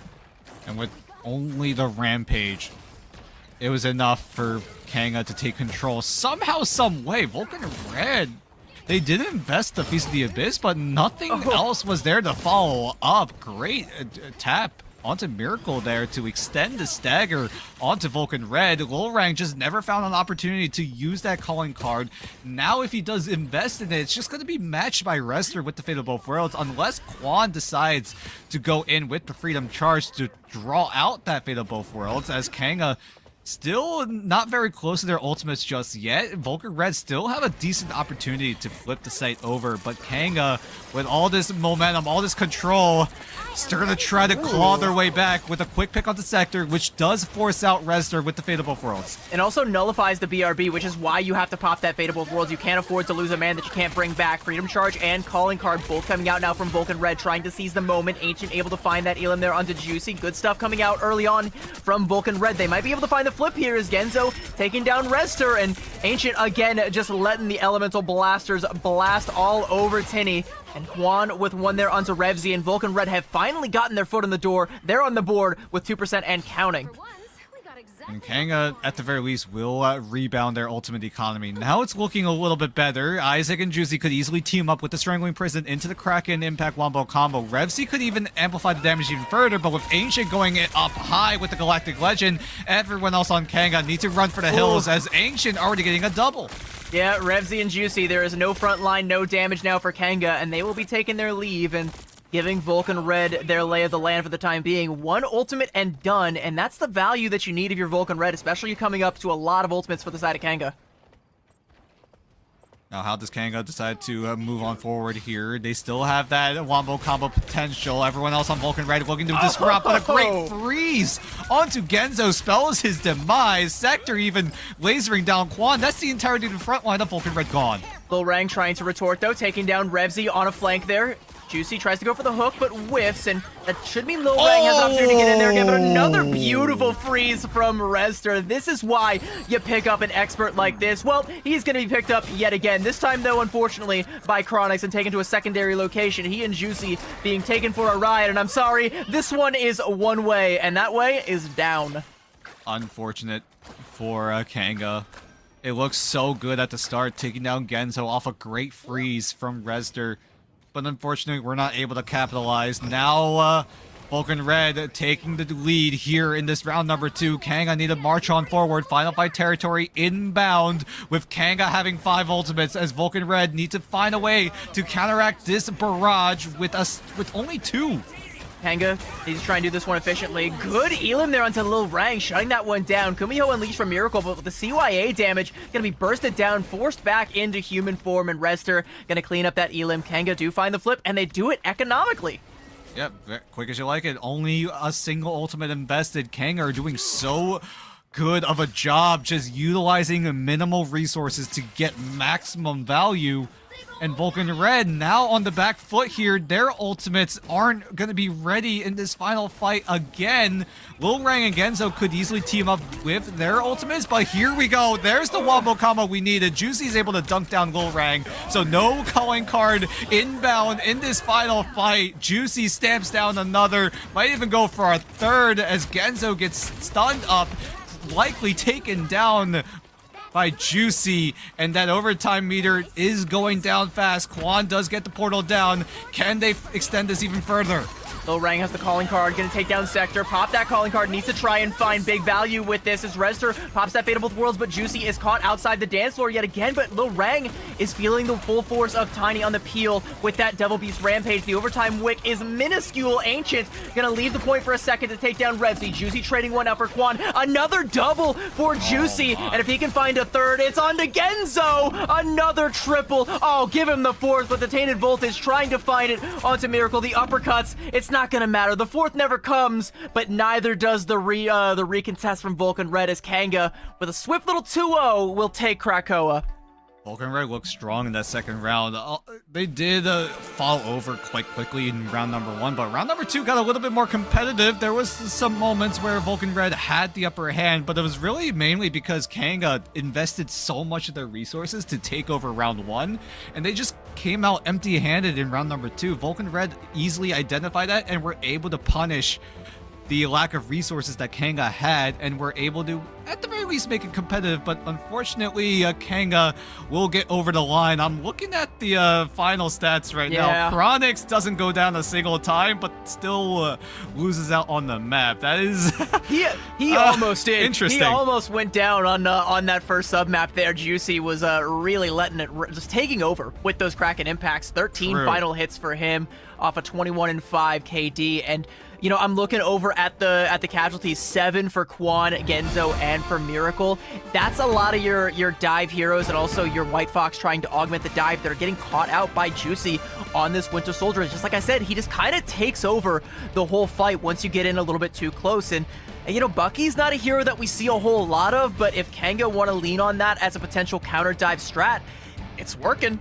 I mean, the Bucky's CC potential did get nerfed out a little bit. Those cooldowns are just a little bit longer, but he still pumps out so much of that damage, and with Isaac complementing it with a good Strangling Prison, potentially into a good Kraken impact, there is a wombo combo potential on the side of Kanga that could threaten everyone on Vulcan Red. As Vulcan Red, they kept trying to go for that dive style of play, but unfortunately Kanga were just so good at counteracting that aggression. Tinny on the Dino, Juicy with the Bucky like we talked about, but Rester and Sector somehow those two strat names rhyme together, but they've been doing so well at handling all of that aggression. Rester with some good absolute zero right clicks onto some important key players of Vulcan Red that were looking to disrupt anything that Kanga were trying to do. Yeah, and that's just kind of another tool in the counter dive arsenal that that Kanga came out there with. You know, you can nerf the cooldowns for Juicy, but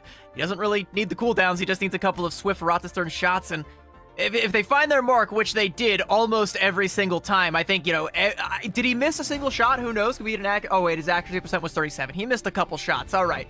Well, at least one round out of every mag was finding its mark and paying off for Juicy as he sails on through and gets Kanga that first map win. But we've got more maps to play. We're going to take a quick break before map number 2. Don't go anywhere. We will be right back.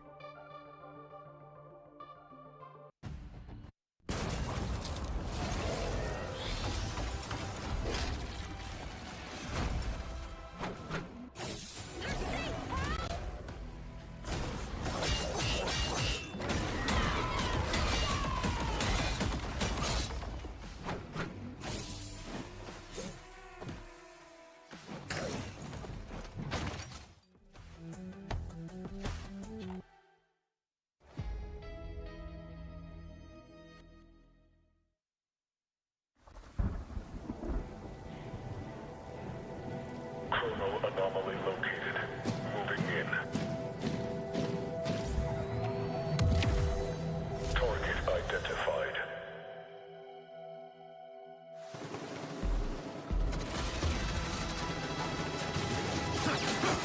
Not exactly a warm welcome, Nueva York.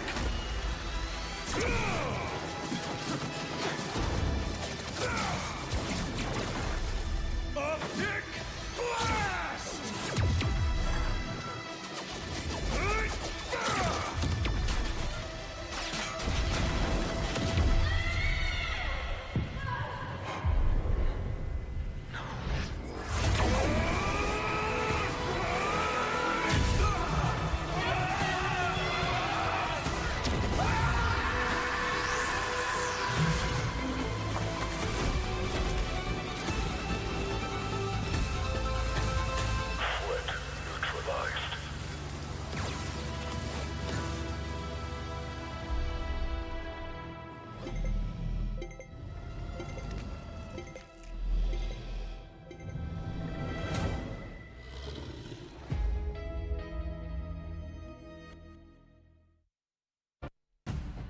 Well, it was an entertaining map 1. Things certainly went in Kanga's way, but I won't say Vulcan Red didn't put up a fight, Dan.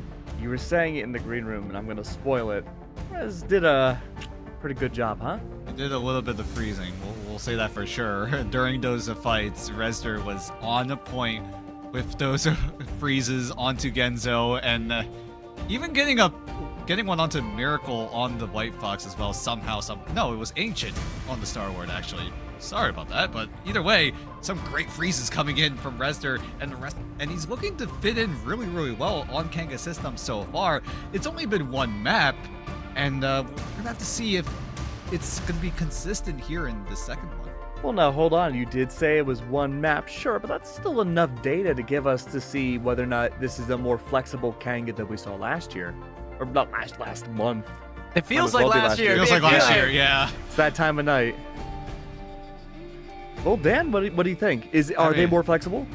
I mean, so far it's looking just like that. I mean, Kanga got a deep run back in preseason, and so far they're looking to be able to switch around their composition a little bit, right? They're able to play front and back. They're able to play maybe a little bit more of the dive, but at least in that first map, they weren't able to do just that because of how aggressive Vulcan Red were putting their composition in. They got aggressive in the band draft, and they got even more aggressive, or at least tried to, in that map as a whole.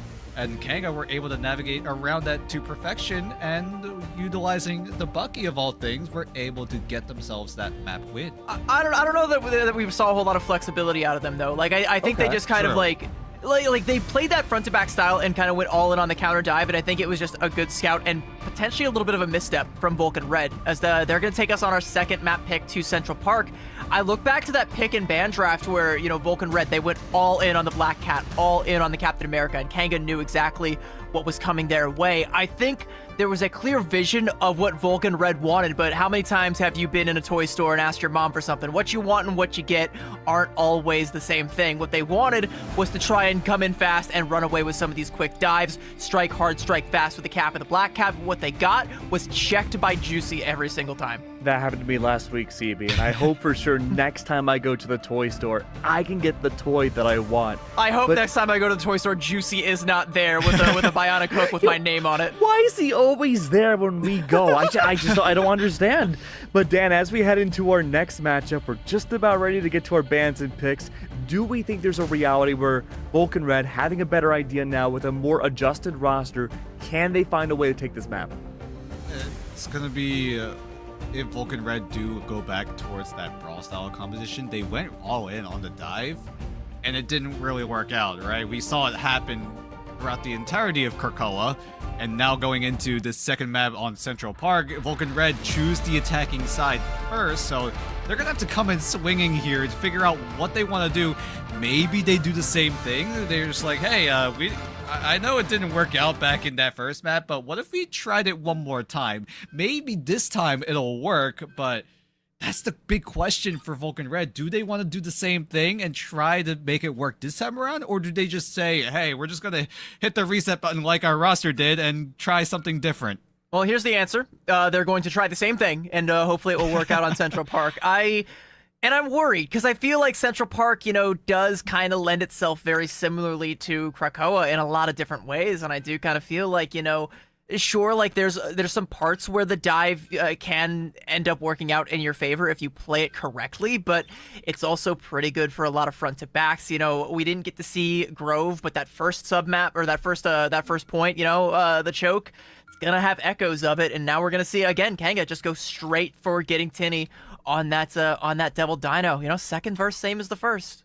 But Vulcan Red do respond with a ban onto Luna Snow, so no CC appeal potential, also denying the White Fox team up with Luna Snow, so no extra CC available for Kanga if Vulcan Red do want to get very aggressive here. Kanga will take away some of that brawl option, taking away the Phoenix in the middle of the ban draft. Usually so far in this day one of stage one, we've been seeing the Phoenix being that final ban for some of those teams, but Kanga are going to invest in the Invisible Woman to make sure that if Vulcan Red do go for the dive, they are able to put them at bay at the very least with that force physics.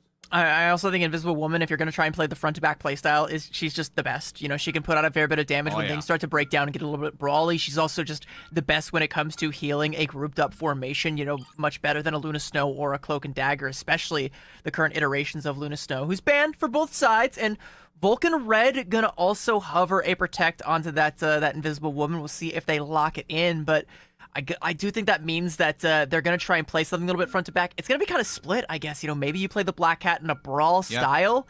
We haven't seen, we've seen a little bit of her, but we haven't really seen her to her full potential. So, what exactly is the most optimal way to play this Black Cat? We kind of speculate it might be dive, but maybe there is a world where she fits into a brawl, same as like a Daredevil. I mean, it really could just be like two players on the side of Vulcan Red going for the dive, right? You maybe one player on the Black Cat, one player on the Captain America or a Venom. Go right in, try to draw some of that attention, and then try to come back in. At the very least, Vulcan Red are thinking about some of those brawl options as well. You don't have access to the Phoenix, but you still have access to things like the Star-Lord and the likes of Agent, who tried to make it work. And at the very least, Vulcan Red did have a little bit of that brawl potential now coming in, as they're still thinking about their team composition as a whole. They are on the attacking side, so we can talk about Kanga's setup at the current moment, as Sector and Revzy are going to team up together with the Rocket Raccoon and the Star-Lord, so Revzy will have access to another form of that iframe and some extra mobility as well. Back over to the side of Vulcan Red, Miracle hovering over that Invisible Woman, and I do kind of worry about the Protect on the Invisible Woman. Prioritizing that over the Devil Dino, the ban from Kanga onto the Devil Dino came in immediately after that, and I'm wondering if maybe prioritizing that Invisible Woman might come back to bite them, quite literally, as Tinny was doing a whole lot of biting with that Devil Dino. It's what he's best at. At the very least, Vulcan Red, I think we're okay with it, because if the Devil Dino does get taken one-sided. They still have Quan on the Emma Frost to try to counter and shut down Tinny. We'll see if that's able to happen here as we head into this first neutral fight. And Kanga are looking to hold their ground here. Juicy even staying back onto the Bucky as a great portal allows Isaac just go crazy with the triple. Oh, that is insane. What? Dirty stuff coming out there. I mean, okay. Vulcan Red tried to go for a play, got portaled up, and Isaac just hit them all with a roundhouse kick. Like whack-a-mole, he puts them all down. That's disgusting. And again, Vulcan Red read like a book. It looked a little cool at the start. Lil Rang setting up the portal, allowing Vulcan Red to maybe try to go for a clever maneuver, but Isaac, you know, kind of just kicked them right in their teeth. As Vulcan Red are going to adjust a little bit here as Ancient going over to the Elsa Bloodstone, who did see some nerfs coming in. Juicy will be brought right back, so that's going to be the BRB expended. Rez gets taken down dangerously well, but is able to seek refuge, but Lil Rang isn't as lucky. Yeah, Juicy. There's no refuge from him. He's going to find another shot, though. And again, Vulcan Red, they're going to lose a man and respect it. I think they're afraid of Kanga, and they should be, because Revsy getting angles on this high ground, taking down Ancient, and yeah, Vulcan Red, I mean, they're going to have to turn tail and run basically all the way back to the spawn door. And now is Vulcan Red going to try to break through? It's going to be possibly the Moon Knight with the Groot Wombo combo. Lil Rang should be able to get his ultimate quite soon, but with Revsy raining down hell on the sky, Rez is even able to help him out with the invisible boundary. So Vulcan Red need to find a way back in. Maybe the Apex Predator is the solution to try to isolate any sort of member on the side of Kanga, but with Juicy stamping down Quan and taking down Genzo, Vulcan Red are just going to get staggered further and further, and they're going to have to wait out this Kraken Impact to expire. Another triple for Juicy. Not able to get anything with Bionic Hook, and like you said, Vulcan Red gonna let that Kraken Impact expire, fearing the third again.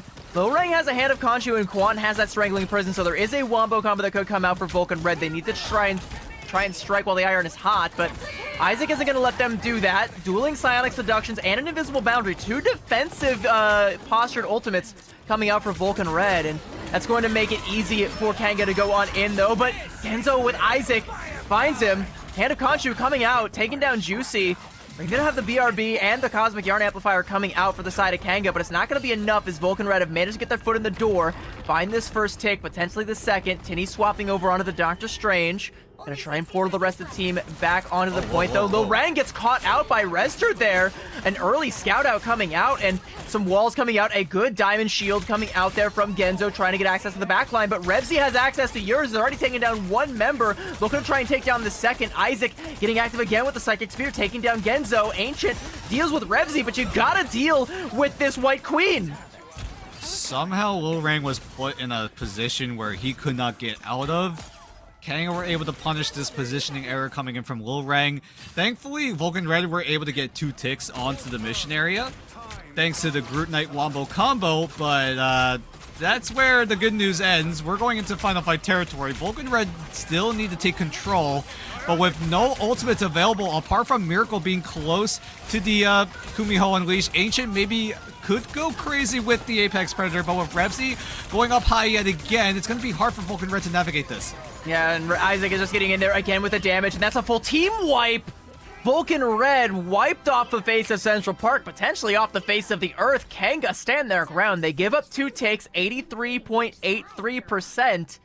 That's not going to be the loftiest of goals. That should be a pretty easy bar for Kanga to clear, especially at the pace that Isaac is putting him right now. I mean, Isaac was just putting on a lights out performance, shutting down 3 in that first fight off a baby portal from Vulcan Red to try to go for something a little bit spicy, but Isaac was able to shut that down quickly. Kanga now on the attacking side. Vulcan Red, what can you really do in this situation? You only have 2 ticks to your name. That's the only sort of buffer that you have. So maybe you resort to something like the Adam Warlock. Maybe you resort to something that can help bunker down, as Vulcan Red are looking to do just that. Chronics on the Mantis will allow Quan to get some of that extra utility for the rest of Vulcan Red, as Lil Rang and Miracle are going to round out the strategist backline. with some of that extra damage amplification that's going to go onto Ancient on the Punisher. I kind of question the Ultron pick for Vulcan Red. I know Ultron is in a really good place right now, and a lot of teams are playing him. You can farm up a fair bit of damage, especially onto someone like Tinny, get a lot of those Rage of Ultrons, but you do also have access to the full Vibrant Vitality team-up, or like you said, you could have gone for an Adam Warlock as well. We'll have to see what Vulcan Red are cooking here. Hopefully they've got something here, because Kanga are looking to run away with this one.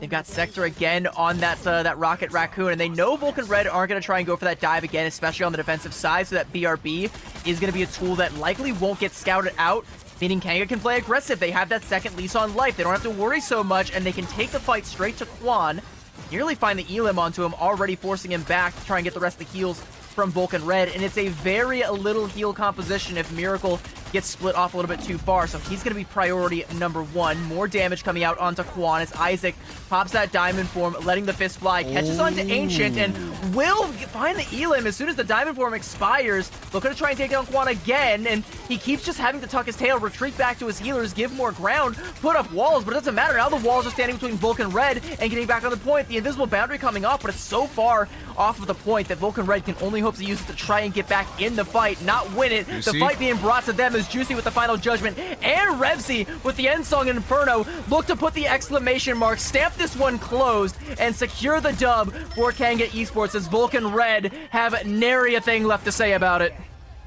Both sides really went for a more poke-oriented composition, right? Both sides trying to poke and prod, see what sticks.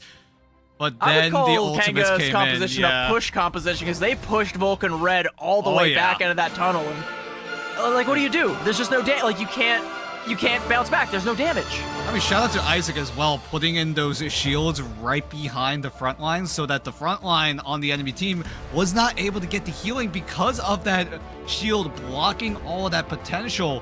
And Kanga were able to just utilize that to perfection, right? Putting Isaac on the Emma Frost, putting those shields right behind the vanguards of Vulcan Red, and no one on Vulcan Red were able to secure the space, because as soon as they realized, hey, I'm being walled off from heals, everyone on Vulcan Red's frontline have to pull back, and that's when Kanga pushed in to get all the space.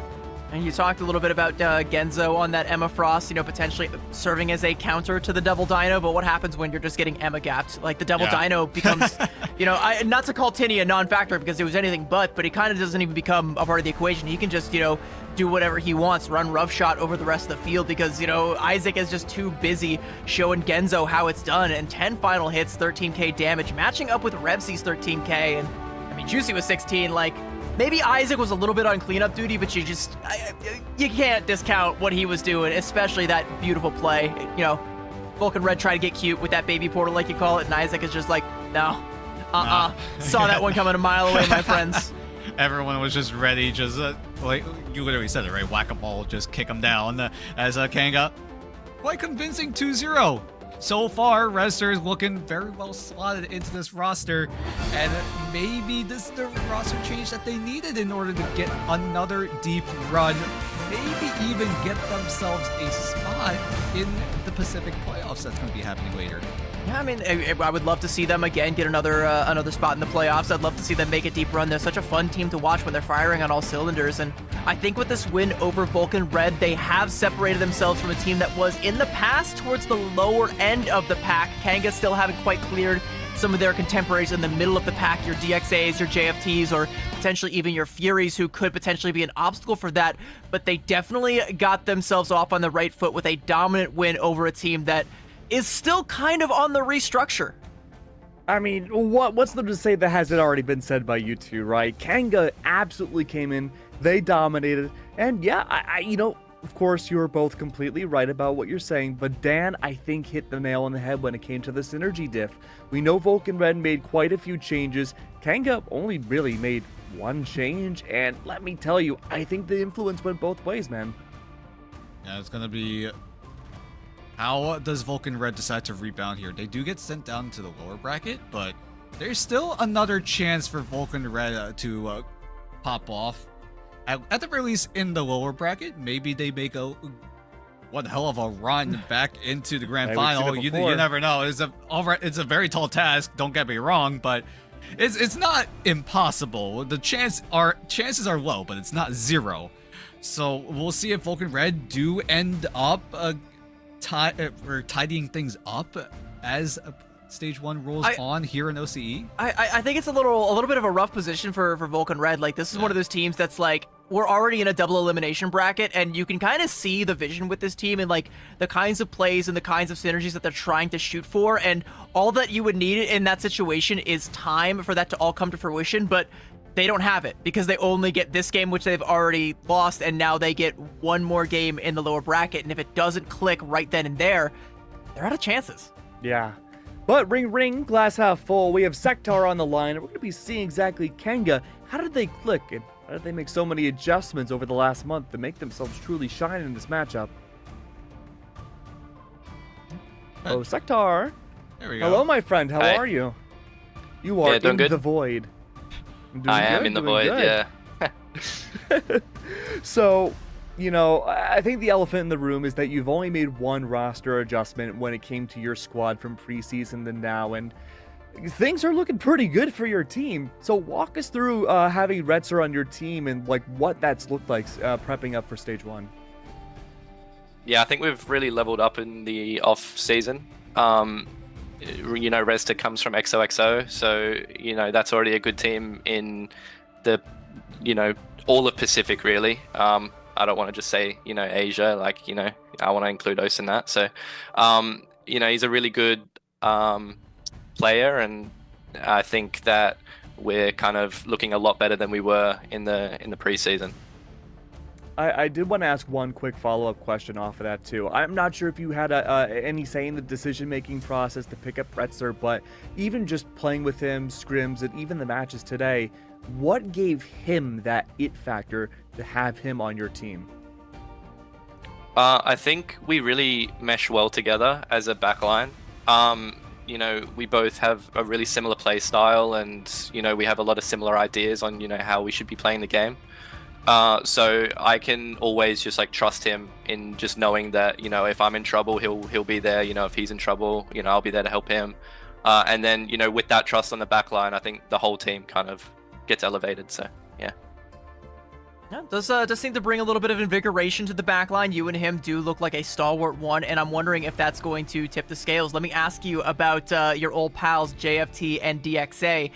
One map was what made the difference for you guys in that tiebreaker. Do you think it's going to come back to that again, or do you think it's not even going to be a competition? And if so, how many maps do you think you're going to beat him by this time? Nah, I think we've really got a good grasp on the meta at the moment. I was a bit confused today as to why the other team wasn't protecting Devil Dinosaur. Like, we were giving it to them on the first map, and then, you know, we were allowing them to have it on that second protect, and they just didn't do it, so we just banned it. So I think we have a really good read. We have, you know, a handful of comps. Juicy's been grinding Black Cat, and we didn't even show it today. So, you know, we can do the dive, we can do this kind of front to back dino comp. You know, we've got a lot of options that we can pick from. So I think we're looking, you know, a lot stronger, and I don't think it'll come back, you know, back to that three-way tie again. I mean, this is. I feel like this is a little bit more of a simpler question, right? You got yourself a spot in the upper semifinals. You're either going to be going up against Chiefs or a new team of Revolt. I'm not sure if have you guys looked into what Revolt have been doing throughout, I guess, in like MRC. Do you think they'll be a more formidable opponent if you do end up going against them? Honestly, I'm not too sure. I mean, they kind of appeared like last second, you know, just before the Stage 1 started. So really, we don't know what's gonna, you know, go on with them. So we'll just have to watch the official and, you know, see, you know, what they bring to the table. I think last season, since we were going so hard for the three-way tie, we really didn't have any time to prep for Chiefs at all. So it was a really bad showing from us, without, you know, because we were, you know, prepping for JFT and DXA. It felt like that was the only team, or the only teams that we versed the entire tournament. So when it came to Chiefs, we didn't really have that much of an answer for them. But I'm hoping that we make it a bit more competitive this time, and, you know, hopefully we can get a leg up on them. Let's say it is the Chiefs. Ooh. Yeah. Let's say it is the Chiefs. What's the score Let's say gonna it is be? the Chiefs. I am gonna say that it'll be 2-1 and we beat them. Okay, okay. All right, a little humble king energy there too, but still confident that you can take the win. I'll take that. Sectar, you have the platform right now, dude. If there's anything you want to say to those teams, haters, fans, whoever, go for it, dude. I think last season I didn't play my best, and I think a lot of people underrated me, but I'm really coming into this new season, you know, firing on all cylinders, and, you know, we're kind of an upgraded Kanga, so I think a lot of teams, and people, including you, CB, I saw your you know, Preds on Twitter, putting us in top 6. I think a lot of people are underrating us. How am I supposed to any of this? I think a lot of people are underestimating us, including myself, coming into this stage 1, and so I would be scared for the new Kanga. Okay, okay.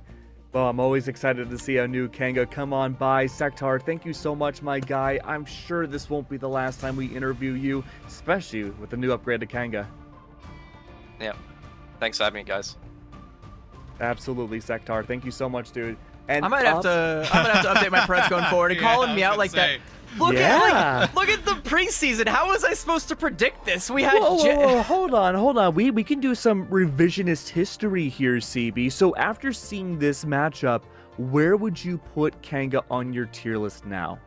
It's hard to say because they're going up. They went up against Vulcan Red and they came in as kind of an unknown. Kanga, did as we kind of hoped that they would and just made it an emphatic dominant win. They looked really strong, but we've yet to see them be tested against some of those former nemesises in JFT, DXA, or let's say Kanga are above them. We got to see what they've got when it comes to a team like Fury or a team like the Chiefs, which we might see them going up against. So I don't know, but maybe the team that ends up breaking that stalemate will actually be Kanga. Maybe I just bet on a losing horse. DXA still have a whole lot left to say there in the lower bracket, so I mean, it was a Hail Mary. Like, what were they supposed to do? Like, come on.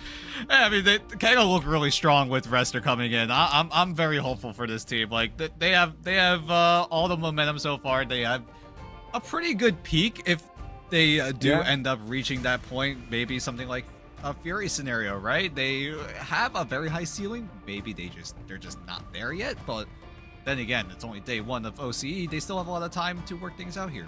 Well, if there's any animal that can break through a ceiling, it's absolutely a kangaroo. But we're going to be hopping into our last matchup of the night. Don't go anywhere. We're going to go to a small break and get it set up. We'll be right back. If there's anything we can do to make your flight more enjoyable, please don't hesitate to ask. Please sit back, relax, and enjoy the flight.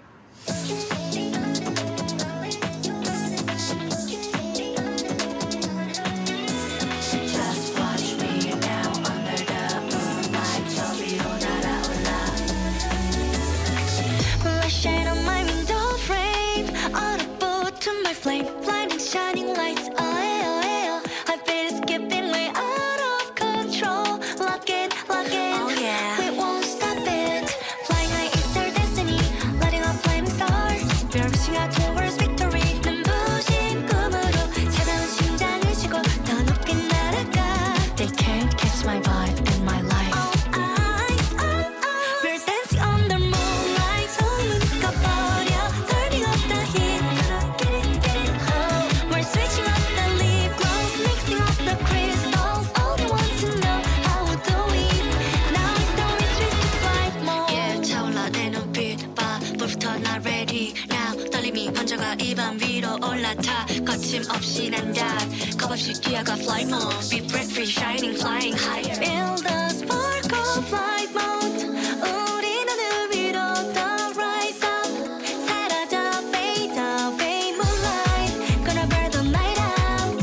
Every time my heart's flight, we go higher, eyes wide, right through the starlights. 차가운 공기속을 realize.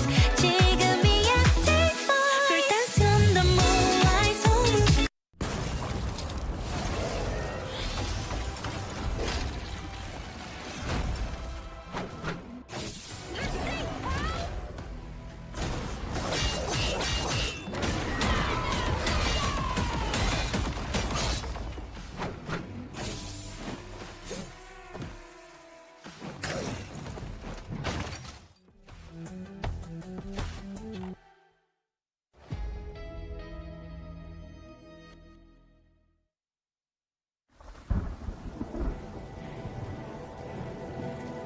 Signal anomaly located.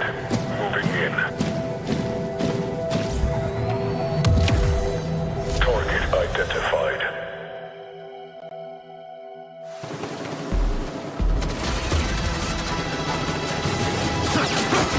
Not exactly a warm welcome, Nueva York.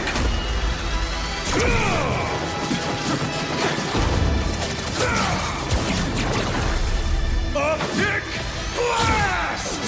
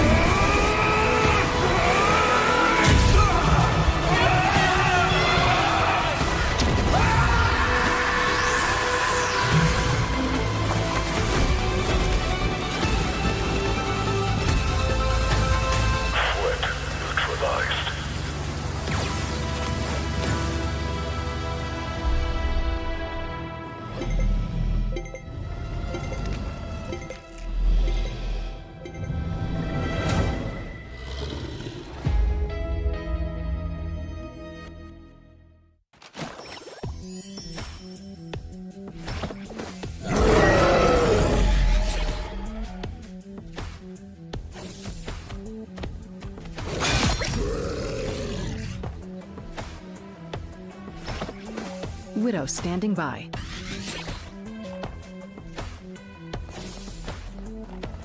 Another one bites the dust. Do me a favor. Don't tell Alicia I was here. Oh, that looks like it hurt. If only Sarah were here to witness me in glorious combat. You would not last a second in heaven. Make way for King Namor. Namor does not lose.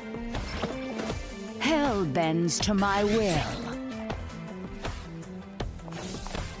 Another soul to join my legions. Frank Castle, reporting for duty. Justice, pure and simple.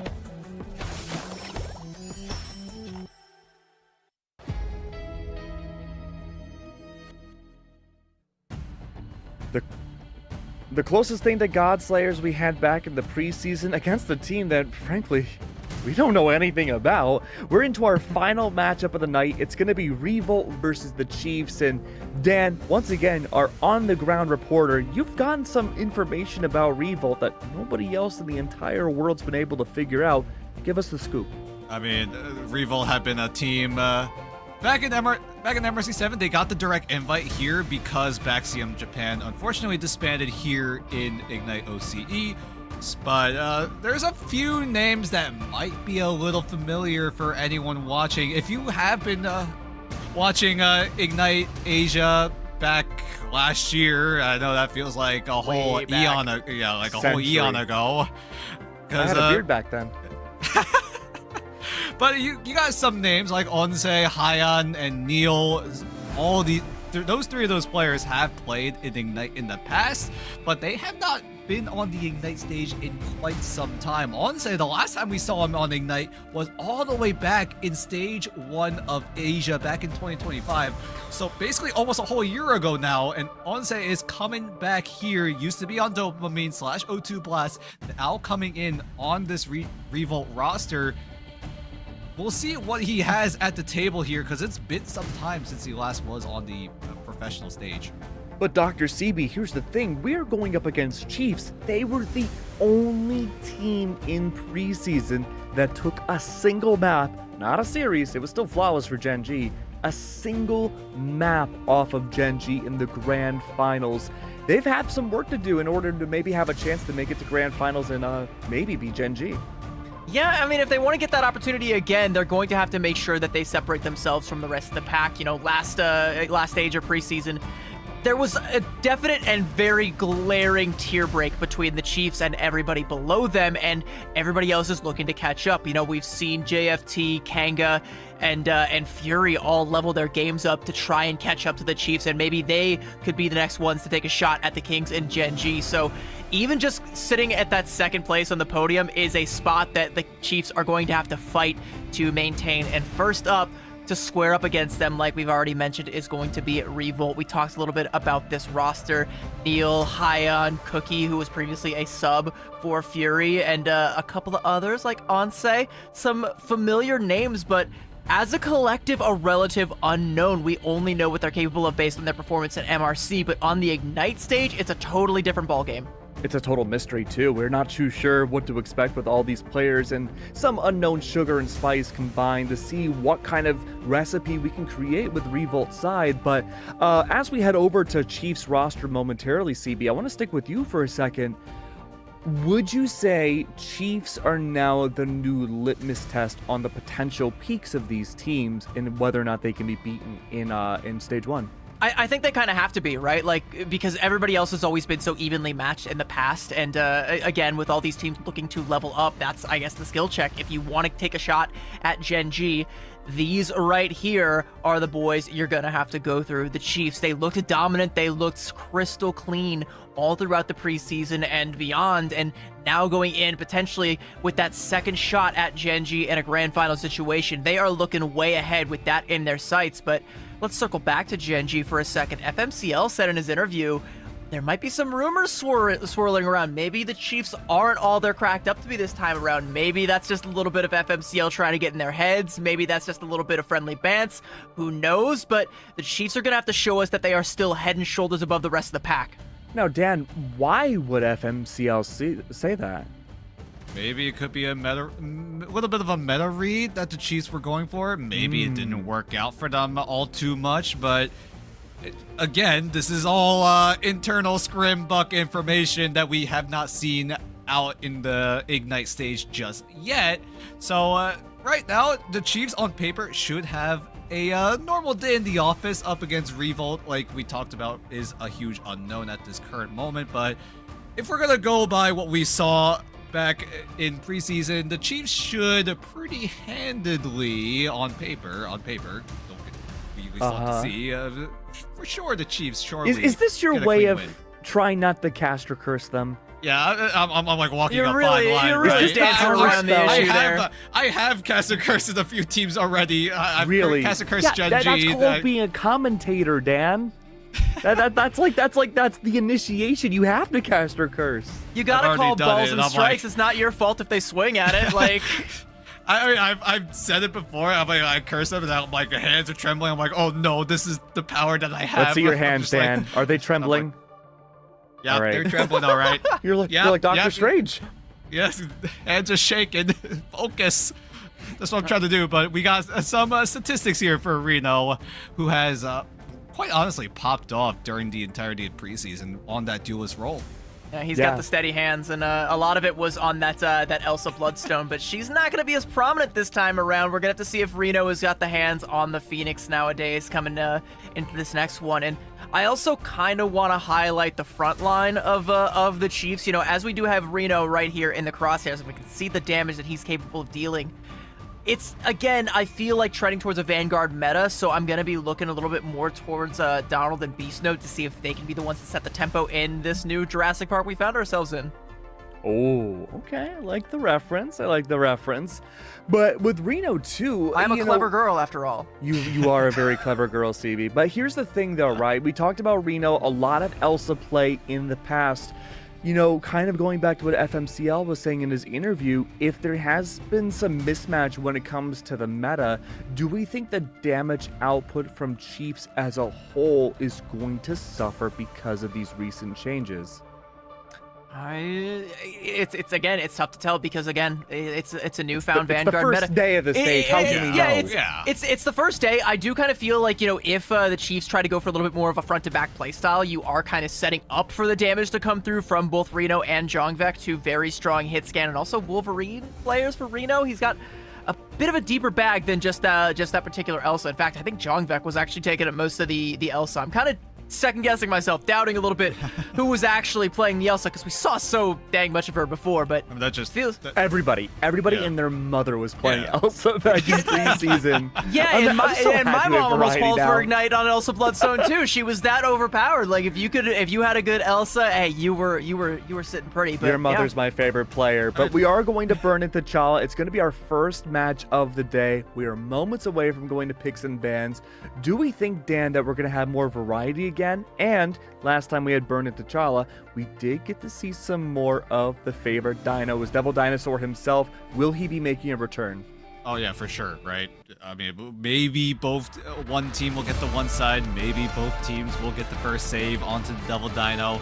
That's really where the variety has come towards for both teams in past matchups. And now coming in here, this is Revolt's first chance at the Ignite stage. The Chiefs coming back from preseason.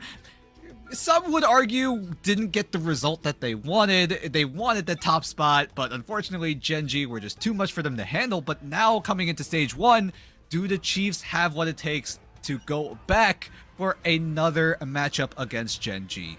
Well, they're going to have to do it without the Devil Dino here, as Revolt are going to secure that one-sided, because the Chiefs are another one of these teams here in OCE that seemingly like to prioritize the Black Cat, so all eyes are going to be appropriately on Reno. We saw his stats on whatever heroes he was playing. You know, it was kind of a mixed bag back before, but we know what hero he is going to want to start off on this time around as a one-sided Black Cat comes through for the Chiefs. And Revolt, like you said, one-sided Dino, so a little bit of that front to back, a little bit of that flexibility in terms of how you want to utilize this Dino. Maybe you go in guns blazing, trying to stomp down the Chiefs, or you just stay back, play front to back, make sure that the back line of Revolt is not getting absolutely destroyed by any sort of dive potential of the Chiefs if they do choose that route. But for now, as we get further and further into the ban draft, both sides will commit their ban onto the Mantis, so no damage amplification, no movement speed boosts as well, and no Vibrant Vitality also. Luna Snow Protect coming through from Revolt. I'm liking the way their ban draft is starting to shape up. I'm curious how this is going to be. And something else that we probably haven't really talked a whole lot about is Revolt do have the benefit of coming through MRC, which, you know, maybe kind of sounds a little bit iffy because it's like, oh yeah, they're the MRC team. There's, you know, new kids on the block. They do have a little bit more practice together as a team as of late, and they may have a better read on the meta as a result. They're going to have that Captain America banned out from the other side from the Chiefs to secure a protect onto the Phoenix, and it's going to be a Jeff ban to round things out for Revolt. Okay. As we go to a pause. Right out the gates, though, like, I don't hate the ban draft from either side. You know, the Chiefs giving up the Dino and committing wholesale to that Black Cat, whereas Revolt seem to have a pretty decent read. You know, they go in for the Dino, they go in for the Luna Snow, and some of the things not pictured that they were able to get through the ban draft as well. White Fox and Ultron. We haven't seen any other teams leverage that duo that trio just yet. I'm waiting for it to happen. I've seen it a couple times from a couple different teams in scrims, and if we see it, we really get to see the Luna Snow be unleashed. I think a lot of teams do fall into the trap of protecting her just because she's particularly strong right now and always good when it comes to a lot of these front-to-back compositions, but I feel like her value goes so much more deep than that, and I want to see some team leverage that. Hopefully Revolt can be the first. I mean, both sides, I mean, you said it, right? Both sides have navigated the ban draft pretty well. I would have to agree as well, right? The Chiefs making sure that anything complementing the dive on the side, on their own, to be enabled as well. Make sure that they have what it takes to utilize that dive. Revolt were able to at least shut it down, maybe just a little bit by taking away the Jeff if the Chiefs do go for the Venom. So no symbiote shenanigans being available if the Chiefs do want to go for the dive, because they also, quite frankly, saved the Black Cat quite early on, and that really signaled what Revolt had to do in the ban draft. Just shut down the dive, make sure that if they do want to go for the Black Cat, it's going to be really hard for Reno, which I assume will pilot the Black Cat. It's going to be really hard for him to try to navigate around the Dino that Revolt were able to secure one-sided. Let me ask you a question, Dan, as I think we got the unpause coming here pretty soon. We do have, well, we've seen throughout the day in OCE a lot of teams prioritizing the Devil Dinos. We have both talked a fair bit about, but we've also seen a couple of teams ditch him and go for the Black Cat. So settle it once and for all. Are you team Black Cat or team Devil Dino? I'd say team Dino. Dino just makes the team composition so flexible. You can either play dive, you could either play brawl, you could even play both if you really wanted to. And just that flexibility alone is just enough. I know Black Cat has a lot of tools, especially with that shot mechanic that she has in her own kit, making sure that you want to go for rotational plays, you can do that. If you want to see where the enemy team is, you can do just that. But I feel like Devil Dino just influences the entire composition, because at the end of the day, if you really want to go for the Black Cat priority, you're kind of signaling that you want to go dive. Yeah, you can't really rebound to anything else. And even with, like you mentioned, the shot mechanic, that level of versatility that Black Cat has, I do still think, like, at the end of the day, when, you know, it's time to knuckle up, you do kind of have to go for a little bit more of those dives, and if you appear on the Devil Dino's screen, you are in danger. So you can already see Revolt trying to lean themselves in that direction. I would agree. I'm also on Team Devil Dino, and I think Revolt would also agree. Here's my question, though, for the Chiefs. We see Beast Node currently hovering over on the Venom without the Devil Dino, and also with Donald on that Captain America. My question for the Chiefs was always going to be, like, how good is their dive composition specifically? Because we've seen a lot of them playing the front to back in the past. We've seen mixed results with the dive. It didn't look too good against Genji in the grand finals, so they went back to something a little bit more well-practiced on. How are they going to adapt to this new landscape? I think the way forward for both teams is clear. For Team Revolt, your new kids on the block, show us what you got. For the Chiefs, you were at the top of the block, show us that you still got it. We will see as a little bit of an exchange, a little bit of a friendly fire between both these teams before the gates open up here on Warrior Falls. So a lot of environmental potential here coming in as Revolt make their Ignite debut here up against the Chiefs. As Revolt look to go for the more brawl style of composition, Hyon on the Star-Lord could go in and out of the enemy backline. Onset going to be that steady cornerstone that Revolt could rely on as long as that Dino stays alive and well. Hyon just pumping in some of the damage onto Beast Node. Hello, Donald, just showing up at Hyon's back door. Little hit and run, not confirming the elim though, but does signal the beginning of the end. The dive coming through from the Chiefs, but Cookie punishing Beast Node. Good retort there with that Fox form, and now Reno getting caught out all by his lonesome, and it seems like Revolt are here firing the first shot. Donald, though, going in to try and bounce back, taking down KV7, a good way to keep themselves in the fight. Take down the strategist, hunt down that Luna Snow, make sure that there is no healing for Revolt going forward. Cookie is going to have to make up the lion's share of it from here on out, as the Chiefs are refusing to concede this fight. Another slash coming out now from Beast Node, confirming that elim there onto the Devil Dino on the other side, and now the way forward is clear. Reno back into the fight, has his sights set, but instead is going to help up with that front line battle there as Beast Node again going in deep, and the rest of the team is there. The White Fox teleporting in, a nice little two-piece coming through, and the Chiefs will win that first fight.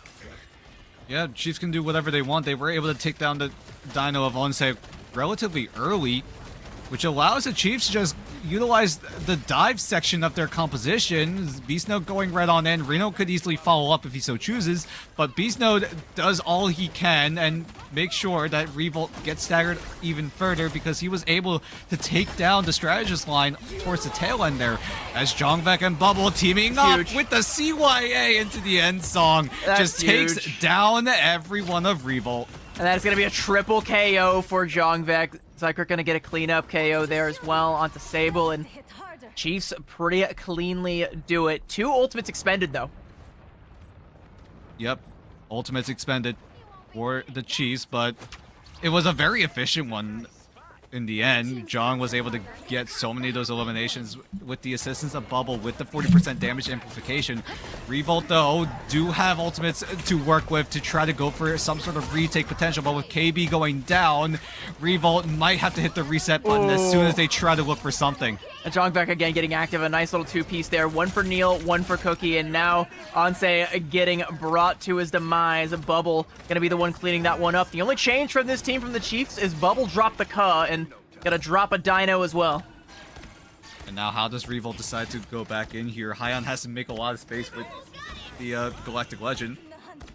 Cookie also could back him up with the Kumiho Unleashed to give Hyon some extra utility to work with, but with Reno making the first aggressive move, Revolt have to go for the reactive measure. It's gonna be a back cap potentially coming out here for Revolt, though, is Sable coming on over there, 93%, and Revolt will find the flip, and Sable taking down Donald. The ultimate's starting to pay off for Revolt, but Bubble gonna bring Donald back with that BRB. High-end trying to take to the skies with this Galactic Legend, but is seeing a lot of beefy health bars. Can't quite chunk through him, so we'll cut them off at the source, taking down Bubble. Good trades coming out for Revolt as they do have the control of the point. They need to maintain it, but Reno taking down Sable just inches away from that health pack, so close to that Oasis, but will not be giving the drink that he needs. And Donald and Zhongbek coming back. Reno continuing to follow up, terrorizing this backline with another two-piece. 96%. There's not going to be an opportunity for a retouch here. Revolt are going to have to concede as the Chiefs take Warrior Falls quite handily. Yep. And thankfully, it wasn't a shutout. Revolt were able to get control of the site for just a little bit, but Chiefs easily rebound, and we're just able to rip apart Revolt. It just felt like Revolt didn't have an answer to Reno on the Black Cat. They do what they can. They try to shut it down with Onze, try to bite down Reno if he does get a little too aggressive. Cookie and KB7 have all the CC that they need if they need to peel away the dive potential of the Chiefs, but unfortunately, it's just not enough. Chiefs have both Donald and Beast Node to potentially draw in all the aggression, and with Revolt not getting access to those resources, Reno could just easily shut them down.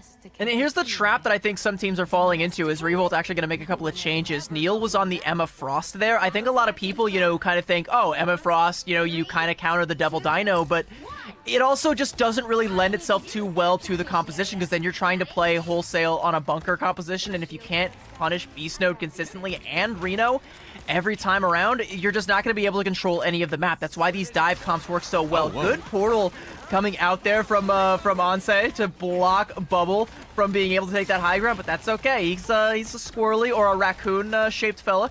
Get back to the rest of his team and take an early posturing on the point there. Sable under a lot of fire now coming out, but the Sonic Detonation taking down Reno. That's a good start, but they have to trade Cookie in order to do it, and Reno is going to be rezzed right back up, so Revolt losing out on their main source of healing, have to try and strike while the iron is hot. They do take down Beast Node, no rezzes this time around, and Song Inferno to try and shut down this Fate of Both Worlds now coming up, but like you said, it's comboed, it's damage amped, and Psyker gonna get in there and confirm that KO there onto Sable. Zhongbek taking down KB7 and just letting the sparks fly, bursting down Neil. No matter how much healing, this Dino is about to go extinct. I mean, it just feels like the Chiefs have every single answer. Revolt were able to get some sort of early advantage, but Chiefs were able to rebound just as quickly and are able to clean up the rest of Revolt, because Chiefs do have that combo down, but still, it's just Revolt don't have an answer to this Black Cat. Jong is just able to win out the 1v1 onto Sable, and the rest of Revolt need to find some way back in, but again, Reno just going crazy in the backline. Revolt have no answer. Chiefs might just be able to spawn camp.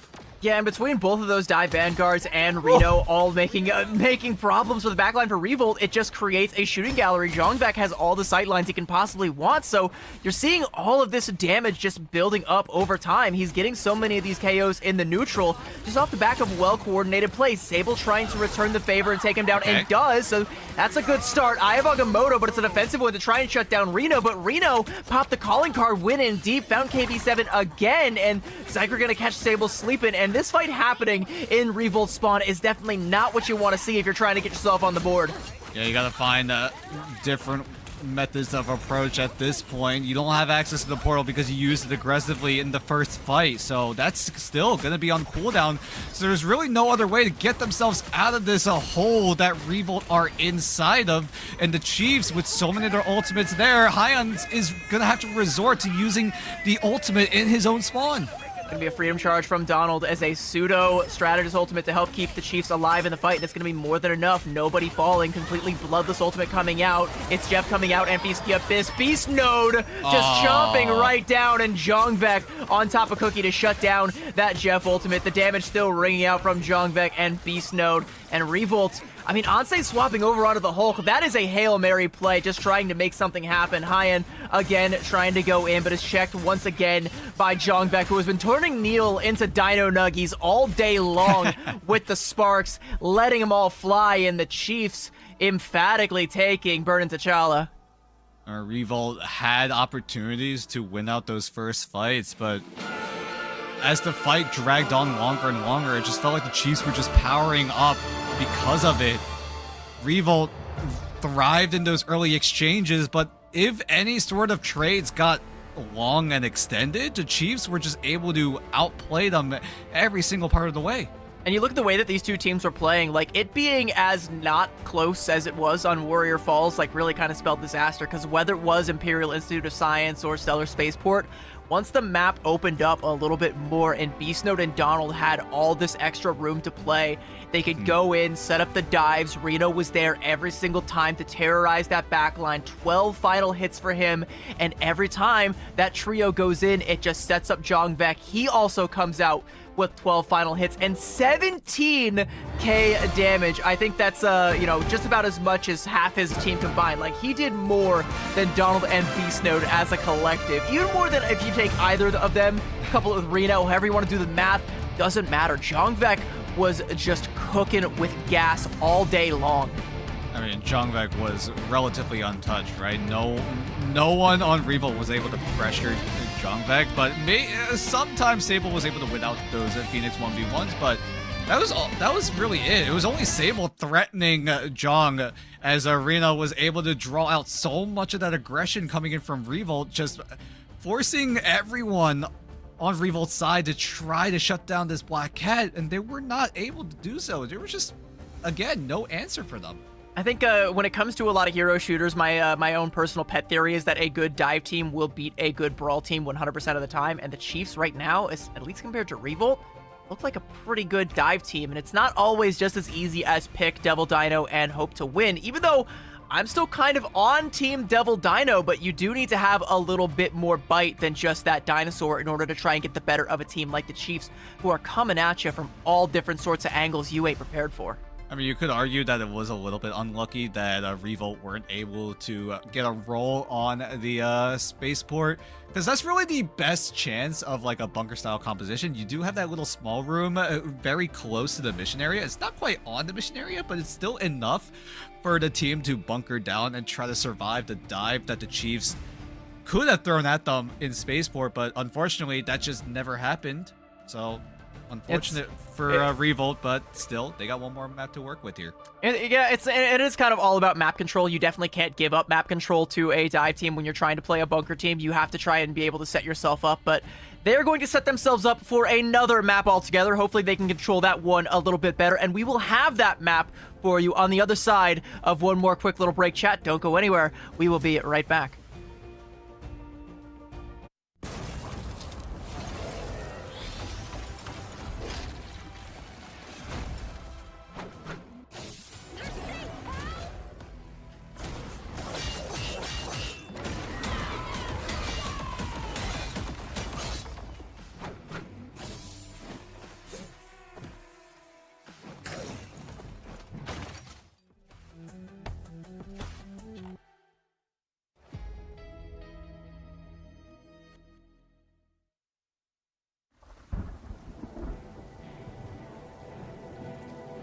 Anomaly located. Moving in.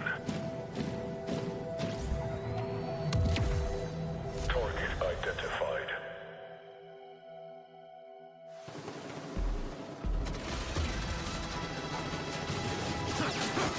Not exactly a warm welcome, Nueva York.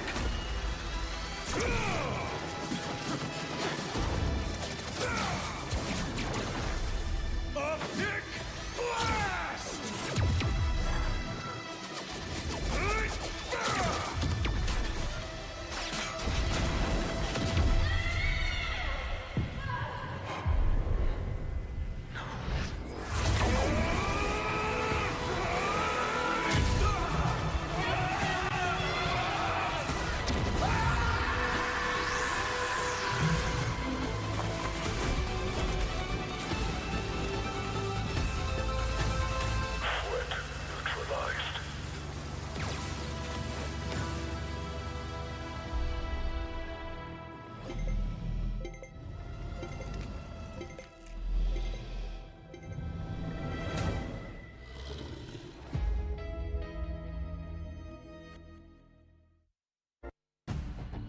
Well, ladies and gentlemen, if this is your first time turning into Pacific or Oceania, well, it's kind of how a lot of these games go sometimes.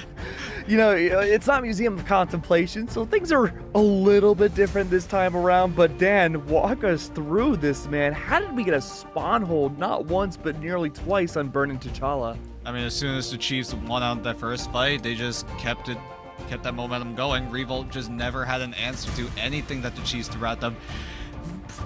Some might argue, some might say that Reno was probably the biggest problem for Revolt, because when you look at that match, it just felt like Reno could do whatever he wanted on the Black Cat, and Revolt just had no answer. It was maybe the biggest problem, but I think on their Jay-Z status, they had at least 99 of them. I wonder what the one problem was, though. But I gotta say, man, that was a rough matchup for Revolt. It was their first showcase post-MRC into the Ignite series, and unfortunately you have to go up against Chiefs, which is pretty similar to being up against like Gen G and the likes. We saw that a lot so far in the preseason, but we talked about this before our first matchup, Dan. They being Chiefs are going to be the litmus test, we feel, for a lot of teams to see, is there a chance that they can secure that second or maybe even third place slot towards the end of this group stage, maybe even securing that second place spot going into playoffs. I don't know. I mean, we're going to have to see. We're already in that double elimination bracket, right? This is just how OCE Stage 1 is going to be structured. The top two teams will get a chance to play against some of the Asia teams in a collective combined Pacific playoffs, but that's way, way, way down the line, as the Chiefs, maybe they do have a chance to get themselves a spot, but it's going to be really, really competitive, because throughout the entirety of OCE, there are a lot of competitive teams, but only 2 can make it into playoffs right now. And That's yeah, those right. those 2 spots, at least for my eyes, seem pretty uncontested. Like that first spot, it's going to be Gen G's, and I really don't think anybody's going to have a whole lot to say about it unless that other team is the Chiefs. So it really is a battle for, can the Chiefs hold on to that second place? Can they either be the team to unseat Gen G, in which case that would just put Gen G into second place, because you know that's going to happen in a grand final situation here in OCE if that happens at all. And, you know, if they can't, who is going to take that place? I think right now, you know, maybe you're looking at a team like Fury to potentially be the next contender. But if the Chiefs keep this pace up and they keep lining them up and knocking them down like they did on that first map, like, you know, just an emphatic win over a newcomer like Revolt, saying, no, this is still our house. Well, now hold on, CB, because we were in the interview with Gen G, they were saying, you know, maybe Chiefs aren't as good as they used to be. There might be a thing or two that we've noticed behind the scenes. I think the meta, for the most part, for Chiefs, at least going into this first match, looked pretty on par from what we've seen from other teams. So, I don't know. The mystery continues. Well, there is no mystery as to where our next map is going to be. Shin Shibuya is the choice for Revolt. Alrighty, and we're not entirely sure what side Revolt did in fact pick up here. I'm looking at the feed right now. It's saying on defense, so we'll see what Revolt have cooked up on their end to try to counter what Chiefs have been throwing at. Because right now, it all comes down to the ban draft, right? You got to figure out what Revolt need to do in order to shut down the Chiefs. And right now, I'm looking at trying to shut down this Black Cat, either banning the Black Cat itself or banning away things that complement the Black Cat. I think Devil Dinosaur could be a pretty good compliment too. Yeah. I know there was this little war going on between you two. Yeah, what team are you on? It wasn't a war. We were both on Team Double Dino. We're on Team Dino. Yeah, there's no war here. We're in a truce. I mean, like, are you with us or against us? Answer carefully. I think we're about to start a war. Because I'm Team Black Cat. Okay.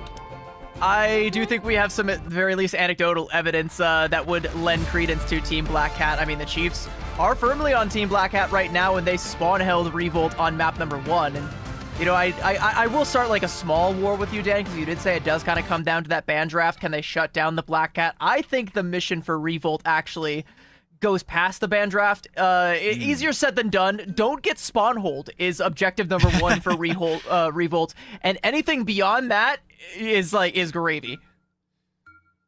We'll see about that. Chiefs, though, will secure the Black Cat, so Revolt will need to resort to finding ways to take away resources for the Black Cat to be enabled. Maybe you set your sights on the Captain America, maybe the Venom as well. Revolt are thinking about it, but for now, they will take away the Devil Dino and maybe take it for themselves one-sided.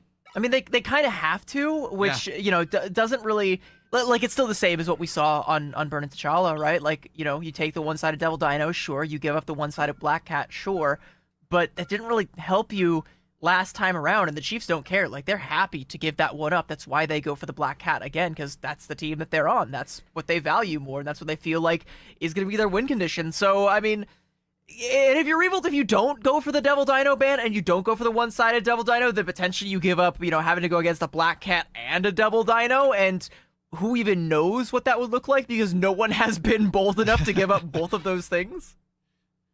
I don't think we've seen both Devil Dino and Black Cat on the same team just yet, but Revolt looking to invest their second save on someone, because both teams taking away the Mantis, so no damage amplification and enabling the team, no movement speed also enabling the team, so that's going to be taken away. Luna Snow will be the save for Revolt, so maybe they get another crack at the Luna Snow White Fox team up that I've played these games before. I've played these games before. This is the exact same pick and ban draft that we saw on the previous map, and it didn't work out for Revolt, and there's going to be, again, the protect onto the Phoenix for the Chiefs, so Jongvek, again, going to be up to his usual tricks. Reno gets the Black Cat, so they get their duelist lineup that they want for free. Right. There is going to be a Captain America ban from Revolt. That's going to be the lone curveball that ends up coming through, and I think that's a good one.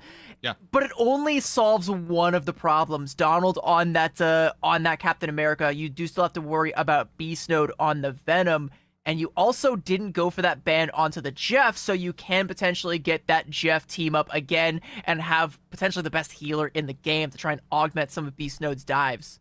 I mean, Donald, I think, is completely okay with the ban onto the Captain America, right? Because Donald can easily just play the Emma Frost. Emma Frost easily shuts down Devil Dino, for the most part, at the very least, as the Chiefs look to go on the offensive side first. Revolt do choose the defense first. So, Revolt, what does their composition look like? What is their ideology here coming in on this defensive side of round number one? Onse on the Devil Dino, Neil on the Emma Frost, as Hyan going to the skies with Ultron this time around instead of the Star-Lord. Maybe try to enable Sable on the Phoenix, try to give him some extra damage amplification to try to enable this Phoenix to shred down the Chiefs, because right now the Chiefs looking as aggressive as ever now. So I don't know if KB7 is going to be too privy to it, but this is where I want to keep my eye on the DPS Luna, because you can just put a drone onto the Luna Snow. She can self-snowflake and essentially just have that free perma boom bonus damage, and that's a great way to deal with any sort of dives that are going to be coming your way. And the Chiefs, they are on that dive. Reno going to use that Flame Orb, scout out his targets, and help set up alongside Beast Node, potentially Zykrek as well. They're going to dive on in, and they take down KB7. So, I mean, damaged Luna doesn't matter because all the damage was front-loaded right on that Luna. She ain't going to be around to tell about it as the Chiefs find that quick little 1-2. Can't quite get up to Hyan up there on high, but it doesn't matter because the fight down below is being won handily by the Chiefs. They take down Onse on that Devil Dinosaur, now taking the fight right into the arcade, but they ain't playing no games. They came to take names. Another shot there onto Cookie, and the Chiefs making it look easy with 2 quick ticks and a teleport now coming out from Onse to try and deny the full cap from coming through, but his feet can't touch Terra Firma quite in time, and even meeting the chokehold of Donald on that Emma Frost, the Chiefs, again, they cap it so swiftly. 5:23 in the time bank. And they're looking to keep the pain train going. Hyan going to get staggered out. Might just be even more. The whips are doing so much work for Reno and the Chiefs, and Revolt just cannot find any sort of foothold on this entire map. Every time they try to make space, the Chiefs invade in their own area and just take it for themselves. Revolt completely giving up the Devil Dino. Onse gonna swap over onto that Venom, and I think that means that they have given up on trying to go for this full-on counter dive. Instead, they're going to have Neil on the Emma Frost. Maybe he'll make the swap. Sable going to take down Beast Node. That is a good opening salvo. Going to find Reno as well. A nice little two-piece for the Phoenix on the other side here. So Revolt starting to get their feet under them, starting to walk, maybe get a couple more KOs. They could start to run. Beast Node trying to go in with this Feast of the Abyss, try and snuff that one out. Rage of Ultron coming out to try and augment the healing, though, but they've lost out onto one. They're trading it out for Donald. The Cosmic Yarn Amplifier is keeping the Chiefs in the fight for the time being, but a good Carbon Crush onto Beast Node, forcing out that Symbiotic Resilience and the swing as well. Revolt, at least for the time being, able to stand their ground. Yeah, they're able to stall out the aggression coming in from the Chiefs. CYA in tandem with the Feast of the Abyss only found one elimination, so Revolt still thought that the fight was winnable, and they are very well right. Good Feast coming in from Onse to try to draw out some of that resources from the Chiefs, and that will bring out the Kumiho Unleash, and it will get burned out pretty fast, as the rest of Revolt do have a lot more ultimates to keep this fight going. And the key thing is they're keeping KB7 alive, so you will still have that Fate of Both Worlds, and you get all the damage from that DPS. Luna Snow coming out. Calling card now going to come out from Reno. Wants to try and hunt down KB7, but there is that Fate of Both Worlds. So KB7 keeping the team alive, and more importantly, keeping himself alive, and they are dishing out the hurt. Neil and Cookie able to find the front line, and there's an Endsong Inferno to strike deep into the back line. And with 3 quick KOs, Revolt not only stand their ground, they stake their flag in it. Yeah, but Revolt did invest a lot of their resources just to stabilize, as they need to find a way to hold for another 3 minutes. The Chiefs, however, will have a second rotation of ultimates coming in. Jong with the Endsong Inferno could be assisted with Bubble on the CYA yet again, and we've seen it back in map number 1. That combo has worked so well for the Chiefs. And the Revolt need to find an answer here quickly. Hion's getting closer and closer to that Rage of Ultron, and hopefully that will be the tool to, at the very least, survive this Wombo combo that the Chiefs are threatening. Oh, the peel didn't come through for KB7, so you've lost that on your Luna Snow, so you're going to be relying potentially on that Rage of Ultron for all of the healing going forward, and Onse ain't going to be getting any of it. Bubble going to get the cleanup KO onto that one, and gets to hold on to the CYA for the next fight. Ion still has that Rage of Ultron, like we talked about. Could easily pave the way for Revolt to go for some sort of retake. Chiefs, however, will have defensive measures. Donald could easily hold Revolt at bay with the Scion Seduction. He's able to take down Onse, so Donald could easily go in with the Scion Seduction to just force away Revolt, but Hion's going to kick things off here. Endsong Inferno from Jongvek with the CYA triple off of the Endsong Inferno. Jongvek will stamp an exclamation mark on this point. Feast of the Abyss going to come out now from Onse and has a buffet at his disposal, but Reno going in super deep, taking down Hyan, and that should be the cap. Another resistance from Onse, but it's a token one at that, as Chiefs cash their chips, get this second cap, and again, the portal is just a frame too slow. No portal in time means Chiefs get the second checkpoint. I mean, Hyan was really the only one able to maybe get a chance at surviving the aggression coming in from the Chiefs, but Feast of the Abyss with the Endsong Inferno, all assisted by a 40% damage amplified CYA. Yeah, you're not healing that one, because burst damage is going to be way too much for Revolt to handle, and they all fall down at the exact same time as the rest of the Chiefs just keep on going. Another pick onto KB7. Donald even going to amplify this even more with the Scion Seduction. Is going to catch out the Dino. He's going to be taken down, and the rest of the Chiefs, look how close they are together. They're just playing so well. Aggressive or passive, they are all together no matter what. Look at where Reno is posted up there, and KB7, you know, he's been dealing with the full force of these dives from Beast Node, and Reno is already trying to scout it out. There was the Flame Orb there to try and scout Revolt's reapproach here onto the point here, and another dive potentially coming out. Cookie trying to live through it with the Fox form. Bursts down Beast Node, forces out Symbiotic Resilience. A little bit of limit testing coming out from Beast Node. Endsong Inferno from Sable, forcing out some resources from the Chiefs. Calling card now from Reno, but Kumiho will be unleashed, keeping everybody alive. Fox beats Cat, and Phoenix beats other Phoenix. Sable taking down Jongvek, will be back with that BRB, but that resource being burned mean the Chiefs have to try and go all or nothing here. There is that combo coming in again, Jongvek and Bubble, but there's no living targets as the rest of the team has already melted them down. Jongvek finding a few more in the neutral, and 129 in the time bank. The Chiefs will set a blistering pace here on Shin Shibuya and get themselves all the way through, secure extra innings, and now Revolt, you're up, son. What do you got? Revolt tried to get the defensive side advantage. It's very defender-sided when you're playing on Shin Shibuya, but the Chiefs were able to break on through. Although Revolt did have some signs of life here and there, but just the sheer wombo combo coming in from the Chiefs. The Revolt just never had an answer there. They tried answers, but they were still incorrect because the Chiefs just had every single tool, even going as far as getting 2 ultimates in tandem with Bubble on the CYA.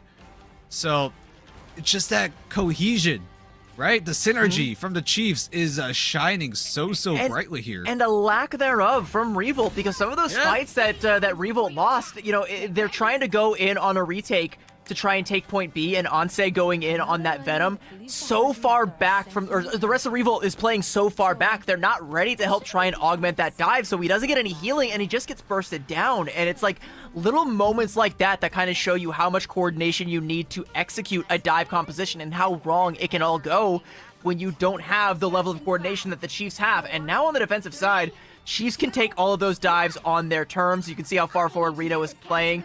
Once he builds up to the fortune to be able to get that flame orb, again, Revolt are going to have to try and play like they're navigating a minefield.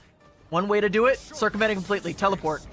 Yep, portal right up to the high ground. Give themselves as much of that space as possible, because right now the Chiefs, we're posted up to expect engagement in the main area, but now Revolt spreading out, taking as much control of that high ground as possible, means that the Chiefs are going to have to take a different approach here, as we're going to see some close quarters combat up in the high ground here. And KB7 is once again public enemy number 1. Sable gonna take down Reno though, so KB7 can breathe a sigh of relief. His savior is here, and Revolt are able to strike first blood here on the attacking side, and they're second for your money as Ansei gonna take down Jongvek, and this is a good way to get themselves in the front door. Jongvek is gonna be rezzed right back up, but there's gonna be no such res that comes through for Donald, and with only losing out on high-end so far, Revolt have managed to get the first tick. Second should be coming through, and the Chiefs don't seem to be in a good position to try and go for a recontest here. Jongvek gonna fall again, courtesy of Ansei. 2.5 ticks and only one man standing between the full cap, and yeah, just like you said, what a good freeze. Foreplay now gonna come through from Donald, and it is gonna be that game of whack-a-mole as one by one, the Chiefs are gonna come right back up, but there's not gonna be any healing waiting for them on the other side of that portal. Good kidnap there from Cookie, but you can even see the Chiefs, they know their limits. One man at a time is all it takes, but they do step off of the cart back through the portal, give it up, and that will be Revolt finding the first cap. 5 minutes in the time bank, and they are looking for a couple of stagger elims. I think that was a little bit of a mistake on Reno during that first fight. Thought that he had a good angle to go in, but Revolt were able to bunker up perfectly, and we're able to shut down Reno, and that allowed Revolt, hey, we don't have to deal with this Black Cat for a few seconds, so we have time to just go right on in, and they do just that, but Chiefs are looking to fight right back. And Song Inferno coming out from Sable, but it's going to ring hollow. Jongvek's song playing just a little bit more loudly, but maybe we should be singing Beast Note's praises right now as he's going to go through with a 3-piece. Disgusting stuff coming out from the Chiefs, and you know, maybe they give up that first point, but now they can go for that same spawn hold as before, as again, they have control. Reno's going to have the currency to be able to use those flame orbs, and already doing so to scout things out. Beast Node can see it too, so he knows where Revolt are coming from, as though it can only be any place besides the spawn. Good charm, though, to shut down the Feast of the Abyss. You'll be going hungry today, putting Beast Node on the Atkins diet. Eye of Agamotto coming out, and a huge charm with that damage amp from Zykrek on the off angle to try and clean things up. It's back and forth on both sides, though. Meteor M is going to be blocked. Nothing coming through from that side, and Revolt looking to try and break this stranglehold, but they haven't done enough to fully dislodge the Chiefs. Chiefs going to back up, take the fight back over onto the cart, give Revolt a little bit of breathing room, but they're trying to shut down Hyen so he can't pop that Galactic Legend. He's going to do so, but he needs that Fate of Both Worlds in order to be able to do it, and with the Meteor M, Donald can just absorb all of that damage as Zykrek continues Just let the healing, let the damage, let the marbles fly and land where they will. And Reno is just terrorizing the backline yet again. The rest of the Chiefs follow up suit. And no one on Revolt have an answer. No more ultimates left in the bank. It means that Revolt are going to have to concede this fight. And with 3 minutes on the clock, Revolt still have a lot of time to work with for now, as they look to switch things up here. Honestly, going back to the Strange, Neil onto the Devil Dino. Maybe to try to stunt the aggression coming in from the Chiefs.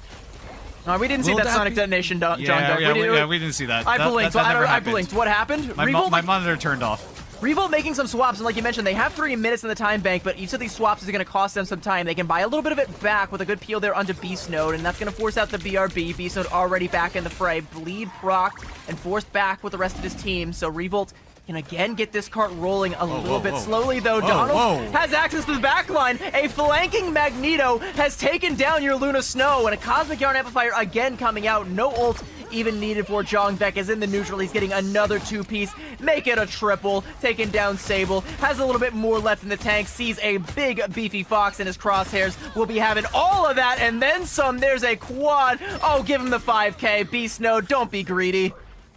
Well, he's able to secure it, and the Chiefs are able to hold for just a bit longer.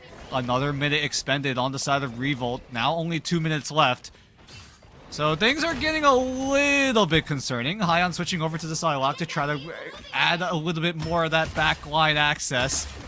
But with Onze, with the Eye of Agamotto, is going to have to try to threaten things. But with everyone on the Chiefs just staggering out Revolt, this is disgusting. Revolt is just struggling to get out of their own spawn. We've seen this happen before. It's just gross. Beast Node again coming in with a triple, and it's off the back of Jongbeck getting another pick off there onto Cookie. You can't stray even a couple of feet away from the formation, or Jongbeck will make you pay for it. And without that white box there, there's no one there to help peel for KB7 when the dive comes through. So again, that Luna becomes public enemy number 1. Beast Node again going in deep. Symbiotic Resilience forced out, and he's able to swing out, not popping the Feast of the Abyss. Trusts his team to give him the healing that he needs, and he will indeed get it, even through the face of that Eye of Agamotto coming out from Onse. It's not going to be enough to get Revolt's foot in the door. Ensong Inferno coming out alongside that Feast of the Abyss. So much damage coming out, and Reno is there to mop it all up, even through that Fate of Both Worlds from KB7. It's not going to be enough. High-end trades out for Jongbeck. That's a huge high-value pickoff, but again, it's rezzed up, and Reno,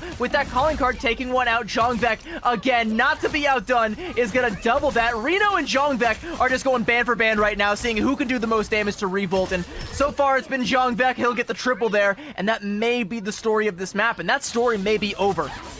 Yeah, Reno's even going deeper and deeper. Still has the calling card. He can go even more. He's going to try to find even more eliminations, but he's not going to be able to. Flamemore going to be invested, using the crown to get himself out to safety as well. And the Revolt are just running around trying to find where Reno's coming from, and every time Reno shows up, someone goes down. Jongbeck toasting Neil again. Fossilized is he, and Beast Node again going in deep for Cookie, and I don't think there's going to be anybody left alive for Revolt to touch this card. Dance the butterfly, but Reno does not want to dance. Says, nah, music is over. Today is the day the music died. The day belongs to the Chiefs, and Revolt will be evicted from 1-2 maps back-to-back off of spawn holds. The Chiefs looking every bit as dominant as they need to look going forward here in the OCE group stage. And you can tell what the Chiefs' objective is, to try to win out in OCE. At the very least, get themselves a spot in the Pacific playoffs later down the line. But this is a great step in the right direction for the Chiefs. This is what we expected coming in to Stage 1 after a runner-up finish back in preseason. And so far, it's looking like the stuff we saw on paper is turning into reality.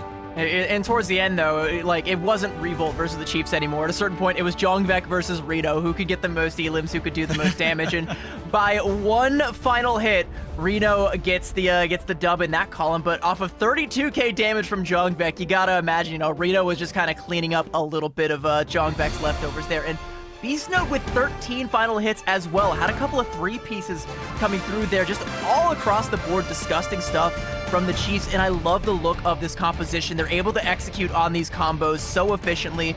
Beast Note setting up the dives with the Feast of the Abyss and the Flame Orbs coming out from Reno, all the intel just being dished out. And again, every time that front line goes in, it just means Jongvek has a field day. He can be in his lane, just popping those left clicks, throwing Cosmic Flames down range, hitting whatever they shall, and hitting on to 18 final hits. And that's only the tip of the spear for the Chiefs. There is still so much more to this team. Hey, Keg, how you feeling about that one? Because Chiefs really put in all of that combo potential, and then Revolt just kind of weren't able to respond. You think you would agree that the Black Cat was one of the culprits that Revolt just could not solve? Hey, who's the host here? I'm supposed to be asking you those questions, but yes, you just came in. I think the Black Cat. We're giving you the chance to be smug because you were, Team Black Cat prevailed today. Included, yes, Team Black Cat prevailed as usual. Casters not a curse. You know, Black Cat, the ultimate baddie, always succeeds and always wins, and that's why you should be Team Black Cat. You two. I didn't see a whole lot of Devil Dinosaur until the end. I'm converted. I'm Team Black Cat. Yeah. All right. I'm gonna have to stick to my guns here. I still think Dino is just gonna allow so much flexibility. You know, yeah, it didn't work out. If we see more Black Cat, can we get cat ears on you at midseason? Or whatever the land is. If I do end up there, maybe. If Black Cat is the reason why a team wins out in the entirety of Pacific, maybe I'll consider. I'll do it with you. Let's make that a bet for both of you guys. If we see more Black Cat protects and bans, we'll get the stats at the end of group stages, and if that's the case, you guys both got to wear cat ears. Ooh, I like that. Like the total at the end versus Devil Dinosaur. Okay, you know what? Shake your hands on that.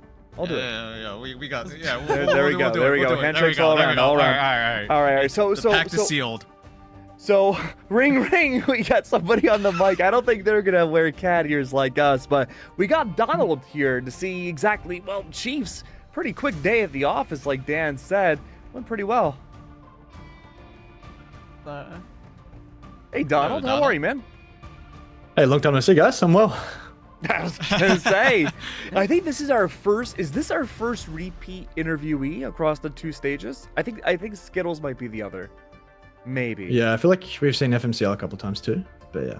You'll see a couple more of my teammates, I'm sure. Yeah, it was FMCL. Yeah. Speaking of FMCL, though, particularly, he had some words about you guys in the first interview of the day. He was saying he thinks Gen G are going to be dominating, running away with this series. He thinks there might be some rumors that the Chiefs are falling behind. What's up with that? Was that rage bait? What's up with that? Is that rage bait, or is that how are you feeling about that? I mean, I don't know how he has any information unless there's some scrim leaks going on, which, Gen G, we don't like that. But no, I mean, we're relatively strong. I don't like talking about scrim box, and granted, we did have a sub, but we 5-0'd Kanga the other day. Like, come on. Anyway, whoa, hold on. I can't gloss over Donald. I can't gloss over that. No. Did you just say that you don't scrim Gen G? Of course not. No, they're scared of us, man. They don't want to. Oh. No, and that's not the actual answer. Okay. No. Okay, so the real reason is my team is employed, right? So I have a job, and these Gen G guys scrim like NA times. So while I'm, at the 9 to 5, these guys are gaming it up. So it is what it is. Can I ask what the 9 to 5 is? I'm curious. So I work at a cardiology practice. I'm the team leader of technicians. So we do a bunch of good stuff. It's I'm basically a real life strategist. Yeah. Oh my God. You said cardiology? Yeah. I'm not a cardiologist, so but I'm directly under one. Yeah. But what you're saying is that your team has heart. Wow. Yeah, they have I was hearts. Gonna ask if you check my blood pressure. Yeah, bro, that's easy. Do that on a daily. Give you an ECG. Yeah, here's my pulse. Tell me. Yeah, I think I might have AF, man. Go get that checked out. Oh, jeez. Yeah, I'm having a heart attack. Well, anyways, that's okay. We're at the end of the day here. But Donald, I do want to ask, though, it's all been fun and games for you guys. I did notice one thing, and I don't want to be the negative Nancy here, but someone's got to do it. There was one point in this series where things were looking a little off for Chiefs, and that was the defensive convergence point on Shin Shibuya. I personally didn't think Revolt would take it, but they did. What happened, man? Well, as you guys watched, obviously, my two, we play a 2-4 split generally, and the two maybe got a little bit too hungry. I don't know. Maybe it's just from how the game prior went. They're like, yeah, we can do whatever we want, and yeah, we got punished for that. But I mean, then we proceeded to basically hold them in their spawn on the second. Yeah, so yeah, I can't deny that. Yeah, good comeback. I mean, we talked. I mean, us the casters have had a whole discussion before we went into this series, right? Like, is Devil Dino better or is Team Black Cat better? I gotta get your thoughts on it, right? Do you think it's you're on Team Dino? Or Come on, Team you know Black what he's Cat? gonna say. What? I mean, we gotta get the professional. Let him here. cook. Yeah, I mean, let him cook. I don't know if I want to like leak, but I think the dinosaur is a stronger character, in a vacuum. Yeah. But In a we're not playing vacuum. in a vacuum. In a vacuum. Yeah. That's like, right. There's things around I am it. not in a vacuum.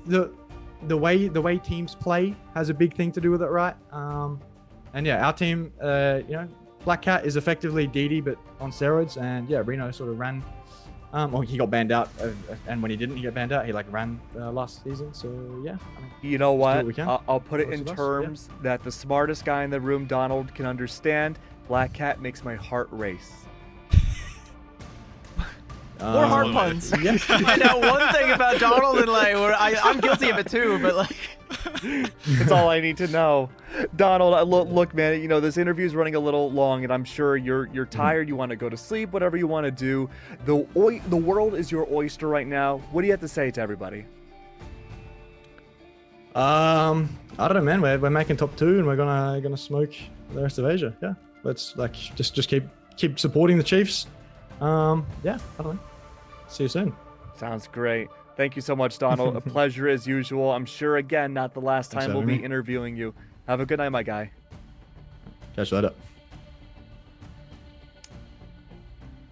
The Great Black Cat War rages on. Sure, this may be a win in the battle, but not quite the war. It has not finished yet. We are just beginning the season, and lo and behold, you blink and you miss it, and suddenly we're done for the day. Yeah, it feels like it just went right by. A couple of spawn holes to do that to you, and when you've got some of these dominant teams coming through, executing said spawn holes and playing some of these fast-paced dive comps, yeah, we get to clock in, clock out, head on out. Yep. That's right, that's right. Of course, we do have a few housekeeping things to do before we wrap up for the day, but, while we wait for those graphics to get set up, Dan, did you have a favorite match of the day?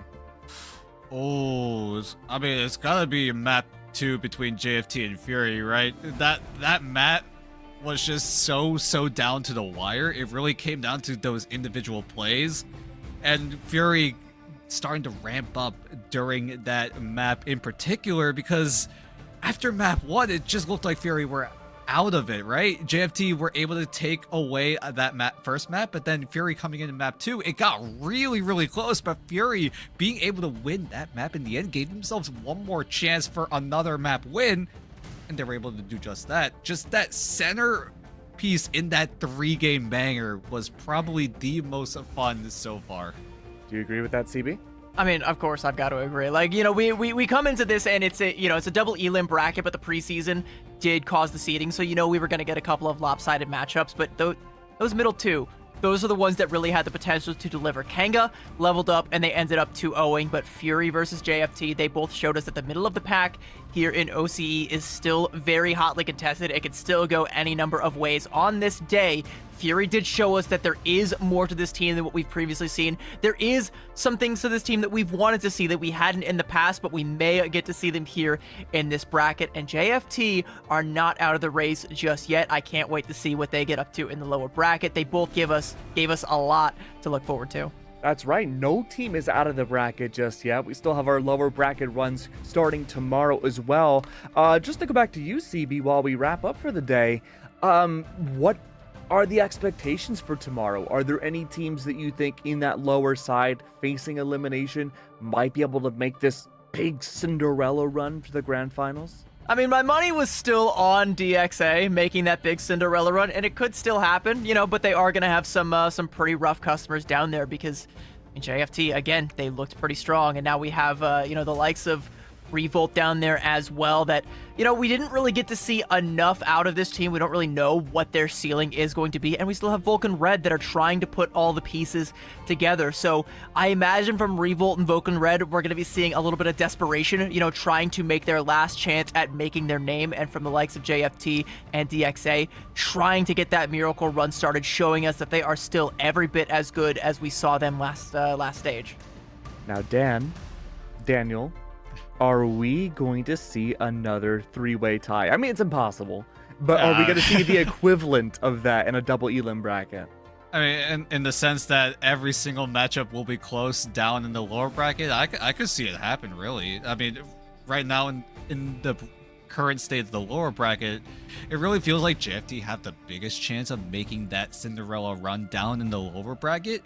But it's going to be a really, really tough task because if you look at the upper semifinals, the loser of those matches gets sent down. So you're going to have to take down what could be one of the top teams of OCE. And again, we're going to have to talk about that litmus test, right? If you're able to beat out Genji or the Chiefs, you could really call yourself a top team here in the Oceania region. Really? Genji's a top team?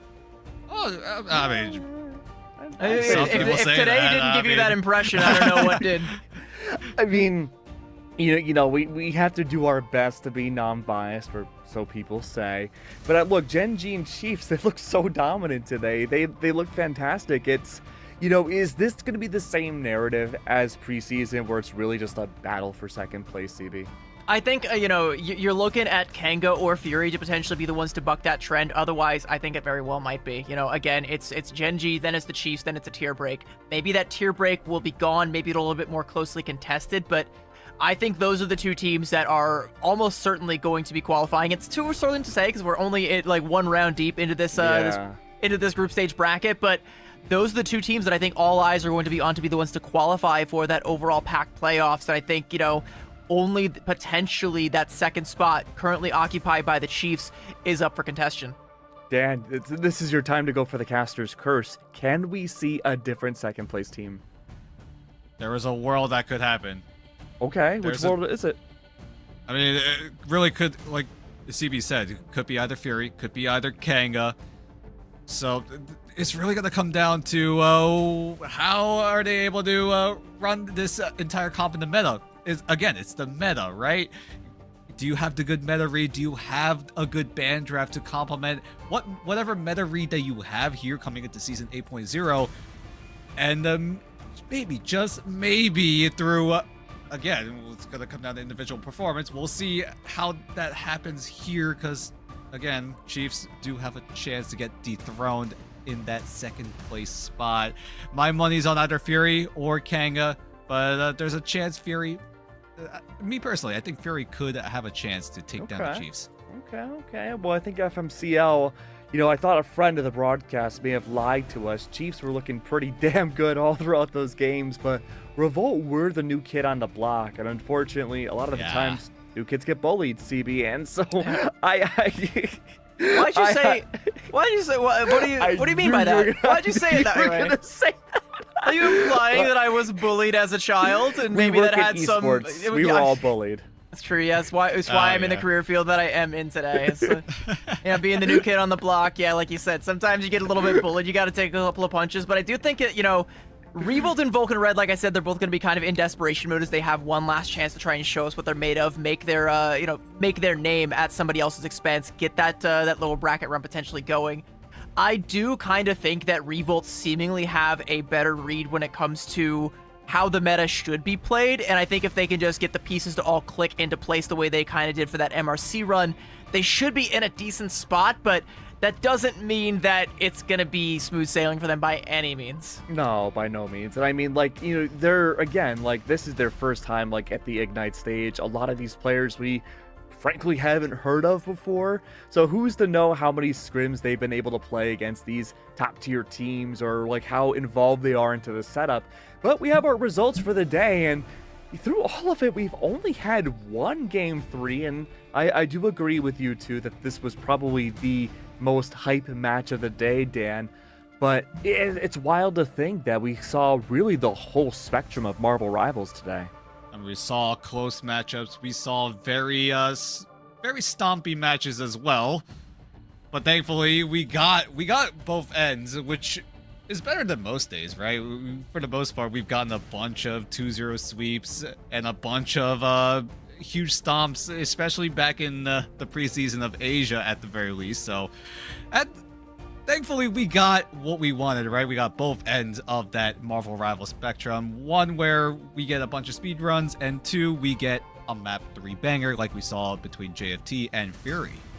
I wonder if this is going to be the only day where this happens. I'm wondering, like, deep down in my gut, I'm feeling that maybe from here on out, especially in the upper bracket, the three of us, we might be in for the long haul. I think they're going to be very long days.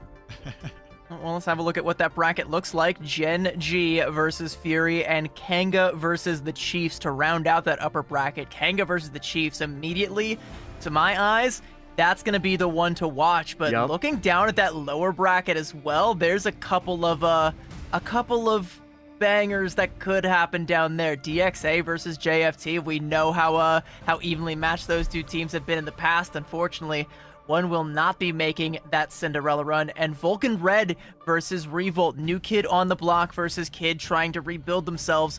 Only one of them is going to have another chapter to that story.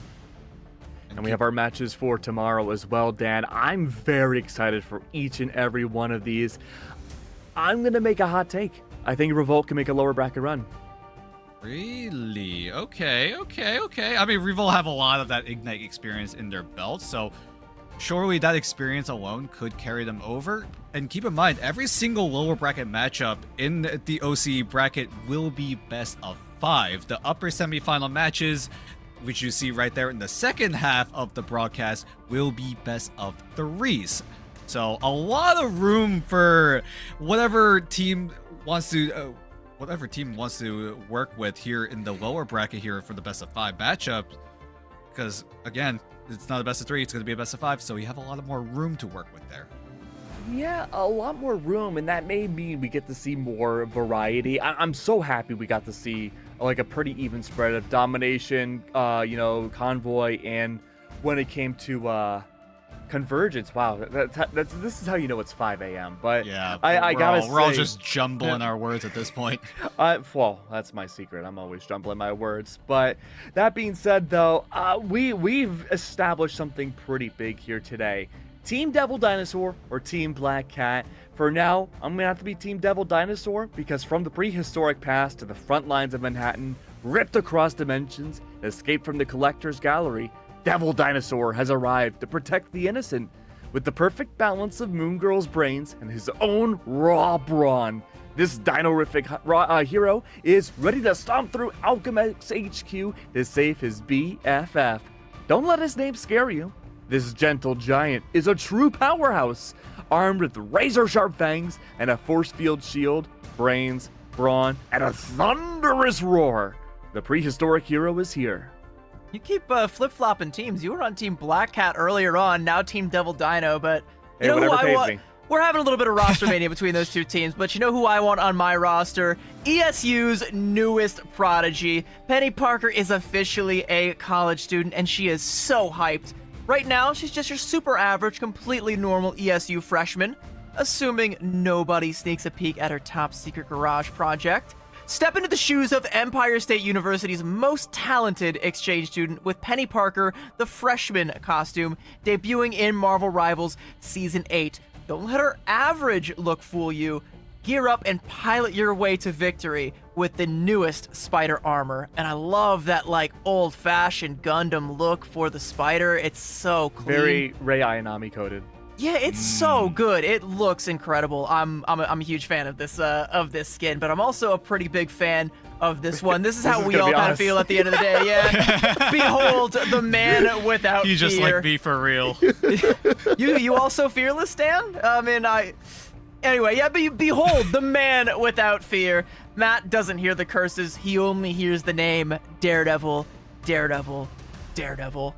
Embrace the shadows with Daredevil's shadowed start costume, inspired by his iconic appearance in Daredevil, The Man Without Fear, not to be confused with The Dan Without Fear, issue number 4, and participate in the Devil's Debut event where you can participate in the balloon pop activity, unlock this legendary look, and a whole host of other rewards. Hit the grand prize on the first try and you will claim all of them instantly. It drops May 21st, 7 p.m. PST, available through June 18th, 7 p.m. PST. Get it before it's gone, and don't let fear blind you as you begin your shadowed start. And of course, as if that wasn't enough, 3 more banger skins are coming your way. Ultron with that drip over there. I love it. The Formula R skin. The Sonic Trailblazer skin there for Luna Snow. And of course, oh, my queen, Hela over there looking fierce. Unleash your savagery. The Savage Land awakens, challenging every rival to prove their worth. Will you master your instincts or become the prey? Join the fray and begin the Savage Adventures. Complete event missions, earn EXP, and exchange them for these exclusive rewards, and make sure you track down the rarest treasures before the event concludes. The event starts right now, actually. It's live in-game right now. You can go and get these skins. By the way, that Ultron Chromium Drip, that one's totally free if you just go in and start the event. So I say go on in there and get it before it's gone, because survival isn't a right, it's earned. Oh, well, while we're on the topic of free costumes, you got some Twitch drops coming your way. If you watch long enough on participating rivals' Twitch channels, you too will be able to get access to some more of those rewards. You got sprays, you got nameplates, you got emotes, and you have the Rogue Will of Galacta costume. If you watch 4 hours worth of Marvel Rivals streamer content. But why not stop? Why stop there? Why not make it double? You got even more coming in for Twitch drops if you watch Marvel Rivals Ignite Stage 1. Not just here in OCE, and you've also got the Americas, you've also got EMEA, and you've also got Asia later down the line. So a lot of chances, a lot of opportunities to get some more of those rewards. You got some of those Battle Pass tokens on the line, you've got moods, you got a nameplate, and as well as an immortalized preseason esports moment back between Sentinels and Energy Shock, where Crimzo channels a portal, Dongmin jumps in, looks back to his team, and suddenly he doesn't see his team anymore because Stinkers ended up kidnapping him. And you too can get that spray, the Portal Pool Oopsie, coming at your way if you watch 4 hours worth of Ignite. Soon enough, you will be able to see what that the spray looks like. But for now, you will have a whole bunch of rewards. There you go. And look at that spray. Look how cool it looks. Thanks to one of our very much talented community artists out there. It's so nice. And you know, if we're gonna be doing, you know, esports related sprays like this, you gotta wonder which is the next play. But I will say, wait, Dan, with all those Twitch drops, does that mean we can earn some now too? Exactly. You can watch. Really? I mean, the I can watch one right is now? live. Rogue One is live right now. If you've watched the entirety of this broadcast, you already have access to the Will of Galacta Rogue skin. Well, I wasn't watching though. I was in the broadcast. Can I still get some today? Here's a little secret. You got to keep the window open. I be over here casting, but also farming the drops at the same time. Oh, well, you know what? I guess, silly me, I guess I'll have to tune in tomorrow to get those skins and all those awesome things. But guess what? That's it for us today. We get to go to sleep and y'all get to chill. We will be back tomorrow with more amazing OCE, which stands for AWESOME. Awesome games coming out from Stage 1. This was the first day of Stage 1 too. So we'll see you real soon. Have a good night.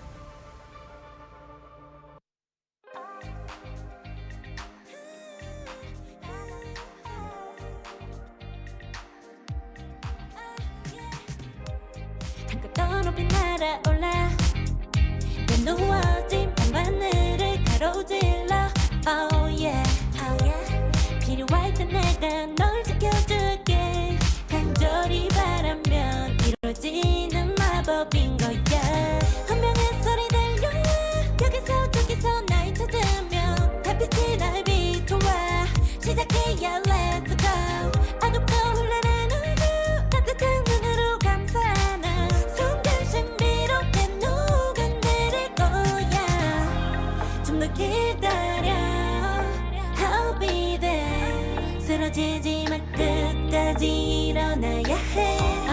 어딘지 극복해 힘은 너에게 있는